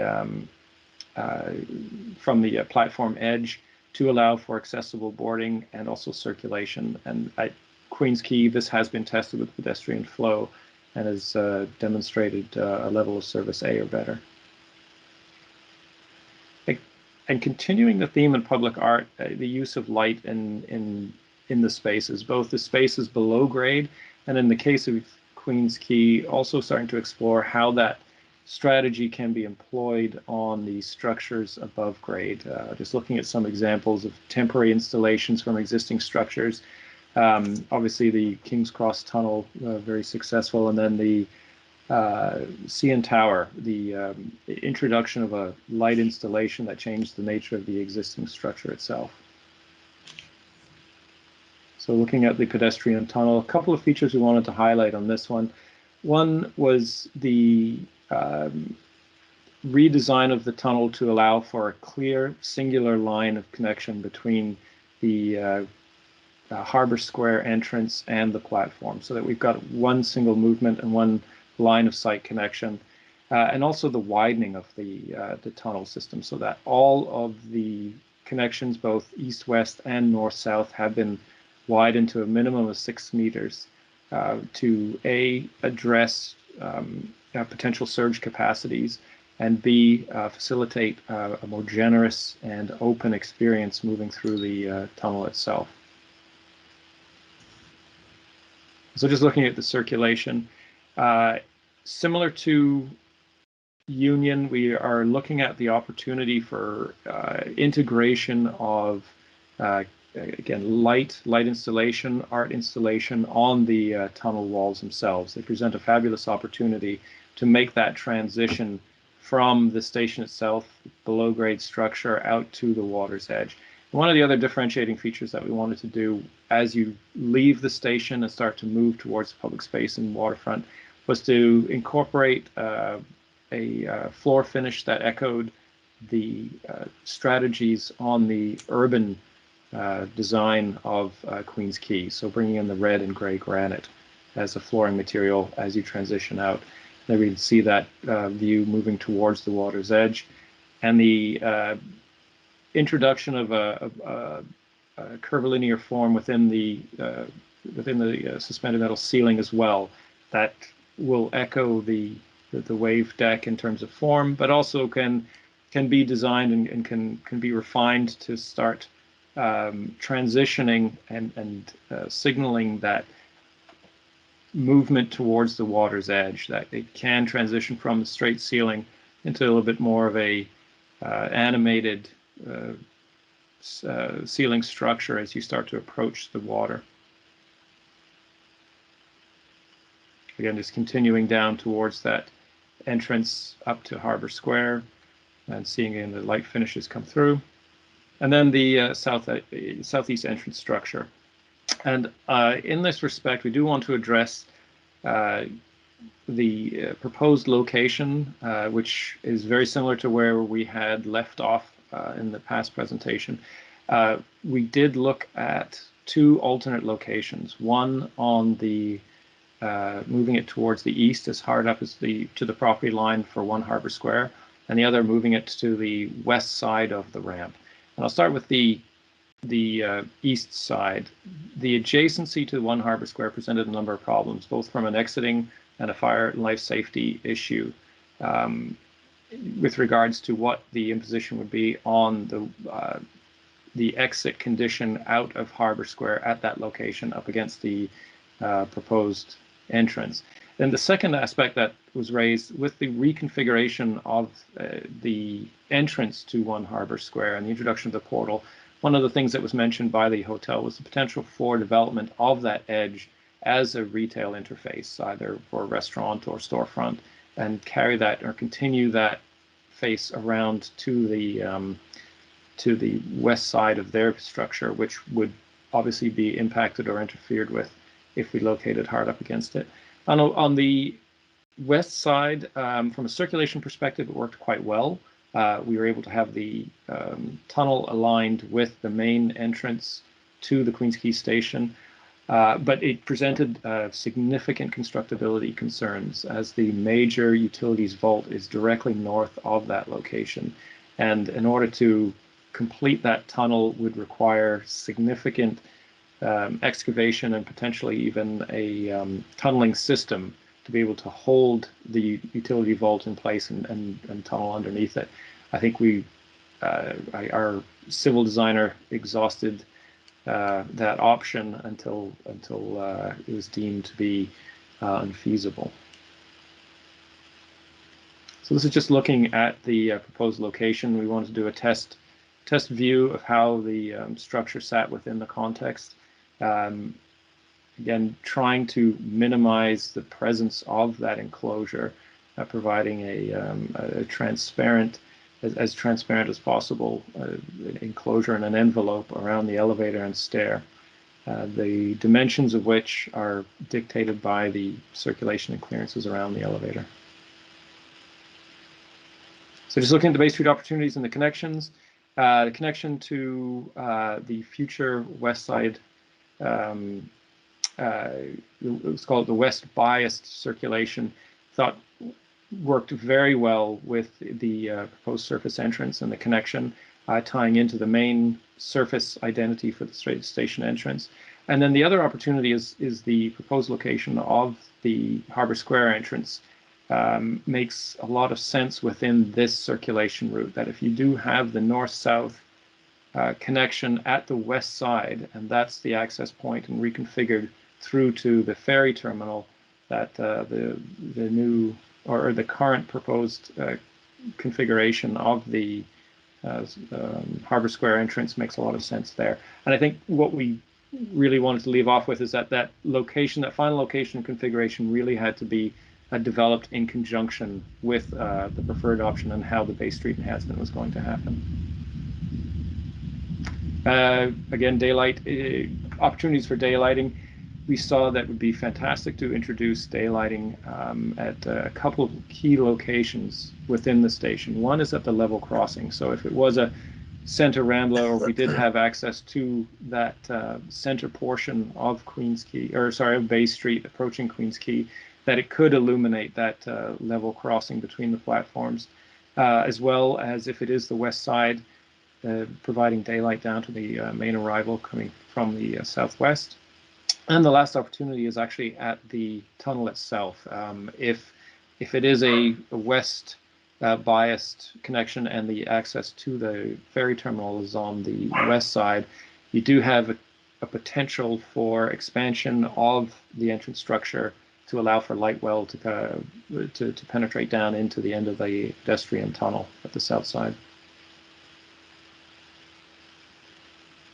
Just looking to the portals, the real opportunity here is with the east portal construction, we start to frame that arrival moment. And I think that's been driving the design thus far, is that understanding that it's both a north-south arrival at the water's edge, the terminus of Bay Street, and how the use of the portals could start to frame that intersection as the gateway, as well as start to signal east and west directions the arrival at that interface and at Harbor Square. So the portal canopy structure, looking at three components: the base, the concrete base to actually create the tunnel, a steel skeleton, and then a stainless steel skin on top. The major shift from the previous design was the departure from a fully enclosed structure that was glass to an open air structure, fully weather exposed. And in doing so, we started to examine what the structural systems really wanted to be in this regard. And we had explored the use of mass timber within the enclosed structure, and there were three elements that pushed us towards the use of steel. Number one was the recommendation from the overhead catenary system designers to use steel as part of the support for the electrification. The second one was as a fully exposed weather protection, unprotected structure. There were concerns about the overall maintainability and the strategies for that program. And then the last one was the intent to maintain as light and transparent a structure as possible. So just the size and profiles for the steel allowed for a much lighter structure within that to maintain visual connections both at the pedestrian level for the drivers.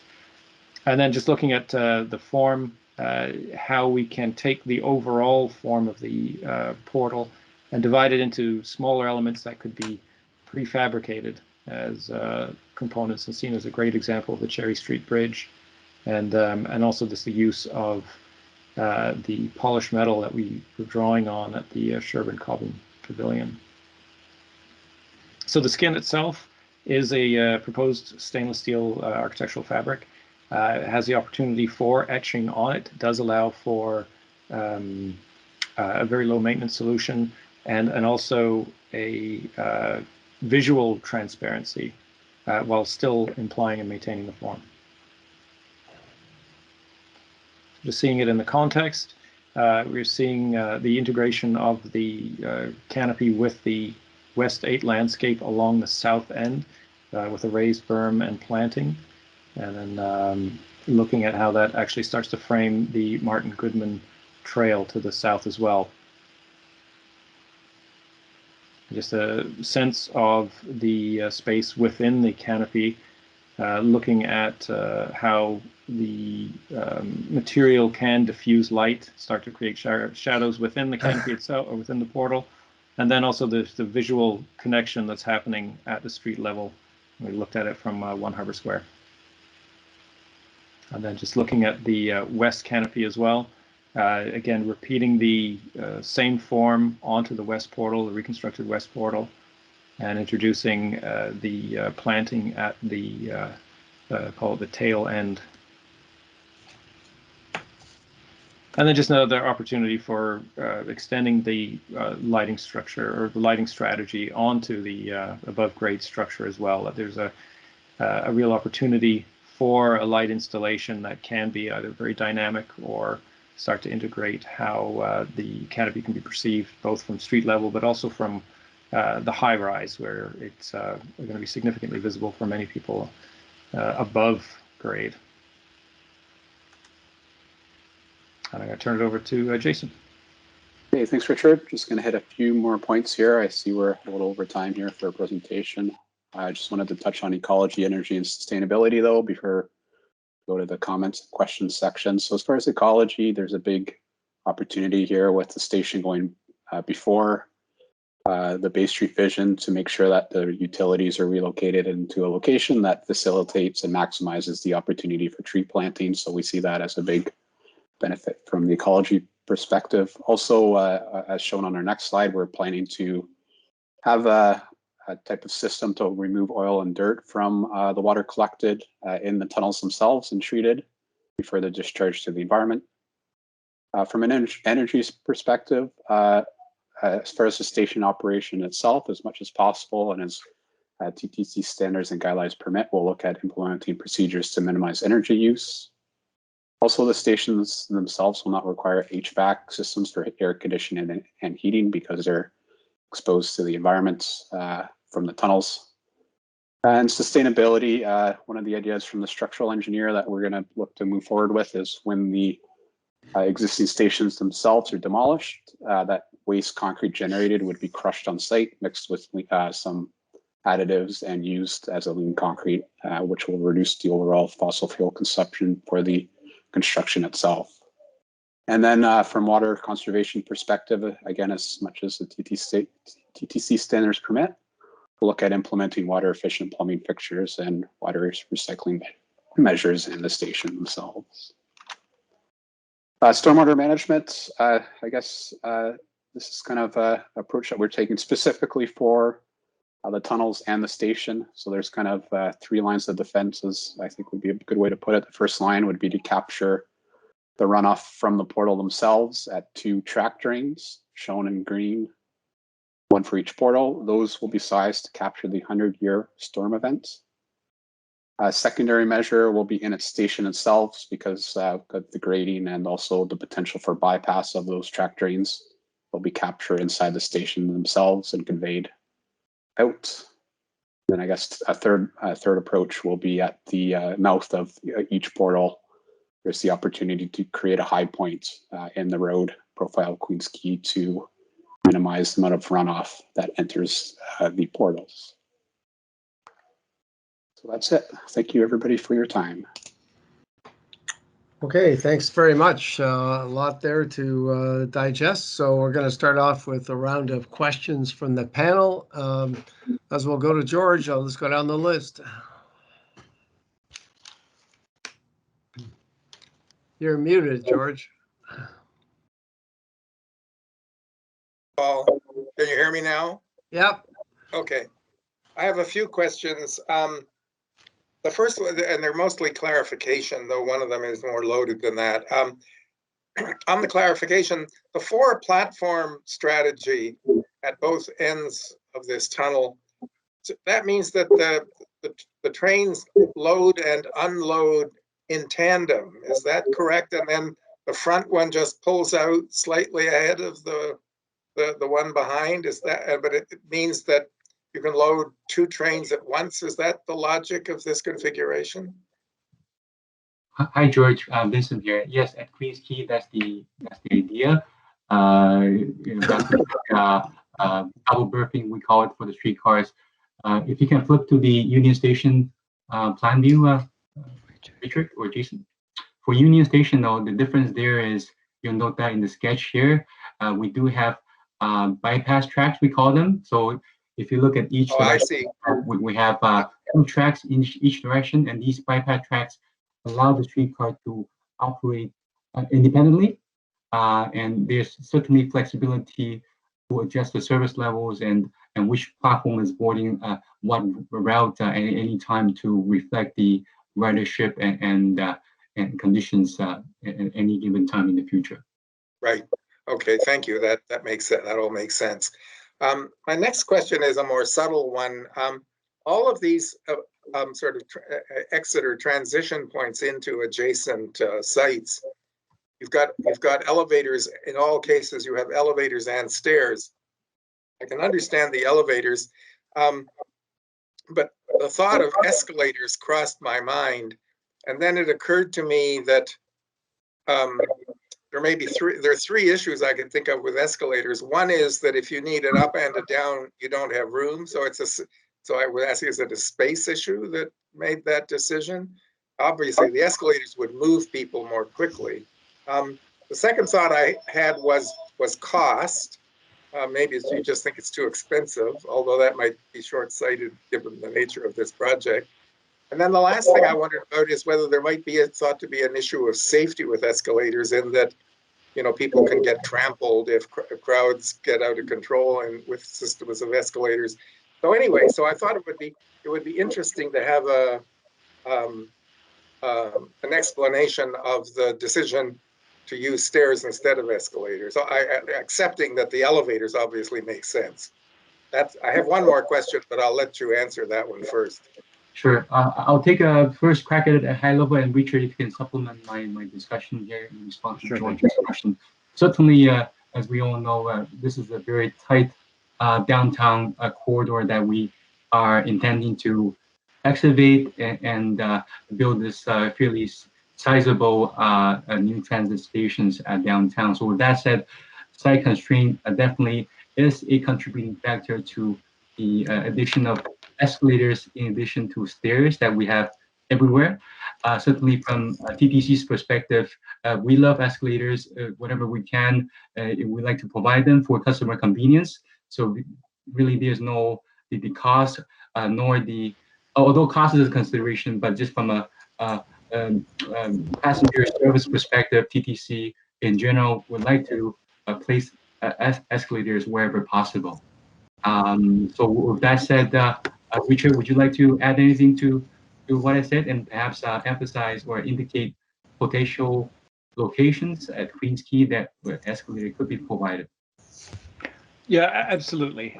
We did look at all options, and I will say that the TTC standard for escalators is both driven by capacity, but also height. The depth of the transition will dictate requirements for escalators. And being fully candid here, the depths at which we're proposing, the 8-meter drops to the station, would trigger that standard to be in effect. So the base point for vertical circulation started with the escalators. So that was the basis of design, and until it was deemed unfeasible, both by primarily by the available area and the constraints, both at Union and at Queen's Quay. That said, it did spill over into a number of studies that we were trying to integrate escalators within the 11 Bay development, something that hasn't been built. It has plenty of room for that. Again, we've advocated for that, showed solutions as to how that escalator can be integrated into the 11 Bay lobby and the access to Queen's Quay. And we've developed an alternate solution as well for an escalator connection to 10 and 20 Bay. These, of course, are 100% subject to the owners of 10 and 20 Bay engaging those solutions. but that's where we explored potential access points to really ramp up the serviceability of those entrances. Okay, all right, that's a very informative answer, thank you. And okay, well, I'll come back to that in comments, but okay, now my question, my last question, which is the touchiest one, is about the exit at beside the Harbor Castle Hotel. Can you go to the plan, the one that was the first one that was labeled Bay Street enhancement opportunities? The first, yep. You were there. Slow down, you're moving too fast. I want, it's one of the enhancement opportunity slides that I think it's the first one of that group. Yeah, for Queen's Key, right? Yeah. Yeah, at Queen's Key. Slow, sorry guys. Keep this one. No, well, this is not, no, but keep going. I think it's the next one. Yes, this is it. This is it.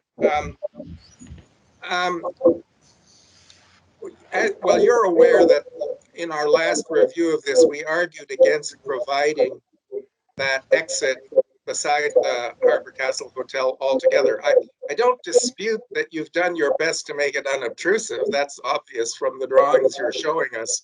But making it unobtrusive doesn't get it out of the way of pedestrian flow. So I think, you know, the problem of the pedestrian flow to the ferry terminal and the positioning of that exit/entrance, you know, remains a problem. And I agree that it wouldn't help to move it to the east. It's just, it blocks as much of the available width for pedestrians in the easterly location as it would in the westerly location. I was intrigued that you said you looked at the option of putting it on the west side of the entrance into the parking garage. And that sounded promising until you got into the problem of that vault. But then, but remembering, of course, that in our session last time, we argued against having the tunnel and that entrance at all, just letting people come up to grade on the north side of Queen's Quay and cross at street level.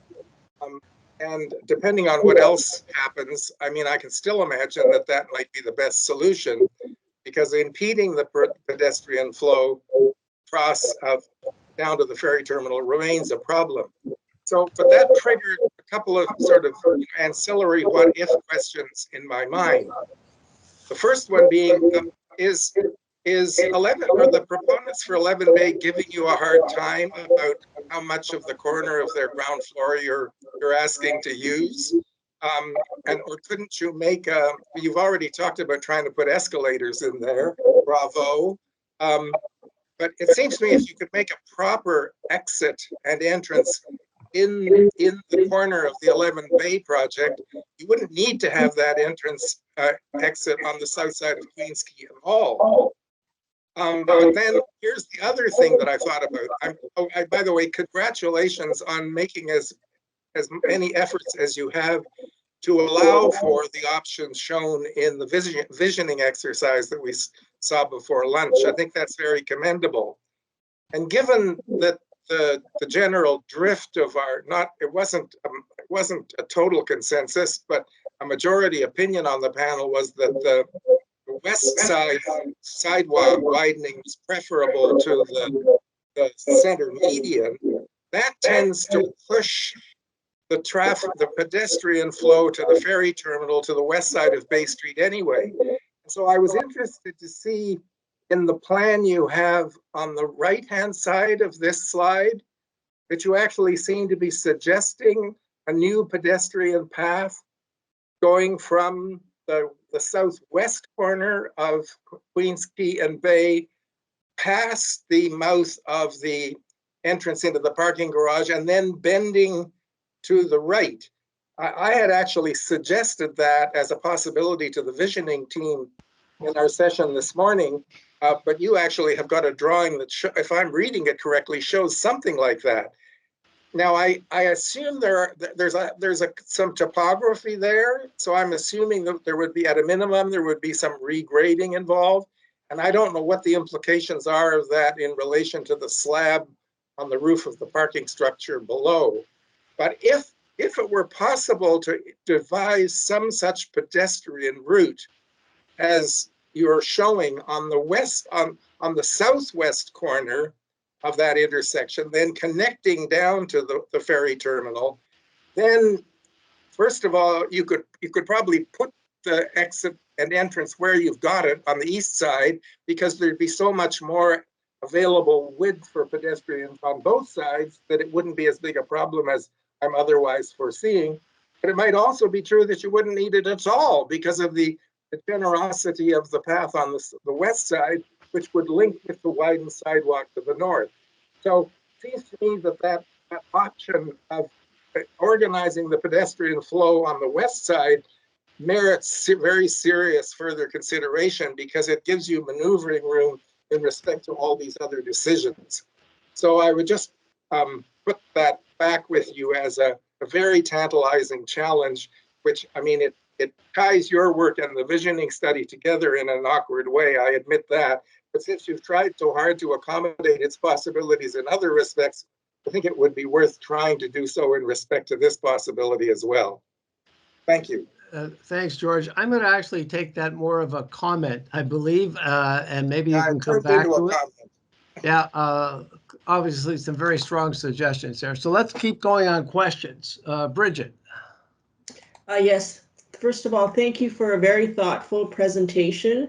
It was really comprehensive and a huge amount of material related to existing and proposed, and appreciate the effort spent on it. A couple of clarification questions. What is the level crossing for? This is like so that you can move from one side to the other, like if you got off on the wrong side. I just didn't understand what its purpose was. Below grade. Sure. Jason, can you flip to the Queens Quay Station platform plan view? So while Jason's through that, just in general, maintaining this level crossing at Queens Quay Station at the platform level, to TTC is acceptable, particularly during day-to-day service when passenger volumes are lower.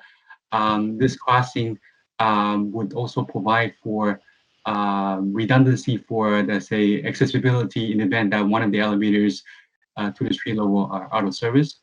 The crossing would also make transfers between the Queens Quay, the streetcars coming from the east and west simpler. So this is for pedestrians? Like this is for TTC users or just for service? The station is a non-paid station. That is, any public can enter the station. So, but mainly it is geared towards people using the transit service, and anybody can use it really. So, so one thing just to add that, Bridget. So during busy times or special events, this crossing may be required to be closed to minimize delays to the streetcars coming in and out. So at the same time, though, during those closures, access to the street level will still be maintained at all times from the platform side.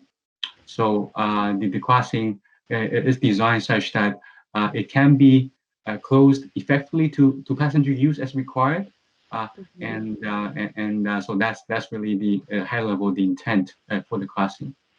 And do you have any other level crossings in the whole TTC system that's used by pedestrians? Yes, I can come to think of a couple of example at a streetcar, existing streetcar stops at a couple of existing subway stations. Although the names of these subway stations can't quite recollect, but yes, they do exist. But the Queens Quay station today does have the same crossing, except it's on the south side. Thank you so much. Then I had another question about the portal. Is it really, so right now the portals that exist are, the portal that exists west of Bay Street is actually not covered. The one that's being used right now. So is it necessary to have a covering, or is it really primarily for identity? Like, is it a functional requirement to have the portal covering? Both, no, Bridget, both portals proposed do not serve any, the main intent is to serve as an architectural gateway for the waterfront. And they do not have any functions for transit use, although with the proposed portal canopies on the top, the design of the overhead electrical wires that runs above the streetcar, there's a coordination in terms of integrating that in terms of how it will be supported as the streetcars transition from above grade to below grade. Mm-hmm. Okay, and then and then the question, there's a lot, I appreciate the approach to light and below grade. Are you working with an artist to do all of this work, or how is that being handled? Because through the length from Union all the way down to Queens Quay, there's a lot of surface area, and I just wondered, you know, whether there was an approach to public art related to light. Currently, the renderings and ideas shown in the presentation and design today is a sort of design ideas from the design team.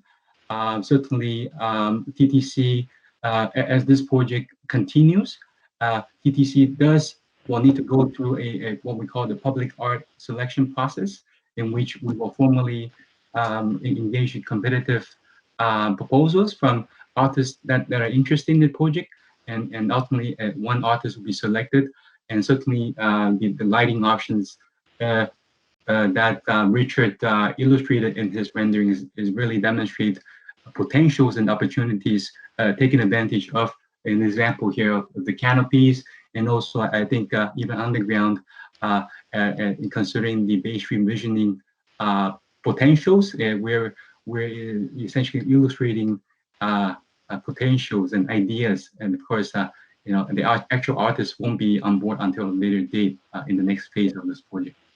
Richard, would you like to add anything to what I said? I'll just add one little piece to that one as well. That's exactly right. The intent at the design stage we're at now is to really earmark opportunities for where we think that would actually support both the experience, maximize that, and also support the circulation strategies. So it's putting it where we want to really try and make those connections between the surface context, surface urban realm, and the below grade structures. Great, thank you so much. And then one last question. I appreciated the different levels of thinking in terms of sustainability, but I guess I wondered about this issue that Thady brought up in our previous session in the morning about potential for future flooding and a kind of bulletproofing of that potential issue. Water levels rising within the below grade system. Has that been considered, or is that in the works, or will we learn more about that later on? Jason, would you like to speak to that? Yeah, I'll speak briefly to that. So yeah, as far as the station itself, we've taken the approach to protect it as much as possible for the more common events. There are other opportunities there, but that would have to be integrated with a broader strategy for the entire downtown area. As you know, major events that would flood station would also impact the buildings and the existing infrastructure all throughout the area. But you are thinking about that 100-year storm event as a kind of reality. Yes.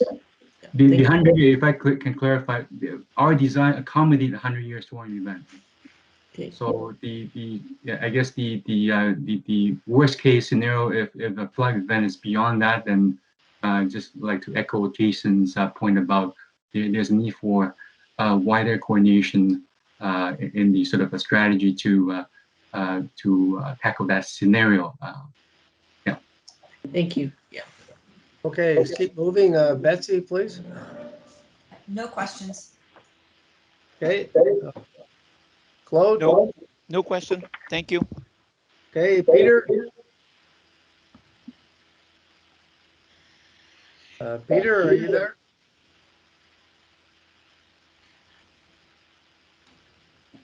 Last call, Peter. Yeah, I'll try and come back to Nina Marie. Thank you. Only one question. I noticed in the further down on the slide deck, you are maximizing or optimizing opportunities for tree planting around the canopies, and I didn't hear anything further unless I missed the details with respect to that planting. I heard more about, I noted the oil and grit separation and the plans for stormwater. Right, so our intent there is to, with the stations going first before Bay Street would be restored, you would work with the visioning, the outcome of the visioning study to make sure that any utilities, or as much as possible, they're relocated to a location that would not conflict with that vision, that future vision for Bay Street. Okay, thanks. I'll have a look at that visioning study and it may inform a comment. Thank you very much. Okay, Pat? Yeah, what is the ultimate procurement model for this project? Would it be P3, design build, STIP sum? So the procurement option analysis TTC is currently has been undertaking in the past month or two. So we are evaluating the conventional design bid build as a basis, and we're comparing it against other models, including progressive design build as one potential candidate, as well as the other design build, like another model is just a progressive design build model. So certainly that's well on the way, and the result of that is we're looking forward to further closure of that in the coming month or two. But the model has not been really determined at this time, and subject to completion of that study by TTC. So this is considered to be schematic design for purposes of coming to Waterfront Toronto. Is that sort of where you see the development of the project at this point? The design is to the 30% design level, such that we can produce a class 3 level estimate for the City of Toronto's stage gate budget reporting process. Okay, so if the design project delivery approach is selected to remain as a design bid build, the conventional model, and then the design would continue from 30% beyond into 100% and tender. But if the delivery model is different, obviously the delivery timelines and also activities associated with the type of delivery model will need to be assessed. And the design level wise, for design build, we would still use this as a good basis to allow reference concept design or to be further developed, again, depending on the type of model that will be chosen. Yeah. Okay, and quick last question.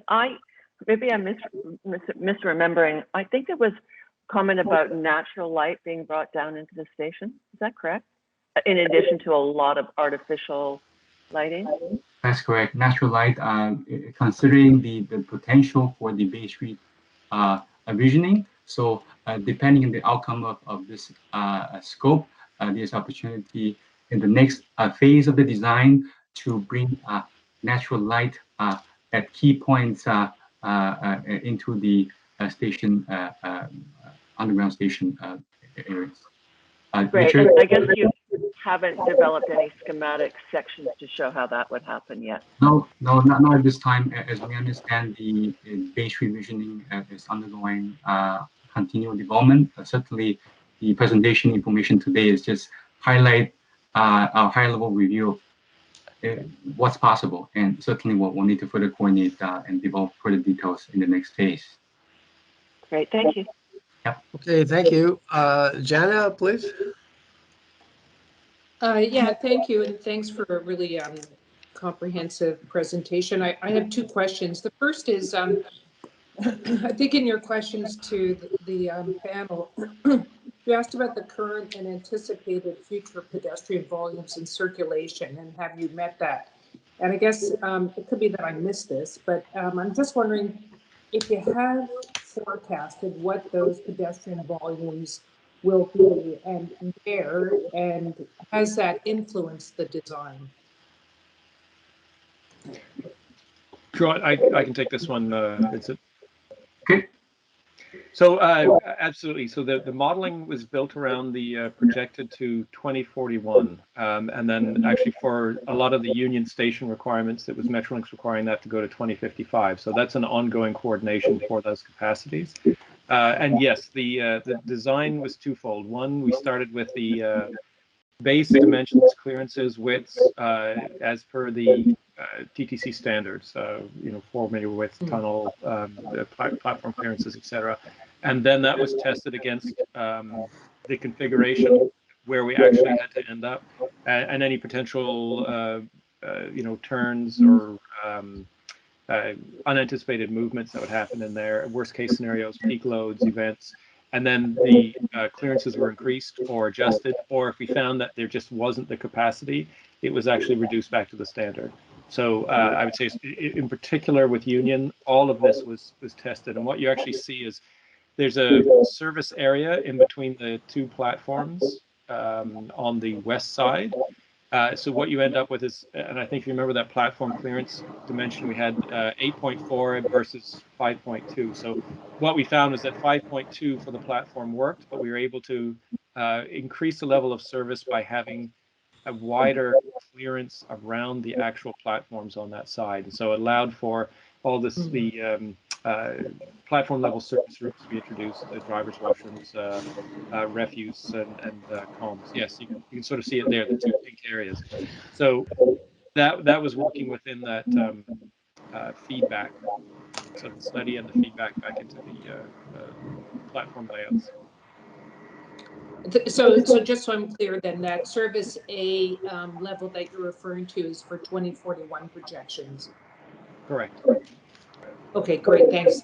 And then my second question has to do with the, this is a kind of more overarching question, light and color that you've talked about. I think there's a lot of really great examples there, but what I think I've missed somehow is the overarching, say, strategy for the deployment of this idea in the stations. So I see a lot of sort of episodic applications of light and color on columns, behind glass, set back from the glass, as a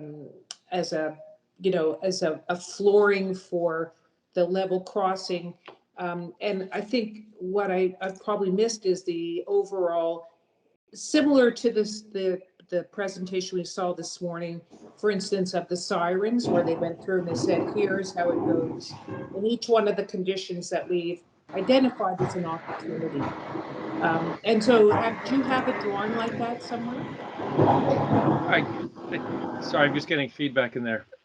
I think the intent is summarized in this illustration here for Union, that we were using the existing, the reconfigured structural and the existing mechanical area as a center element within the space. And that was the strategy for this. How it actually, the implementation on a much finer grain, I think is still outstanding, will be resolved moving forward, whether it is actually a procured art installation or whether it does become part of the station design. But from an experiential perspective, we were trying to capture it as a singular element within the center that would be located. So it was trying to establish a unified element out of all of the structure and enclosures around the circulation loop. And I think the difference between the Union and Queens Quay was the Union was an element that you were circulating around, versus Queens Quay, it was actually intended to be an element that you moved through. And that was the tunnel. So it was the transition. So it was as a wayfinding at Union versus a transition as you moved from, yeah, exactly. So you can sort of see how it starts to relate in the circulation on the loops. And then at Queens Quay, it was more of a transition through the tunnel as a departure from the city to the waterfront. And I think that was what we were trying to establish as a larger strategy for the application of that art within those spaces. But if you go back to the earlier image that you've shown at Union Station, for instance, the initial, let's just call that the concept drawing, has the glazing and the color, here, laminated right to the outside of that circle. So that, I guess, what you're calling the colored room. But then a few slides later, that glazed and colored, yeah, right there, back one, there. That's actually really far recessed from the glazed surface that you're walking beside. So I'm wondering, is that just something you're still going between a whole bunch of different ideas about how to do it? Or is this really what you're thinking about, that there's this glowing surface, but it's actually, I don't know, 10 feet back from where someone's walking? Sorry, so maybe I'm misunderstanding. I think at Union Station, it's always at the center across the tracks. So the vehicles are moving between the platform and the light surface. So you're always pulled back from it. You don't actually get to be hard up against the colored surface at Union. Okay, so that drawing before is, okay, gotcha. So Okay. so if you, I think the one where you're approaching it, you're still looking across the tracks there. Right, okay. Thank you. Okay, Eric, please. Yes, thank you. Maybe if we go on page 5, I think, just like looking at the platform, I just was curious as to whether because obviously you have a very tight space. There's not a lot of room, but was there any additional opportunity to move some of those service room on the either side of the station to create more pedestrian room, and or alternatively, was there, and that's probably was discussed at the last review session, was there any possibility that these column be moved to be more in line with the potentially with some of those service room edges? So in terms of the layout for the structural, it's 100% determined by the existing rail overpass above.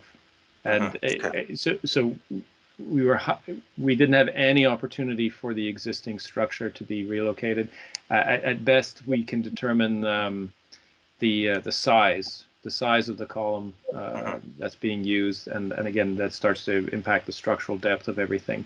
There's the other aspect is, if you look at the bottom right-hand corner of that loop, this area is actually constructed within the 141 Bay development.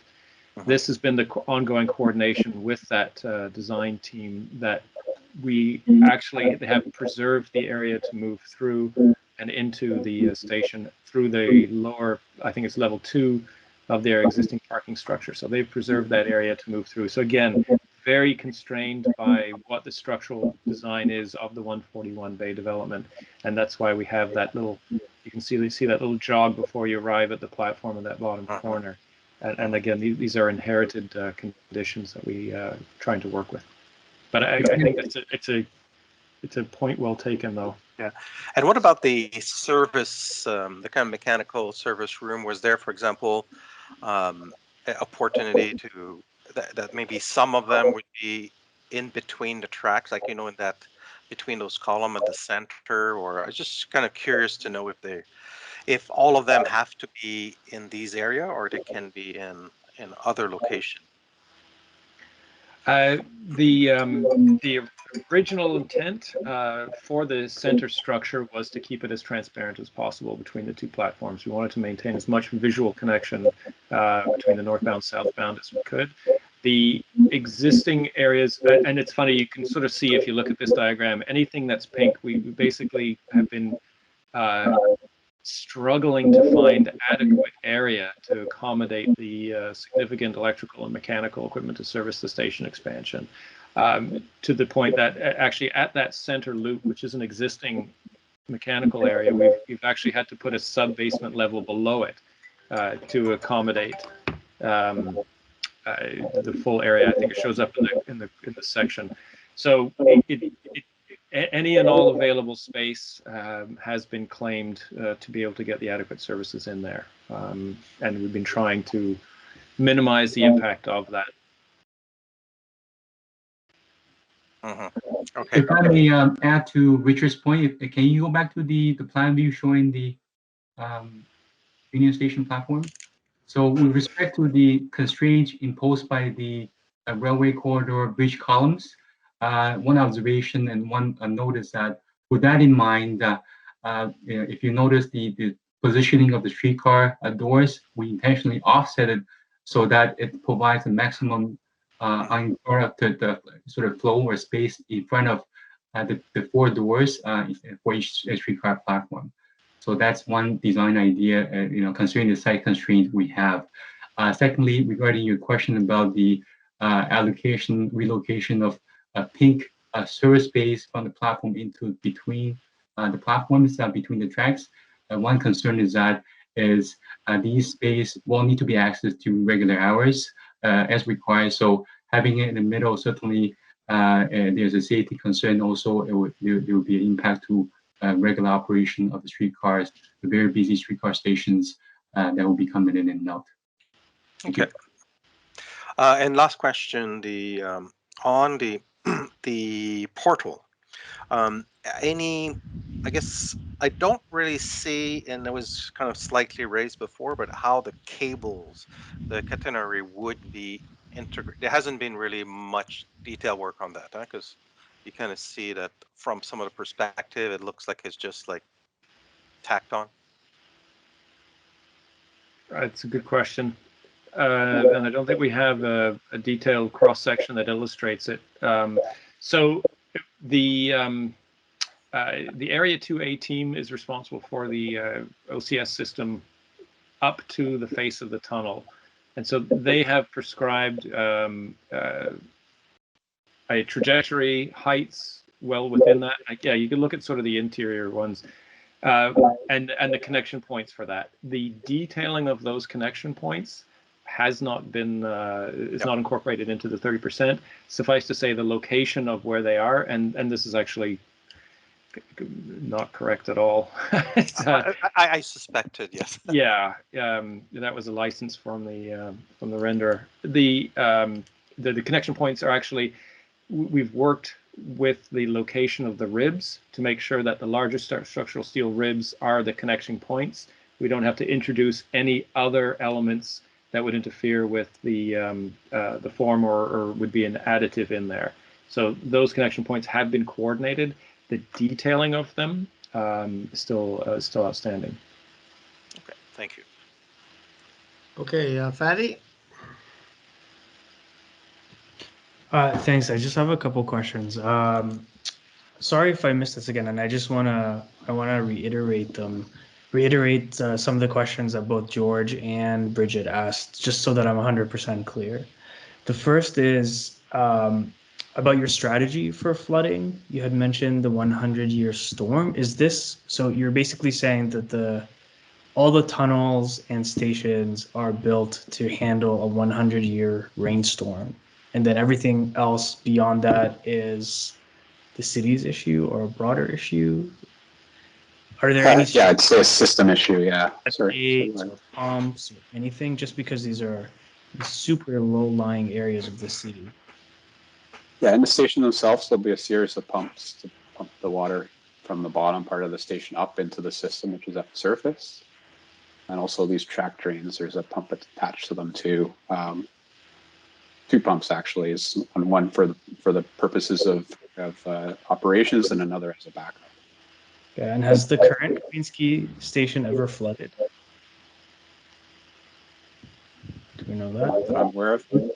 Vincent, have you heard? Not that I'm aware of, as I haven't been involved in the station side longer than, but that not that I'm aware of. I think in terms of the concern about flooding, whatnot, yes, the design currently accommodates a 100-year storm event.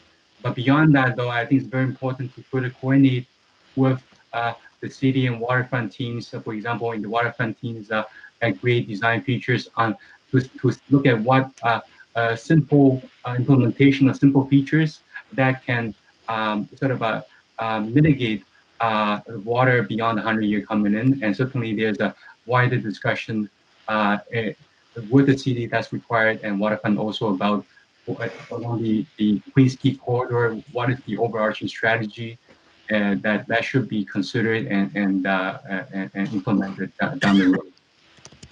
Okay.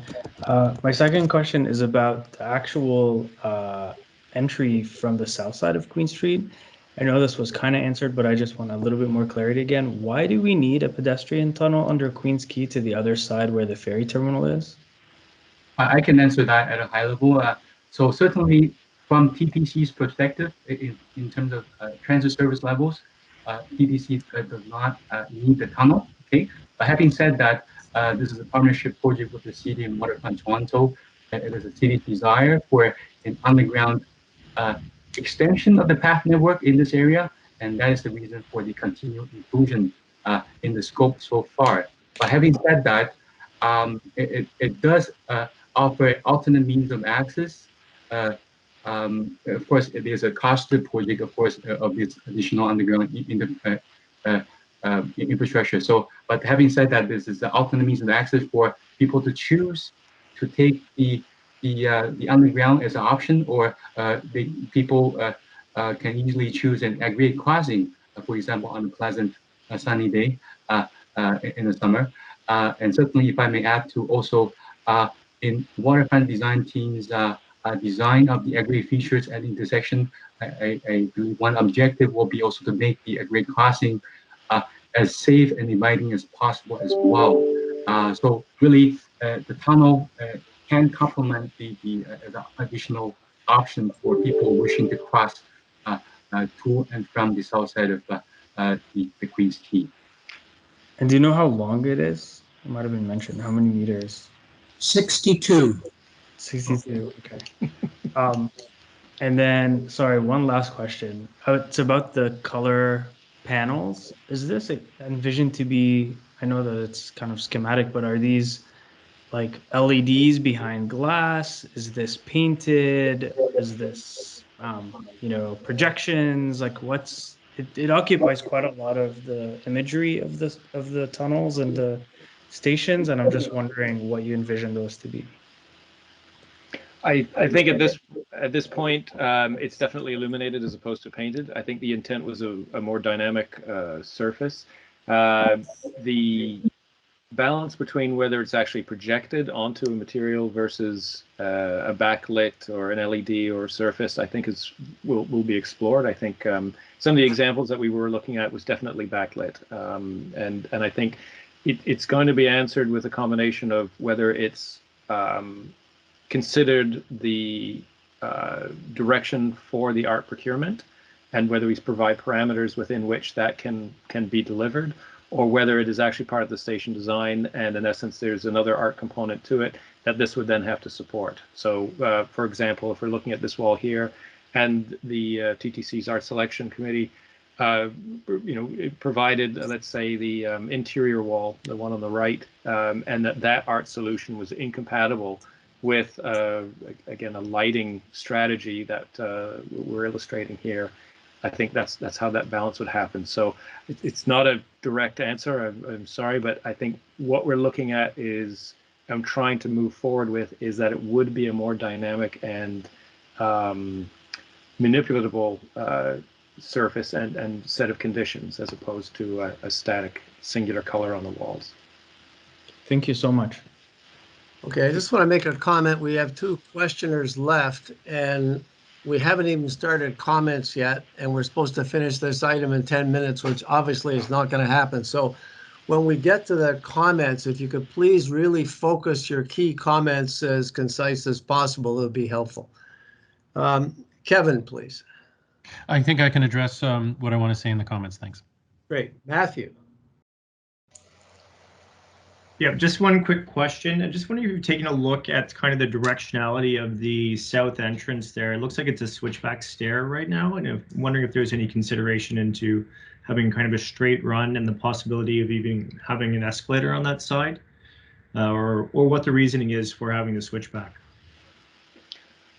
I can explain that one as well. The intent is just to minimize the if we go there, yeah, is to minimize the run that's required from the elevator up to the surface, so that we're not entering a stair beyond the entrance to the elevator. And then the second factor to that is, within that constraint, to minimize the overall length of the pavilion. So it's just a byproduct of starting the elevator where it needs to be, and then how short a stair run that we can get between the two. Just for clarity, the landing at the top has to be that prescribed distance from the face of the elevator. There's a stair clearance, stair landing clearance, and an elevator clearance as per TTC standards, and that dictates the start of the stair and the edge of the elevator. And then everything from that is just getting down as fast as we can, and then back to the beginning of the elevator itself. Okay, thank you. Okay, thank you, Matthew. I just have one very short question myself. On page 10 of your slide presentation, I noticed you labeled potential Bremner Street line connection. And as most people know, Bremner Boulevard is the main east-west spine through the old railway lands. Far as I know, that died a long time ago, and there's never intention to have a streetcar on Bremner. Can you please clarify what that's meant to mean? Yes, so currently TTC is still in our design protects for the potential for that line to be added to come into Union Station in the future. As I understand, one of the reasons it's currently still included in our plan is it is still on the city's official plan. So I'm not sure if there's any representative from the city. Nigel can speak to that at a high level in terms of Brandon line. Yeah. Hi, thanks, Vincent. Paul, we've been protecting for that as long term. It's not in our 2041 plans, which this project is in, but we for it. There is a review of all of the transit lines coming up later this year that we're undertaking, all of the lines in the city. And there might be some further feedback on that Bremner line at that point, but for now we continue to protect for it as a long-term endeavor. Okay, I'm just curious. I thought it was long since dead. So let's move to comments and try and be as concise as possible. You don't need to repeat everybody else's comments. So let's go off, beginning with George. You there, George? You're muted. There was so much feedback there. I thought maybe it might be me, but I don't think it was, since I shut myself off and there was still feedback. Yeah. Anyway, the Bremner Boulevard doesn't even get to Bay Street, so I'm even more puzzled than you are as to what there's a whole goddamn arena in the way. So this is, anyway, maybe it doesn't matter, but that's my comment. But I do have two more substantive comments to make. One is just to reinforce what Matthew just said, but I would make it a more general point, not about just about the entrance on the south side of Queens Quay. I think anywhere, if there's not room for escalators, anywhere you've got vertical ascent by stair, you should do your best to make it a straight run rather than a switchback, because, you know, crowds of people moving quickly, it's so much easier than having to change direction. You know, you seem to be sensitive enough to this issue that you may have done your best already. But I mean, I think it would be worth doing a further review of the various stair locations just to make sure there aren't possibilities you've missed. My last point is the one that was raised again by Fadi. I really would urge you to look again at this whole, you know, it's a three-part discussion down at the Queens Quay Bay intersection involving which side of Bay is the primary pedestrian flow at grade, and whether that tunnel and exit on the south side of Queens Quay is really necessary. Vincent's response to Fadi's question left me with the impression that the TTC is kind of neutral on whether that tunnel is even needed. And we know it's not going to be cheap. The Waterfront Toronto Design Review Panel does not think that tunnel is a good idea. So I'm trying to figure out where the pressure to have this tunnel is coming from. Vincent's comment left me with the impression that there's somebody at the city pushing for it. I think we should sort of investigate this further and get this sorted out. And if it is possible to reorganize the pedestrian path to the ferry terminal on the west side of that parking garage entrance and exit, then I think it just gives well, first of all, it improves the pedestrian flow so hugely from the existing condition, and it makes life easier for all the other parties in this discussion. So I would strongly encourage you to, I know it's sort of barely within your scope of work, but I think it really is important to look at, because the necessity of that tunnel, the questionable necessity of that tunnel and entrance / exit on the south side is directly interrelated with the issue as to whether that other alternative route can be developed or not. Those are my comments. Thank you. Great. Thanks, George. Bridget. Yes, thank you.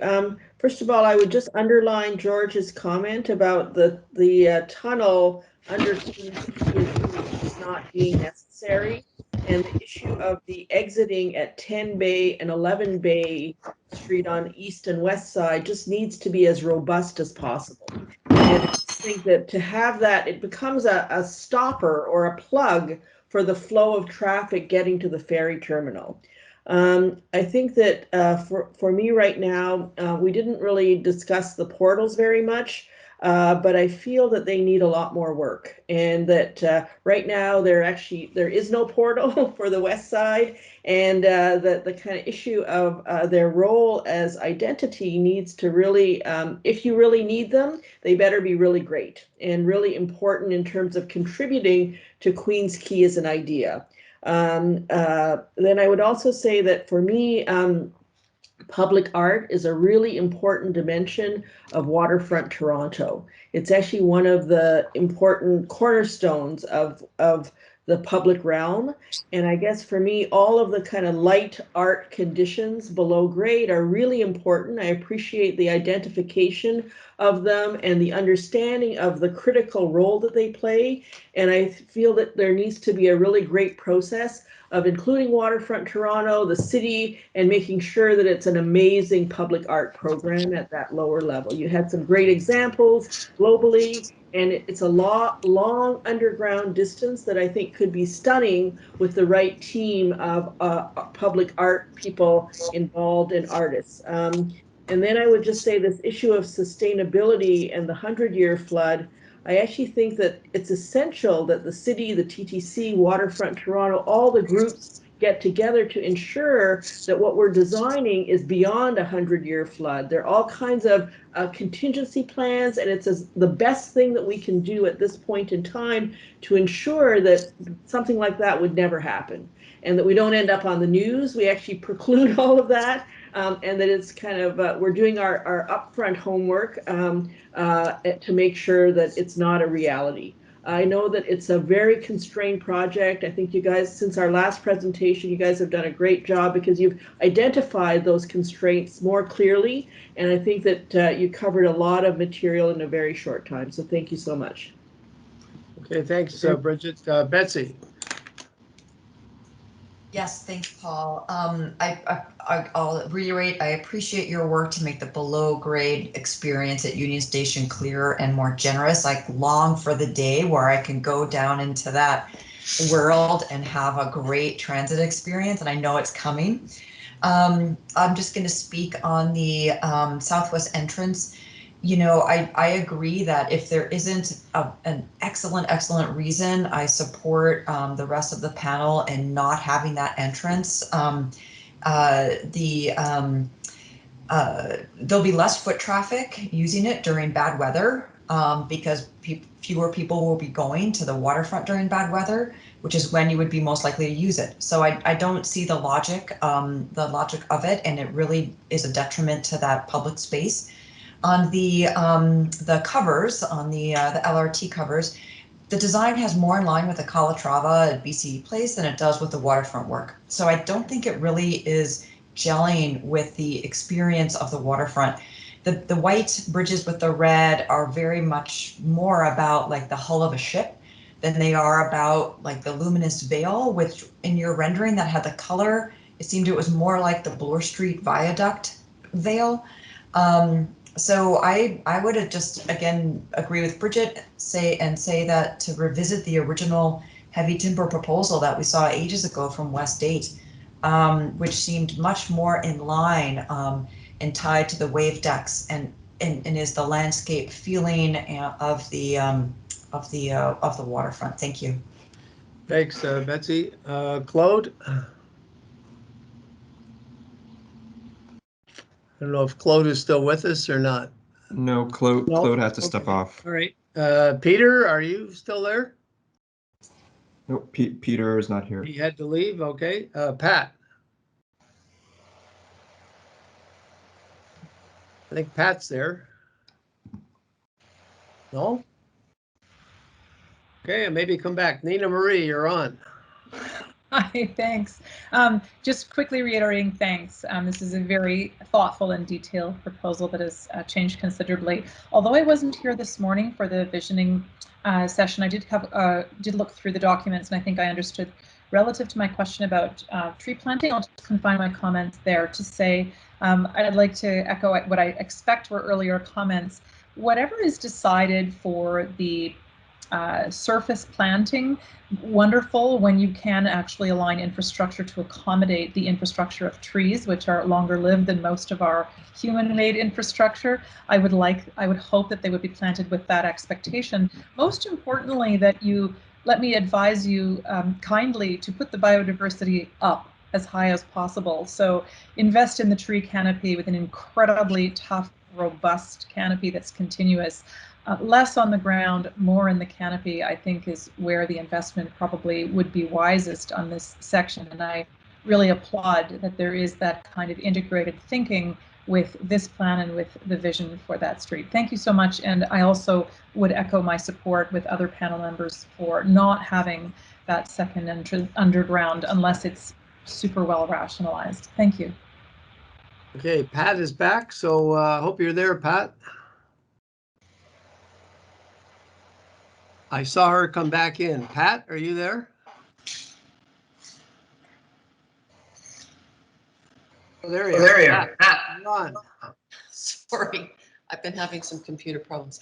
A quick comment only, just about procurement and the portals.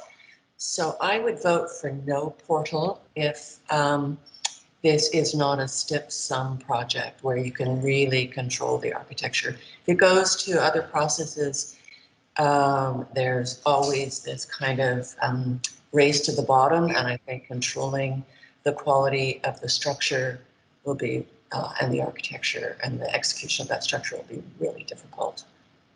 That's all. Okay, great, thank you. Jana.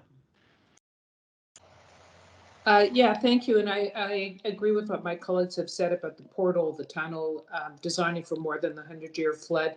I just want to underline what Bridget said, and I would suggest that you have, or that you develop an articulated graphic representation of the strategy for the public art as it relates to the architecture of the underground stations. And I think you need that in order to get the public art consultant and public artists on board, because they need to know what the intent is before, so that they can actually make a significant contribution. And I think that needs to come from you, what your goals are for that, and let them, decide what the color palette is. And then more importantly, I think I would suggest that in your renderings, you have a very heavily articulated metal linear ceiling system. So that's in all of your renderings. And I think given the nature of how these projects, let's just say means and methods, I would suggest that you really simplify the ceiling plan. Let it just be what it is, a really nice, clean ceiling, and let the articulated walls, whether it's the striated ceramic tiles or the lighting, however that lighting works out, do all the heavy lifting. Right now with the waves, ceiling tiles, the striations that go in a horizontal manner, they go in an angled manner at the where the trains come in. I have punch set, flat areas at the tops of columns. It's just a lot of visual noise, and I think you're going to get a lot out of the concept of the public art. Thanks. Okay, thanks, Jenna. Let's see, Eric. Yes, So thank you for a good presentation. I think that on the Union area, I think you've responded to a lot of my question. I think you're doing the best you can to maximize safety, increase the pedestrian room. I think anything you can continue to do further to try to move some of those mechanical areas, I think would greatly continue to improve that pedestrian experience from that perspective. On the South Pavilion, the South entrance, I will be a dissenting voice here for a couple of reasons, and I understand my colleagues' concern about it. I think that though it is helping to create some connectivity to some destination. South is a major destination. It helps to reduce some of the exterior distance, and also helps to overtake some of the barriers. So I think that, I also do agree with my colleague though, that if it's going to be done, it has to be extremely well integrated. I think the question between the east and the west is a really good question in terms of understanding the pedestrian flow. So I'm in the support for a pavilion there, for a connection, for an entrance on the south side, because I actually think from an integrated system of movement, circulation, it actually plays an important role, but it's just how it has to be integrated. I think that too is, overall, when I look at all and maybe was more part of the previous presentation, I don't quite get yet a great sense of how all these entrances are integrated with the public realm. How is the planting, how the trees are all the elements integrated so to have a coherent public realm. So I think that's something that a more detail would be great. On the South Pavilion, I think the way we see the structure design, it doesn't look like there's any structure. It looks like it's kind of floating. I think obviously it needs to have a good understanding of what as a piece of architecture, what as a piece of architecture it is. I would also, on the treatment of the interior flooring system at the Queen's Quay one, I have to,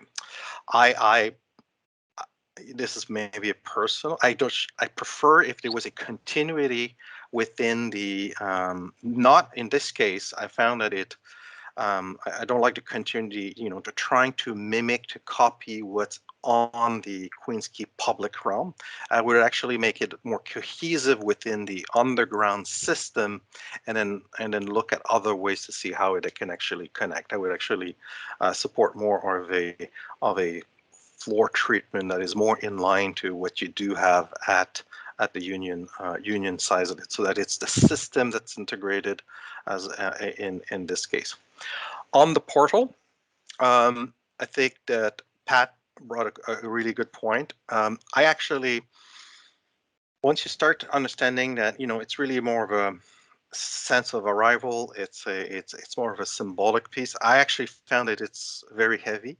It actually acts as a visual barrier in a place that's already busy, a barrier between the south and the north, how you connect to the water, how you, there's a lot of new project, there's a lot of things happening there. There's going to be potentially some pedestrian bridge over. So my feeling is there's probably a more subtle, more creative way to actually create a sense of that there's a porthole there.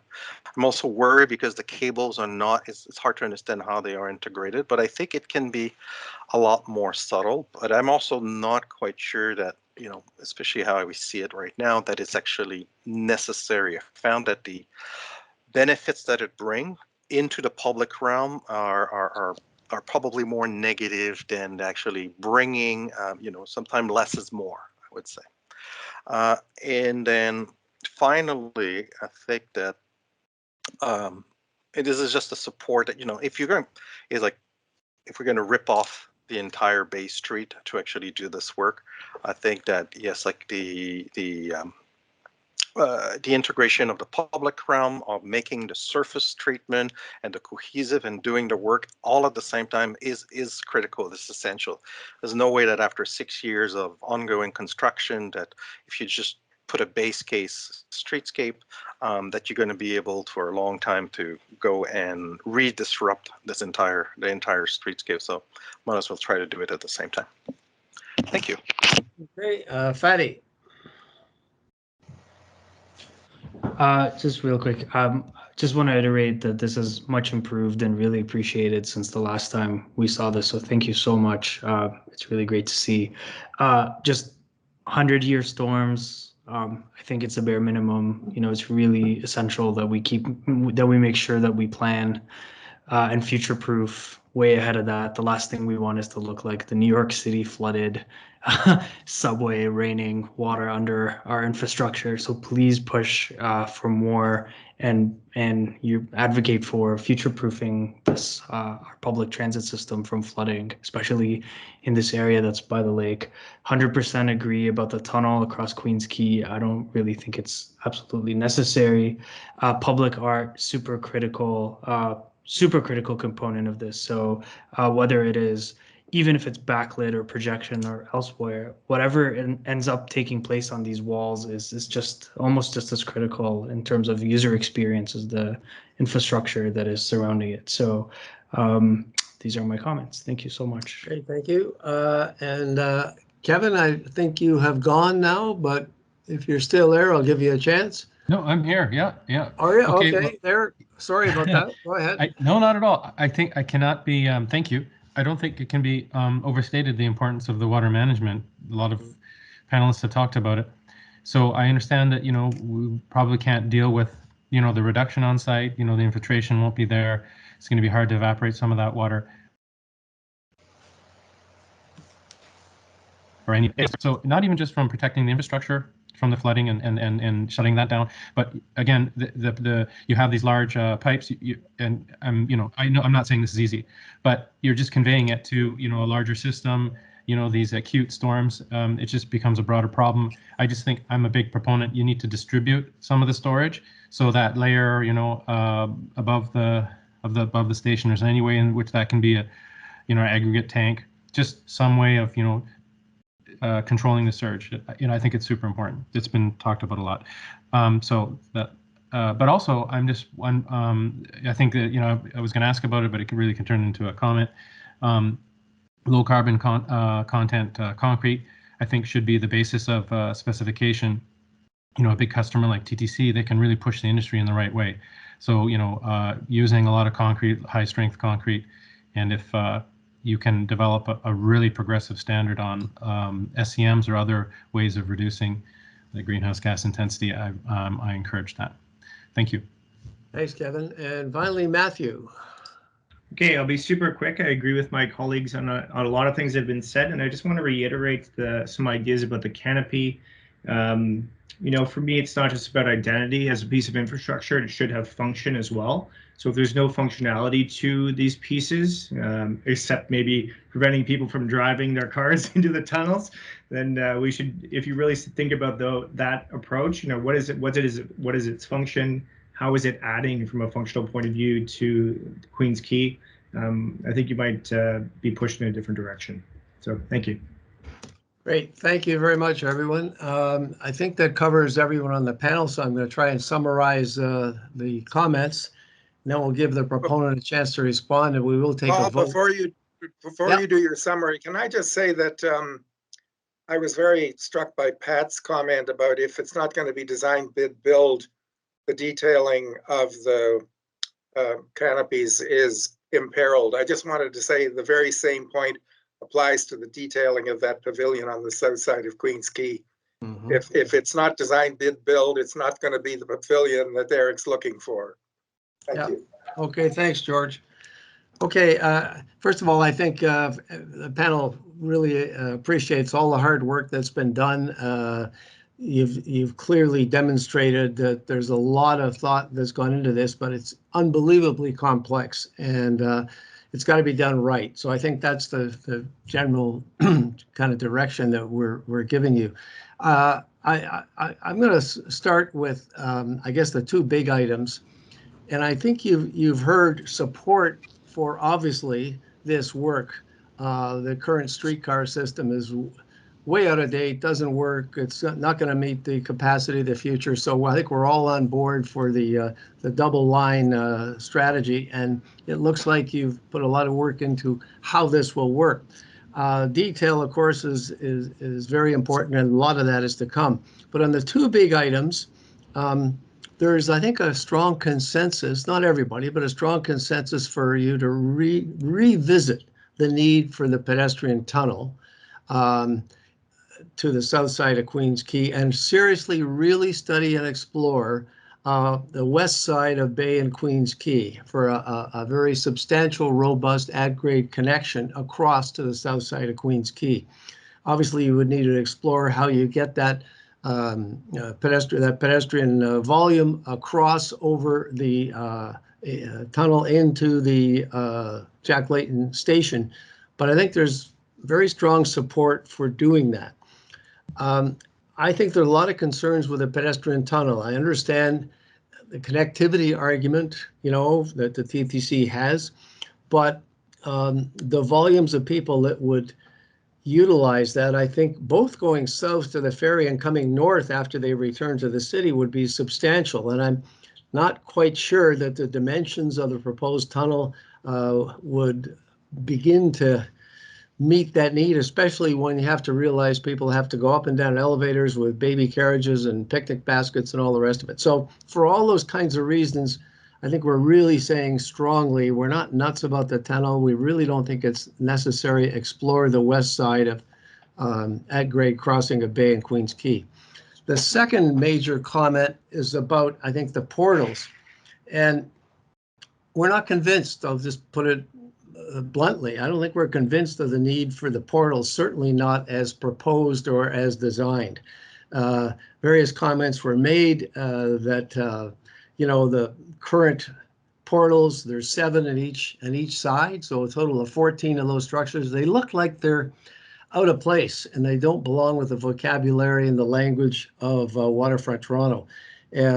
Less is more, someone said. I think, being personal about it, I think they almost would add to street clutter and would take away from Queens Quay rather than enhance it. So I think there's strong views on that to really come back and say, why do you need the portals? And if you need them, then they need to be substantially redesigned. And the suggestion, of course, was to look at the mass timber concept that was put forward previously for consideration. So I think those are the two big points that people want to make. With respect to public art, I appreciate what's been shown. There's clearly opportunities there throughout this whole project. But I think the basic message is really focus on very big goals, bold strategy, let the designers deal with the details, and don't try and worry about the specificity of it at this point to the same degree. I think what we're saying, that the public art that's there, because of the volume of people that's going to be using those facilities, has to blow your mind. It really has to astonish. It's really such a unique opportunity that it has to be given a lot of very, very careful thought. In terms of the flood situation, obviously no one wants to mimic New York subways. So we've heard from various panel members that 100 years may not be enough. I don't know what the magic number is, but 100 years plus is what the panel is saying. And now's the time to do that.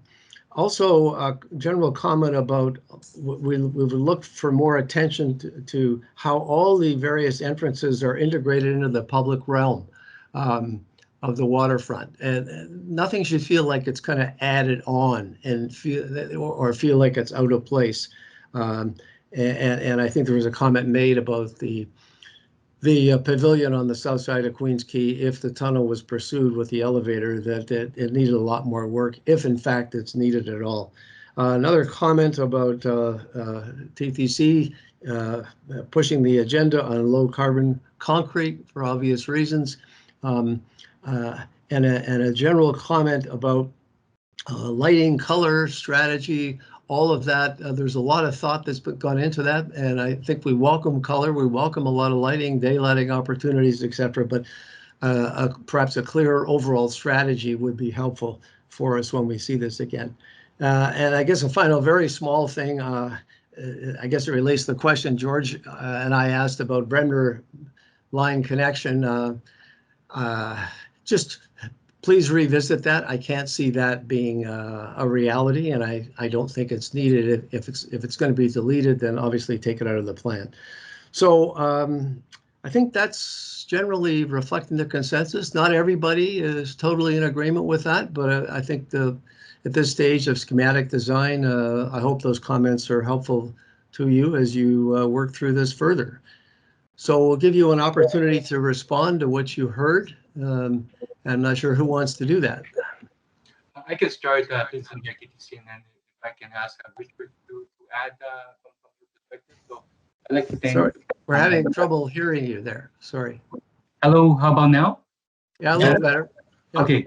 I'd just like to thank the panel members for these constructive comments, which will really allow the team to further coordinate with the city and waterfront on all fronts in the next design phase. Some of these key points that Paul, you mentioned, the pedestrian tunnel scope, the flow at the critical bay and Queens Quay intersection, the need for further design iterations of the portal canopy, public art strategies for water management, flood protection, and also critically important, based on the result of Bay Street visioning scope and direction, TTC will further coordinate the underground and surface works with our partners, especially if the southeast entrance at Queens Quay Station is to remain, really looking to the integrated entrance, as related to the public realm.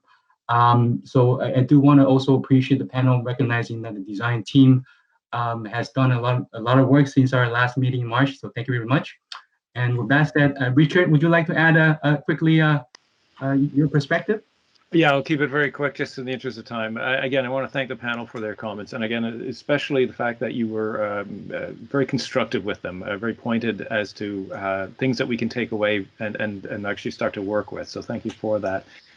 Key things that we have heard, the integration of the entrances. It is ongoing. The ability to make them as seamless and as generous as possible to really support that pedestrian flow and support that address for the transit within the urban realm, I think is key. The art component, 100%, I think we agree with that we know and recognize that this is going to be a very difficult and challenging procurement, and will need to be an implementation strategy that supports not just the design intent, but also the actual execution of the infrastructure. And so I like that point, and we'll take that away with us, that we do need to establish very clear direction between the architecture and the design intent for the art. So I think that was extremely helpful. I won't make a comment on the presence of the southeast entrance. I think that's going to be a mandate that's higher up. And also the portal canopies. I love that less is more. We have noticed that, again, throughout the process, we've been starting to edit, and where we are in the design process for the stations and for the canopies themselves lends itself to the next round of editing exercises, where we are pulling away and paring down superfluous or things that are working contrary to what the actual urban realm needs to be. And so I think the portal canopies will benefit from that advice and from that reassessment of the design. So I thank you for that. I'll leave it there. Again, much appreciated. Okay, thank you very much, Richard. I think the only thing left for us to do is take a vote. And given the nature of the discussion and the comments, I'm going to propose two motions to the panel, and it's up to the panel members how you want to deal with them. I think there's strong consensus for the overall concept and all the work that's gone into it. So I would propose a motion of full support for the concept. But given the nature of the comments, particularly on the pedestrian tunnel and the portals, my own view is that a motion of non-support for the pedestrian tunnel and the existing portal design is what I'll put on the table for consideration. So anyone wish to comment on maybe I'll take the first motion first. Is anyone opposed to that? Support for the overall concept and the work done to date. Okay, I'll assume that's adopted. And the second motion of non-support for the pedestrian tunnel and going with that, exploring the alternative of the west side at grade solution and the existing portal design. Paul? Yeah. So on your last motion, because you're tying both of them together, see, I would vote in one way on one side and the other way, because I would have a non-support for the portal, but I would personally support the tunnel. Well, so I just want to make maybe just break them, and so I I'd like could break just them up, to reflect that. and I'll still put a motion of non-support for the pedestrian tunnel as shown, with the obvious alternative being fully explored of the at-grade western solution. So I assume, Eric, you want to lead off on that one? You are not in support of that, right? So yes, I would say just break the motion into two parts. Okay, so the first motion that I'm putting forward is non-support for the pedestrian tunnel as shown. All in favor? Raise your hand. It's everybody but Eric, I think. I think so. Okay, that's fair enough. And Eric, obviously you're not in support. Thank you for that. I appreciate that. And the second motion of non-support for the current portal design and/or whether or not there is even a need for the portals. But if there still is, then an alternative design that's more in keeping with the language and vocabulary of the waterfront. Everyone in favor of that? Any opposed? Okay, looks like that's adopted. So I hope that's helpful. We want to give as clear direction as possible, and we look forward to obviously seeing this again and further work being advanced on it. So thanks for everyone. We're obviously behind the time. It's 3 o'clock now. We have one item left that was supposed to start at 2:30. So I'd propose, Leon, if they're here and ready, how about we take a 5-minute break or perhaps 10 minutes maximum and then go right into it.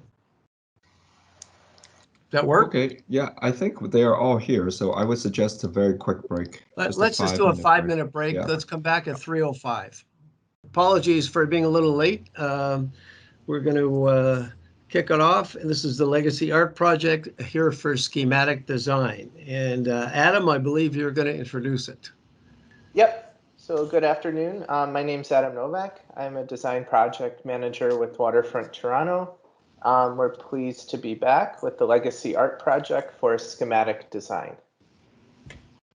A little bit of project background on the project. The Legacy Art Project is a citizen-funded public space initiative dedicated to the spirit of courage, determination, and action that Terry Fox embodied. The project, entitled "We Are Shaped by Obstacles We Face," is a permanent, integrated public art and landscape installation that strives to convey Terry Fox's optimism in the face of challenge and throughout the marathon of hope in an experiential way. The art piece selected through an open call competition and jury process. Art piece is not here for panel review. We're here mainly to look at the landscape interface to the existing site. Surrounding landscape was designed in concert with the art piece and part of what was selected by the jury. The landscape concept is not for panel review as well. Panel review should focus on ensuring the landscape design supports and reinforces the artistic conception of the project and creates a great public space. The winning design team is lead artist John Sasaki, landscape architect DTAH, and the public art consultant is Art Plus Public. Waterfront Toronto's role is we're the delivery agent on behalf of Legacy Art Project. So we're mainly responsible as Waterfront Toronto for permitting, surveying, construction procurement, construction delivery, and final project handover to EDC Culture and PF&R. In terms of the project timeline, the project received City Council motion of authorization way back in July 2018. We came then in July 2021 to DRP for Issues ID. Today we're here in September 2021 for schematic design. And at this time, we intend to come back in November 2021 for detailed design. This winter, we're planning to tender the project with construction kickoff to happen spring of next year. And hopefully opening will happen then in summer of next year. The site is located on the south side of Queens Quay, adjacent to the Music Garden, in between Spadina and Dan Lucky Way. So as you can see here, the site occupies portion of the open lawn on the east side of the Music Garden, bordered by the Waterfront Trail and the Spadina Key wetland. This is a photo of the existing site as it sits today from Queens Quay, looking toward the water. So you can see there's kind of this concrete retaining wall on the site today. It's also adjacent and quite an active site, sidewalk, and then the well-utilized Martin Goodman Trail. This is the site looking from the south back toward Queens Quay from the water side. So you can see here, the site basically right now is mostly open lawn, sloped down toward the water. In terms of schedule, so today we're here for schematic design, our stage 2 review. We already came for issues ID. Assuming all goes well today, we'll come back one more time for detailed design in November before proceeding with construction. Now I'd like to recap the panel's feedback that we received for issues ID consensus comments. So in general, panel appreciated the concept of journey, discovery, message of hope in working through obstacles in life. The panel is hopeful that the project will capture the passion of Terry Fox and pass it on to future generations. The geography during Terry's run is an important element. Consider emphasizing a wilder landscape in the overall concept to reflect the terrain he ran through. And lastly, ensure the notion of meandering and facing obstacles is very strong throughout the experience of the project. With regards to landscape comments, provide more images, perspectives, diagrammatic studies for composing the different elements that are being explored at the next review. Ensure the Queens Quay entrance is very welcoming and draws in many visitors. Consider a more visual and public-facing entrance. For example, wider opening, landscape framing, etc. Consider seasonality to ensure the project is activated in winter months. Provide this information at the next review. Suggestion to engage the community to look after the work and ensure there is a long-term maintenance plan in place. The moment where Terry's silhouette comes together for the visitor is very important. Consider articulating that moment through the landscape design to ensure it is celebrated and well signified to the public.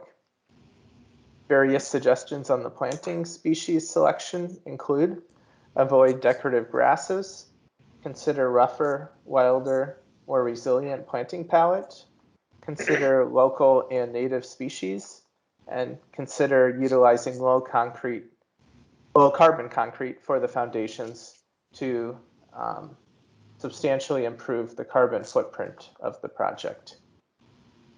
Waterfront Toronto would like to pose the following questions for the panel's consideration. Does the updated landscape design address the various site edges and interfaces with the adjacent public realm, specifically access to the project from Queens Quay, transition toward the South Lawn, and lastly, topography as it relates to the east and west entrances. Next is the updated signage strategy while integrated with the context. And lastly, do the updated tree and plant species support a successful landscape public realm? In closing, we've also received the following comments from Parks, Forestry, and Recreation that they would like to pose for the panel's consideration as well. First, assess the pathway width and confirm that AODA requirements at the pinch points adjacent to the art pieces are addressed and in compliance. The grading and drainage for the pathway will have to be carefully resolved through detailed design to make sure that any surface drainage from abutting landforms is conveyed off the pathway. The landscape design is subject to review and approval process with the city. And lastly, planting strategy may have impact on the views of the artwork. So consideration of this is important. For example, the design intent to have unobstructed views from Queens Quay. And that is all for the introduction. So now we'd like to turn it over to the design team. Thank you.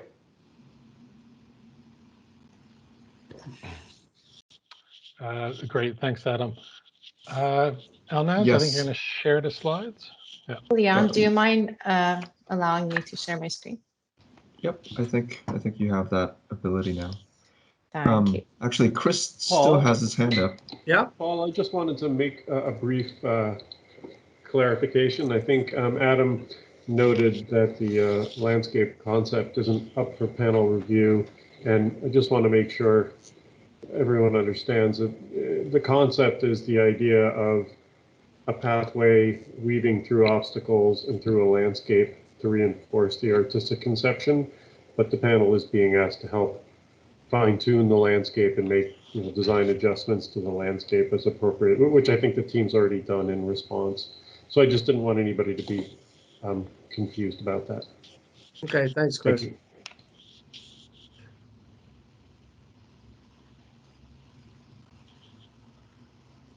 Okay, so again, thanks, Adam, for that introduction.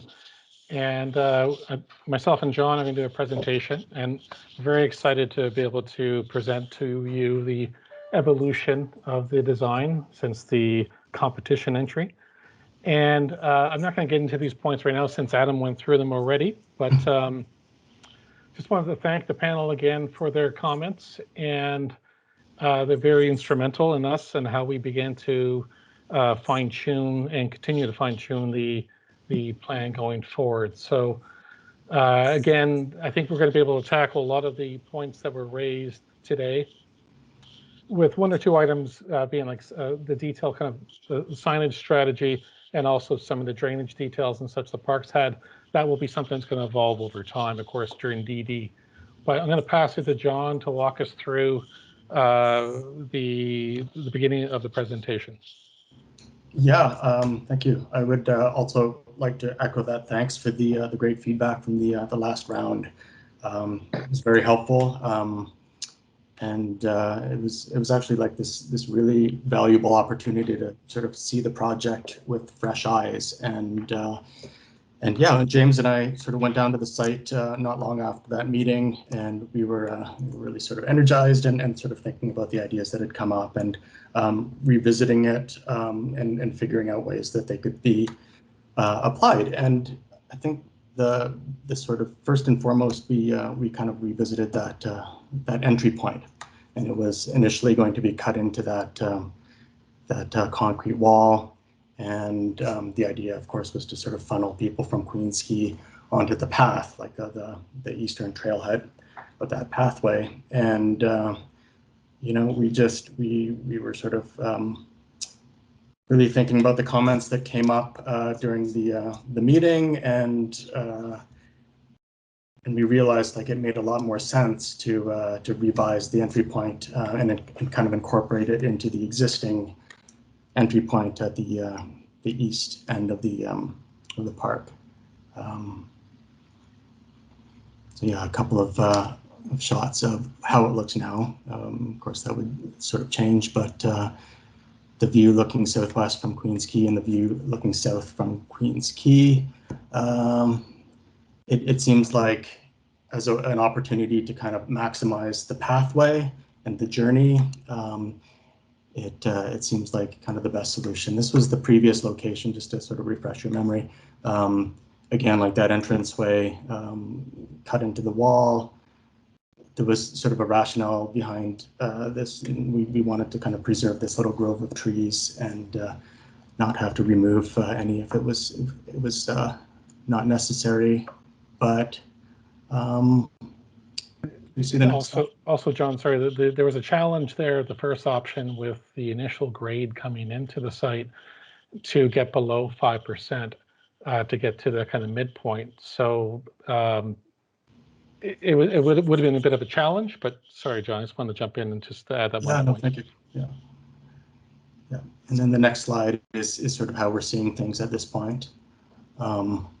With the north entry sort of rounded out, and it's more of kind of like a gathering area. It actually, it's sort of a way of sort of marshaling people that are going along Queen's Quay.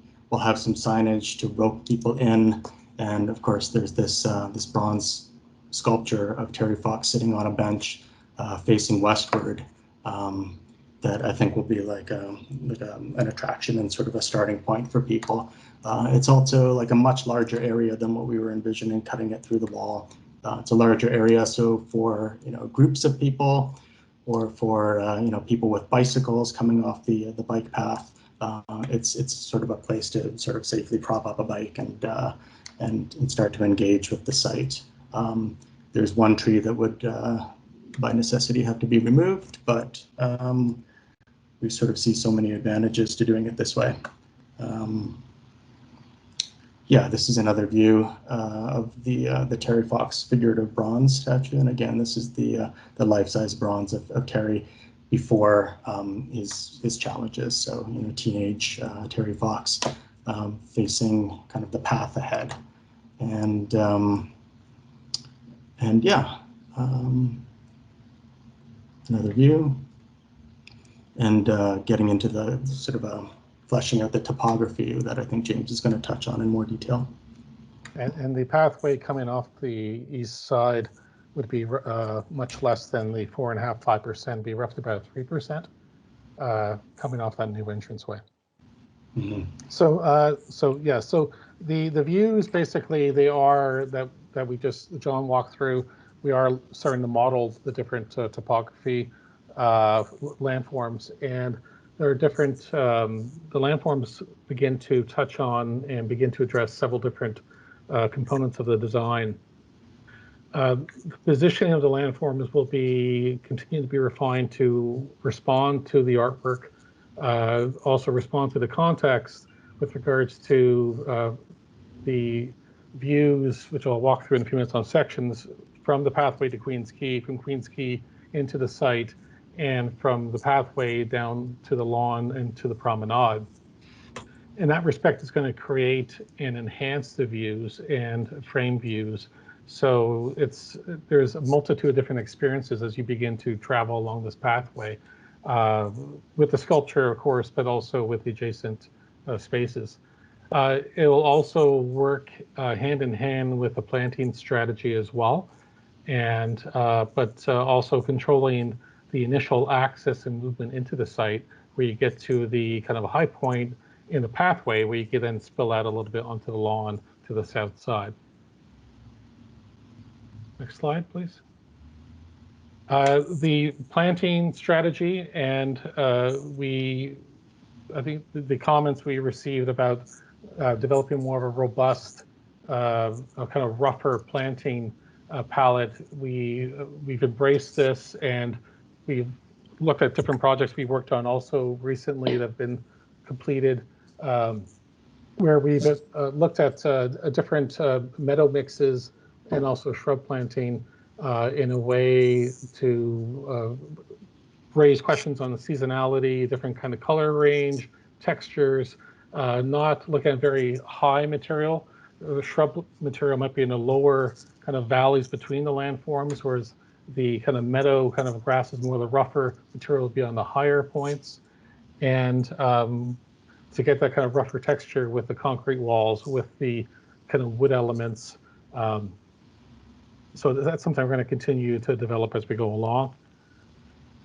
And planting a pollinator perennials with the wood sage, black-eyed Susans, yarrow, and different material we've had a lot of success with, and purple coneflower, but also allowing for the spontaneous kind of planting to happen as well with goldenrod, Queen Anne's lace, and developing a kind of more of maintenance strategy going forward. What would be cut down, what would not have to be cut down, So this is something that we will, again, be working with Parks Department going forward. Material palette, we discussed previously about having the kind of granite offcuts. We have been discussions with Granicore and Polycore in Quebec. And previously, John and I spoke about the different granite that has been kind of cast away because of fissures and different cracks. And we believe we can reclaim some of that material and be able to, of course, use it for the sculpture. We're looking at high albedo asphalt coating and concrete. There's potential to use some of the granites from Queens Quay at the entranceway at the northeast corner of the site to integrate that with Queens Quay and to create that kind of moment where people can gather and not blocking the sidewalk on Queens Quay. Using the recycled wood, reclaimed wood, we've had a lot of success with that on different projects. That would go to landfill and we can repurpose it and use it, kind of warm up some of the kind of seating elements and working with the concrete and with the kind of concrete and the wood and the kind of rougher planting as a palette coming together, defining some of the landscape elements on the pathway. Lighting strategy, we have begun to look at different light, LED light accent lighting. And the challenge we're going to have here, which we're going to continue to work with, of course, with Parks Department, is up lighting. And there's, of course, mixed feelings on the up lighting, and there's some challenges with the longevity of that in-ground light fixtures. So we're looking at how we begin to light the sculptures through either possibly a pole light or just a protected kind of uplight that has a kind of a waterproof encasing. We've used LED back strip lighting on benches or on walls that begin to call attention to the topography or to the planting or to the without the staring at a light fixture basically, and to produce any kind of glare. So the updated plan, highlighting some of the important elements, as John mentioned, with the northeast entranceway, there's a chance to improve the condition on the pathway along the eastern side. There is some upheave right now in the pavement, and there is one tree that is beginning to buckle the pavement there. So that one tree would be removed, but there's a chance to create a stronger entranceway to the site, but also down to the water's edge. The landform indicated, of course, it was the white dash line. Signage strategy, we'll be looking at a sign at the entranceway at the northeast corner, but also at the creation of a plaza, a smaller kind of gathering space on the west side of the site with the signage as well, and wood platform seating. So as you go through the journey across the site, there's a moment then to sit, reflect on what you've seen, what you experienced, and a chance for seating along the pathway as well. The exact content of the signage, I think that's something we're going to be exploring during the DD stage. The premise of this was that you have that kind of aha moment at the end to see the kind of silhouette. There might be a chance to have other information there to help direct people to look for that kind of moment, but that's something John and our team are going to work together on to see what appropriate signage and what type of story that we want to tell in that signage. This begins to kind of communicate the landform and the kind of lower spots where you would have shrub planting, the higher points, which would be more the pollinator planting and more kind of the meadow grasses, and of course keeping the open lawn as it is now. So you'd have these distinct landforms that through the grading, through the slope, begin to blend into the open lawn, but then you would have a mown kind of cut grass kind of moment that begin to signify a different condition. So a few quick cross sections through the site, and understanding the comment about the visibility from Queens Quay into the site, and trying to develop the appropriate height of the landform that begins to address all the kind of and do what we wanted to do, but also maintaining a safe environment, safe space, and not creating an unsafe condition. So you'd have different moments where you would have views straight ahead, other moments you would have views going north and south as the landform begins to change and come down and open up again. And again, moments where you have smaller landform and relationship to the lawn area. So people in the lawn area would have a relationship to see these stone pieces on the pathway. And Queen's Quay, as you move along, you pass the cluster of trees at the northeast corner, then you'd have views with the horizon line of the landforms and the sculpture sticking out above those landforms. And just a series of sections showing that we can really begin to undulate the ground plane to create those unique moments and kind of shifting ground plane and shifting views. Walking through some of the perspective views at the northeast corner. So we would be maintaining that wall, and then we would have to look to increase the length of the wall, begin to kind of curve into the site. So at that point, you would have more of a seat wall height, and then you come out of that out of the ground plane, and then be surrounded by landforms. So you cut in at first, and you come out, and then you're up top with the landforms around you. And by limiting up the trees, we begin to have views into the site from that corner. Next slide, please. And this is an updated, of course, view from the last view you saw from the competition, where we really see embracing the kind of rougher kind of topography and rougher planting palette, that the architectural hedges have been removed.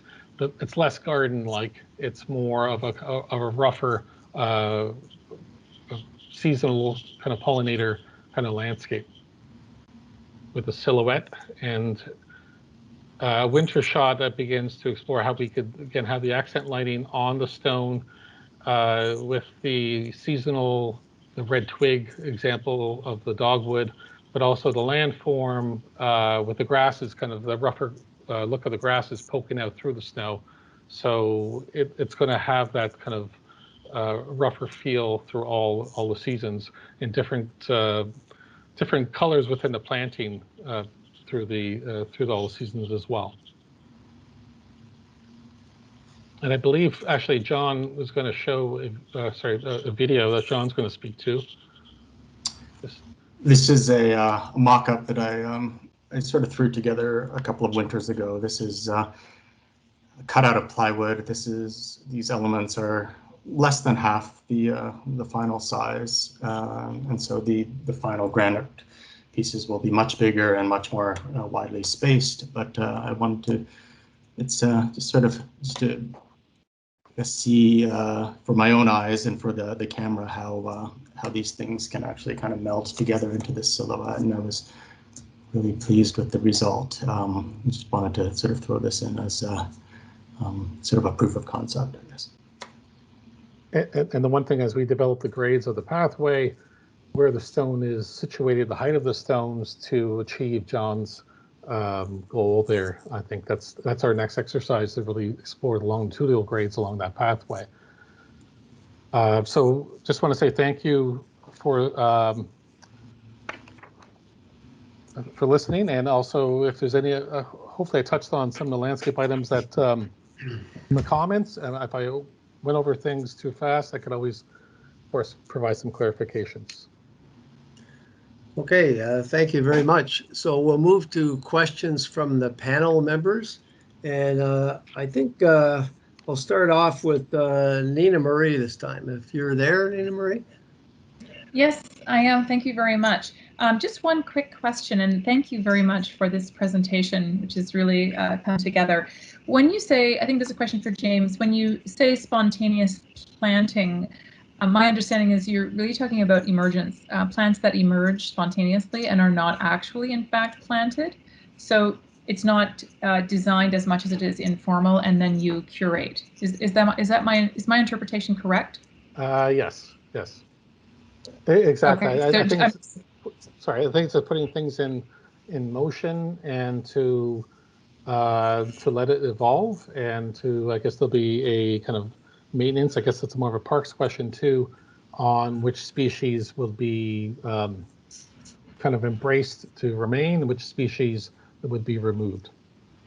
So the planting design would be the catalyst, and there would be an installation of those plants. For example, the palette that we could say is illustrative, but it's the intention for planting, and then you're showing that what is expected would be some kind of sequence of emergence over time that you would curate, but you kick it off with a set palette. Yes. Great. Okay, just want to make sure I read that correctly. I'll come back in comments. Thank you so much. Okay, Just to further the answer to that, I guess the one example that I showed at Tommy Thompson, we had placed a seed mix, and already the site's evolving with different species, and it's really exciting to see how it's becoming part of the site. But yes, okay. Great. Great. Thanks. Let's go to Fatty. Are you there next? Yeah. Hi. Just really one quick question. Are all the berms planted, or are some of the berms just lawn? At the moment, we haven't gone to that level of detail. I mean, I guess I assume you're referring to the south side of the path. If one of those could be lawn. I think that's at this point, that's something we can explore. Absolutely. I think it comes down to some of the slopes we're showing are kind of steep, and we'd have to work with parks to make sure that we don't propose something that cannot be mowed. But I think that's something we can explore as a part of a integration on the legacy side, and then on the park side to have one side maybe a bit more wild, the other side a bit more of a kind of a lawn area. That was going to be my suggestion. Thanks. Okay, thanks, Fatty. Matthew, let's go to you next. Just a question is, have you looked at softening the northeast corner of the concrete wall like you've done the entryway into the site? Just wondering if it might encourage people coming from the west to take advantage of that entryway, knowing that you've moved it off of Queens Quay. The northeast corner of the wall. Or if you get the plan on the screen. I don't know. I'm just trying to think here. You're talking about the existing wall? Sorry. Yeah, it's kind of you've got a hard 90 degree there. That's existing wall, and then you kind of come to the south, but you've softened the curve into the site. Wondering if you've looked at extending that any further. We have not looked at it. We can look at that. I think the one thing is the understanding of the root, the root zone of those existing trees, and trying to protect for those trees as much as possible. But I think that's something we could definitely take a look at. Okay, thank you. Okay. Okay. Kevin, are you still there? Yeah, certainly still here. Yeah, no comments. Thank you. Okay. No questions. Sorry, no questions. Great. Thanks. Thank you. Pat, I believe you're still there as well. Yeah, I am. Sorry, I'm really having technical difficulties today. Just a question about the wall. Well, I guess it's a question, comment, the retaining wall. There's places where it actually looks like it's a little bit higher than 600 and would need a guard. Is there, I mean, for people falling off, any thought to that, or what would, Right now, that existing wall along Queens Quay has a planting bed in front of it. Is it higher than 600? I think you're absolutely right. I think it is. Our intention was to, with the kind of the landforms, and to move the path off, is the landforms and the planting could control access along that edge as much as possible. Personally, I think it'd be a shame to have a guardrail on there because of this project. So I think our premise. Some of the other views that you're showing, is it also not a fairly sizable wall?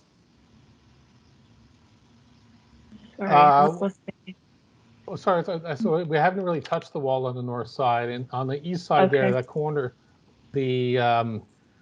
it's plant. You see, there's a ground cover there too. There's like I think I might be hostas from Parks Department there. So from that point, when we add concrete to that wall going south, the wall tapers to be lower. So I think we're going to hopefully be addressing that. I guess the question is, if we do cut into that wall to the comment a few minutes ago, the danger of that is we might have to then have a guardrail on top of the wall if we cut it, if we touch into it. I'm not sure. I think that's something we have to look at in greater detail. We assumed at this point, Pat, we would not have a guardrail. Yeah. No, I think that you want to avoid it at all costs. So I think I saw wall elements in some of the other views. So yeah, I think it's just obviously calibrating that so you can avoid it. Yeah. Okay. Thank you. Okay. Eric, are you there? Yes, I am. No question. No? Okay. Janet? Yeah, just two quick questions. One is just a point of clarification. In the initial slides to the questions to the panel, I think from the Parks Department, they were looking for the panel to confirm AODA has been met. And if I'm understanding that correctly, that's not the role of the panel, that's the role of the prime consultant to ensure that AODA has been met. So I think that's just a management issue. And then the second question is there any way to keep the tree at the north entry? I just hate the idea of removing trees. This one on the plan here, we could take a look at it for sure. We could. Right now, I know if we take out all the paving in that area, right now the paving's a bit of a trip hazard on that tree right now. It's buckling. So I think if we're going to address this, we probably want to improve that from happening. So we could take a look and see if we can try to save it. Yeah, maybe there's a way to think about something other than paving then. So when you take it away and put something else down, you can keep that tree. And I think that pathways that comes in, we'll take a harder look and see if that curb piece could be slightly further north to just avoid the tree altogether. But we could take a look at that. Okay. Thank you. Thanks, Janet. Claude, are you there? No, Claude isn't here. He's gone. Okay. Peter. Yeah, just working with this this image. Why wouldn't you place the stone sculptures so that they line up in their creative way to show what the future, what he looked like when he was running from his viewpoint on the bench and in the northeast corner? Why wouldn't you just do a subtle shift so that people will see that he's young, it's before the run, and he's looking down the path and he can see the silhouette from that viewpoint? Is that possible? Why wouldn't you do it? The elements actually won't converge into the silhouette from when we look at it from the east side. It's only from the west side, and that has to do with kind of the relative heights and single vanishing point perspectives. So if we're looking at it from the east side, the most sort of prominent piece is that first piece, that sort of in between the legs piece, and the proportions will be kind of off for forming that silhouette. So you can't have that view experience of the convergence from both sides because that's correct. Yeah, you've got perspective issues. Correct. Yeah. So it's something that will be kind of like I don't want to say reward, but it's the thing that we sort of like the revelation when we kind of go through this sort of obstacle course, and then we turn around and sort of see these things and look back. You see it. Okay. Thank you for the question. That's good rationale. Yep. I was just wondering whether it would be the other way around. You look at a young Terry Fox looking into the future and watching himself run, and but you know, it's your choice. I like the poetry of what you're saying, certainly. Okay, I'm looking into the future, and Bridget is next. Yeah, I just had one question. Who maintains this park? This would be Parks Department. Parks Department. So I guess so you've thought about that in terms of like even the issue of leaving anything to chance is risky. And just given, because I know, with the Yo-Yo Ma garden, the music garden a bit further along, there's a whole group of volunteers. There's a citizens group that actually really makes a huge contribution to the ongoing maintenance of that park. So I guess you'll think about the robustness that is required to ensure that the landscape looks great in the long term. That's basically the next step for us, is to have meetings and submit drawings as we develop the drawings, and go through the planting palette and material palette with the Parks Department. Yeah. Okay. Thank you very much. Okay. Thank you, George. He's on the phone. Oh, yes. Ben's here, right? Oh, sorry, I'm not on the phone. I was muted. I have no questions. No questions. Great. Okay, I guess Betsy, you're last. No questions. No questions. Okay, thank you. So let's move to comments, and I'll try and take the same order. I'll start off with Nina Marie, if you don't mind. Sorry. Thank you very much. This is a really poetic and beautiful project, and it's really, I think, coming together considerably from the first time we saw it.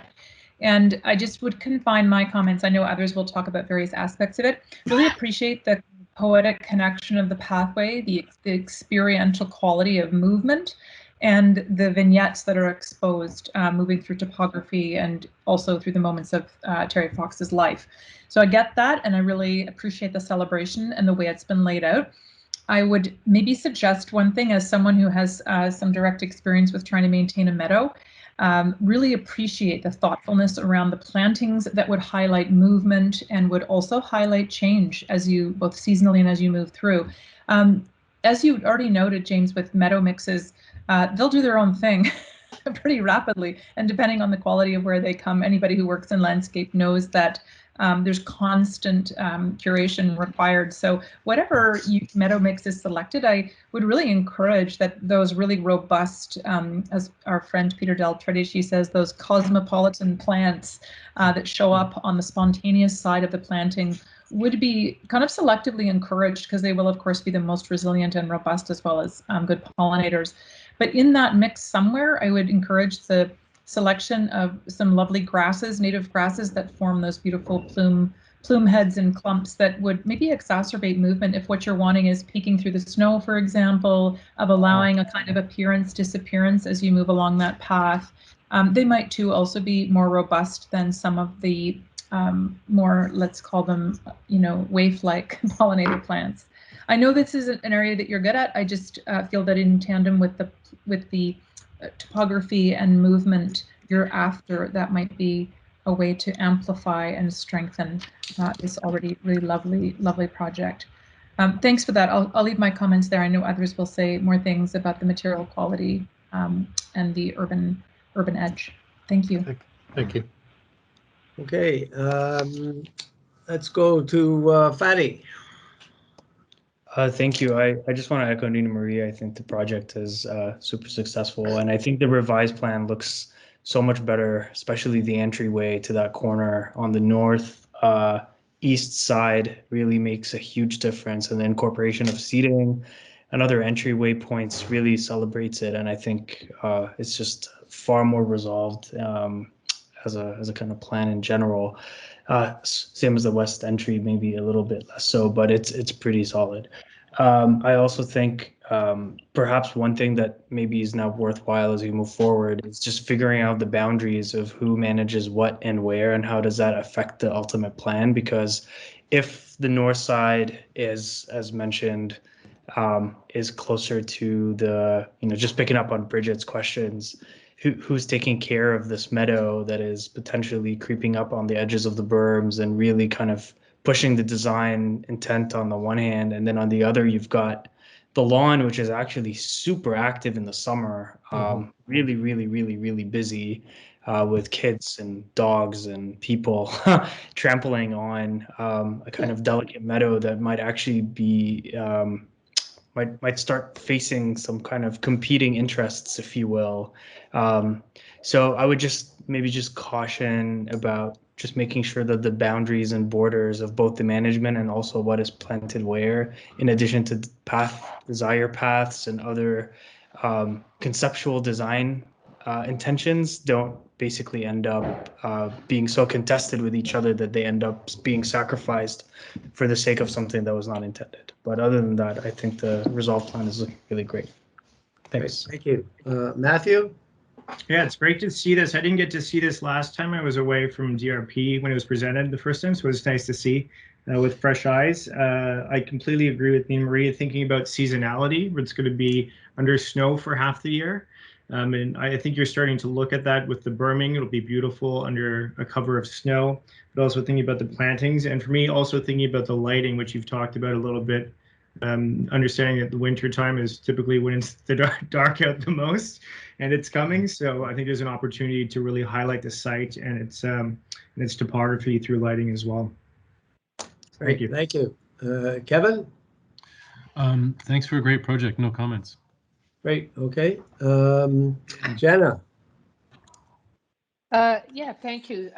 Just 2 comments. And again, I want to echo my colleagues' support and enthusiasm for the project. I think it's really quite beautiful. So the first one is in the plan you have a pair of benches around sculptural element C, and I think that it's a bit of a misfire for 2 reasons. One is it seems like a more consistent or a more interesting deployment would be to think about the south side, and I think it's implicit in the plan. The south side is held by these sculptural elements, and so there's this really beautiful temporal aspect of moving through the space, horizontally experiencing these forms. And then the north side is really held by this series of benches, and it allows you to sit and look south at the water. And there's a nice referencing there to the introduction at the beginning of Terry Fox sitting there on his bench, and to start putting that bench on the south side, I think really muddies that. In addition, I think in the public realm, it's always very uncomfortable for unrelated strangers to be sitting directly across from each other. You'll find that most of the time people are not sitting in that place, even if it's offered, because it's too uncomfortable.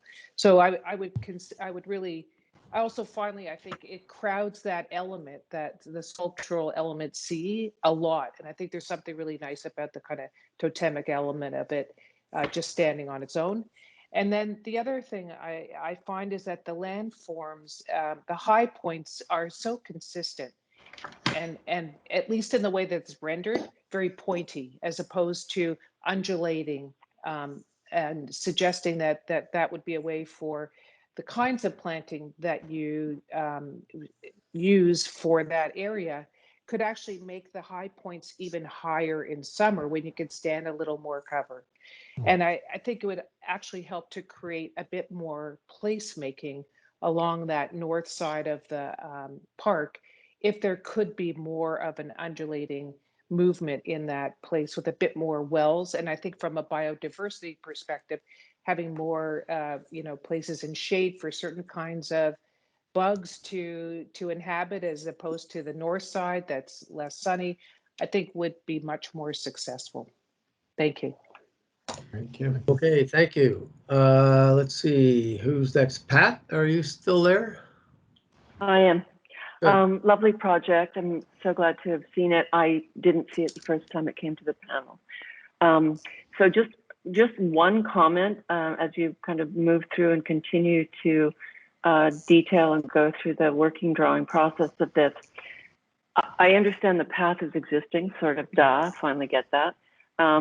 But the large granite structure pieces are kind of partly on the existing path and partly not.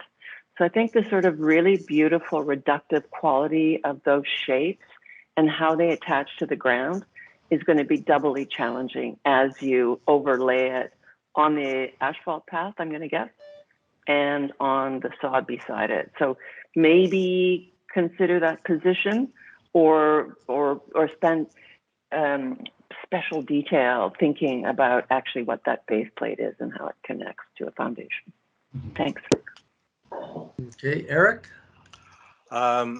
Thank you. I concur with my colleagues. I think they are, would agree with all the comments so far. I think that what you've done, the plan, the way it's integrated, it's lots of improvement from the first time. I like how you've done the revision and how you use the existing entrance to build on the existing pedestrian system. I think also I really like and I really appreciate now the integration that you've done with the open lawns to the south, because it does remove barriers, but it creates some interesting feature with the berming, with the landform. And similar, I also really like how you continue to develop the relationship with Queen's Quay, with the landform, and how the whole thing's together. It feels like you tied in all the elements from the water to Queen's Quay together very, very nicely. And I really appreciate as well the palette of the palettes of both the materials and the planting. So well done. Thank you. Thank you. Peter? Yeah, I also really enjoyed the presentation and the changes you've made to the project since we saw it the first time. It's great to see a project where you actually have had an impact. I share only one concern, and Fadi raised it in different words. Can you make sure that the planting on the mounds to the south of the pathway don't get mowed? And I don't know how you do that with a little curb or something like that, or I know you're trying to have it merge in and turn into grass, but to be more direct than Fadi, people are going to run across that. It's going to get trampled, and Parks Board will mow it if you don't do something. That's my thanks. Okay. All right, George? Well, actually, I was going to take off on Fadi's remark as well, only I came to the opposite conclusion that Peter did. I don't disagree with his assessment, but his assessment led me to the opposite conclusion. And that is, I think it would be better if those mounds were lawn rather than planted. And round the idea of varying the height of the mound somewhat, which has also been suggested, if those two need to be lowered somewhat in order to be mowable, I think that would be prudent. And given Fadi's characterization of the use of the lawn, I think it's too risky to even be, well, the proposal is risky for the reasons both Fadi and Peter have adduced, but Fadi's assessment of the activity on that lawn at peak season is such as to suggest to me that even Peter's solution is still too risky, and that making it all lawn, albeit undulating, would be safer. Thank you. All right. All lawn on the south side of the path. I mean, I agree with the strategy for the north side. Is there planting material that merges with lawn that actually acts like lawn and doesn't need, I'm thinking of sedums or something like that, that doesn't need mowing, that couldn't be mowed? Is there something you could do that way? Sorry, I can answer that question, or is that just a? It was a question. Okay. Yeah, it's a sorry. question. Why don't you try and answer it, because we have two strategies here. I mean, I guess what I was meaning to kind of, when I was describing earlier, is that through the different species of kind of the grasses and such on the mounds and the height of them, one would know where you're going to mow, where you're not going to mow. Sometimes the grass on the mounds are mowed once a year, potentially by parks, just to kind of control the height of it. But that's, again, an ongoing, like the west side of Don River Park can be mowed from time to time for maintenance reasons.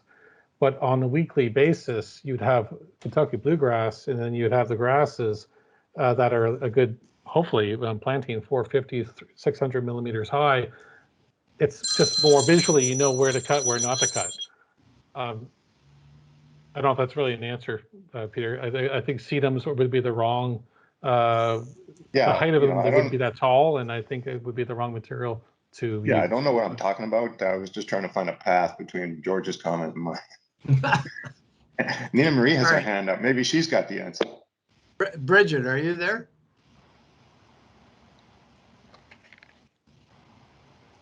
Bridget, are you still there? No? Okay. I guess Betsy, you're the last commentator if you have any additions here.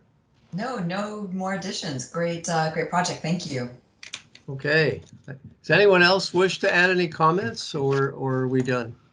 It's Craig here. I don't know if you can hear me, and Craig Jarvis, the president of Legacy Art Project. I'd just like to thank everyone for taking their time, and in particular, everyone today. Very insightful. I've been making a lot of notes, and I know James and John and Rebecca, they've been working hard to incorporate all of the ideas, and I'm super excited to make this park reality.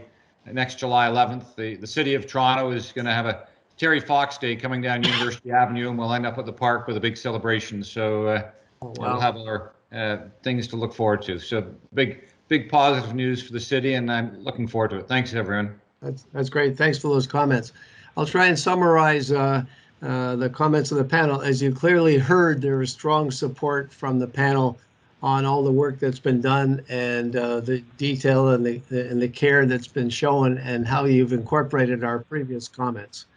I think I'm not going to try and cover every suggestion, but I'll classify them as subtle refinements or subtle suggestions for your consideration.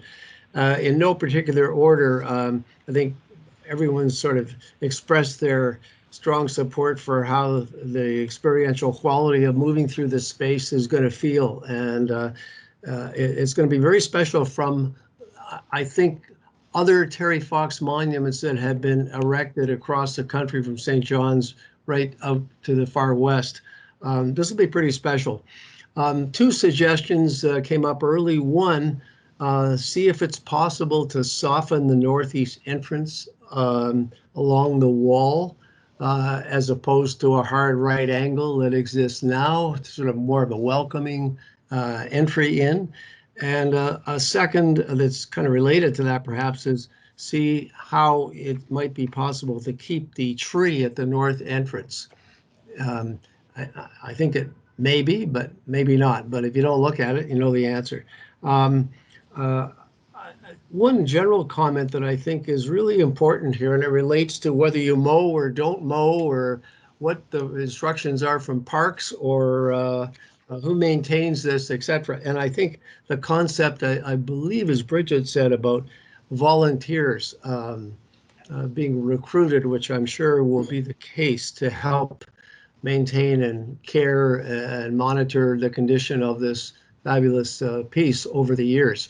And I would think maybe even the volunteers from Yo-Yo-Ma Park might be interested in pursuing that and participating. So I think that's a really important point, because the last thing you want after all this is 5 years, 10 years down the road, this to look terrible and not maintained. Various comments made about, obviously, use robust planting, the seasonality through the winter, summer, and the fall and spring seasons, the importance of the sensitivity of lighting, especially to accent this throughout the dark winter months. Comment about possible consideration of placement of the benches, maybe not directly opposite the sculptures. Comments about the undulating movement of the landscape, the base plate of the sculpture and how it sits on the ground. These are all very minor but important details, I think, that you've heard from the panel. But I think generally, in summary, everybody is very supportive of this, like how it ties in all the elements from Queens Quay down to the water, and I think it'll be a tremendous addition to Toronto and to that waterfront park. So I hope that try and summarizes most of the comments, and you'll get detailed minutes, I'm sure, after, but we'll give you a comment to respond. I guess, James, maybe over to you for that. Yeah, no, I thank you all. I think, as always, the comments are really strong, and I think going to help us refine the design. I heard loud and clear the important relationship between topography, planting, and all the elements, all the spaces. I think that getting that right is going to make or break the design. So I'm looking forward to really jumping into different options for grading and exploring the subtle slopes and the height of plant material with relationship to the slopes and the pathways and such. So thank you very much. Okay. The only thing left for us to do is take a formal vote, and I would put a motion forward of full support. Everyone in favor? Great, thank you. It's unanimous. Thank you very much, James, and your team for great work. We look forward to the next and final step. Great. Thank you all. Thank you. Okay. Thank you. Really appreciate So I it. guess it's time, just after 4 o'clock, we're going to adjourn the public session. And I believe, Chris, you have a few things you wanted to cover in an in-camera session.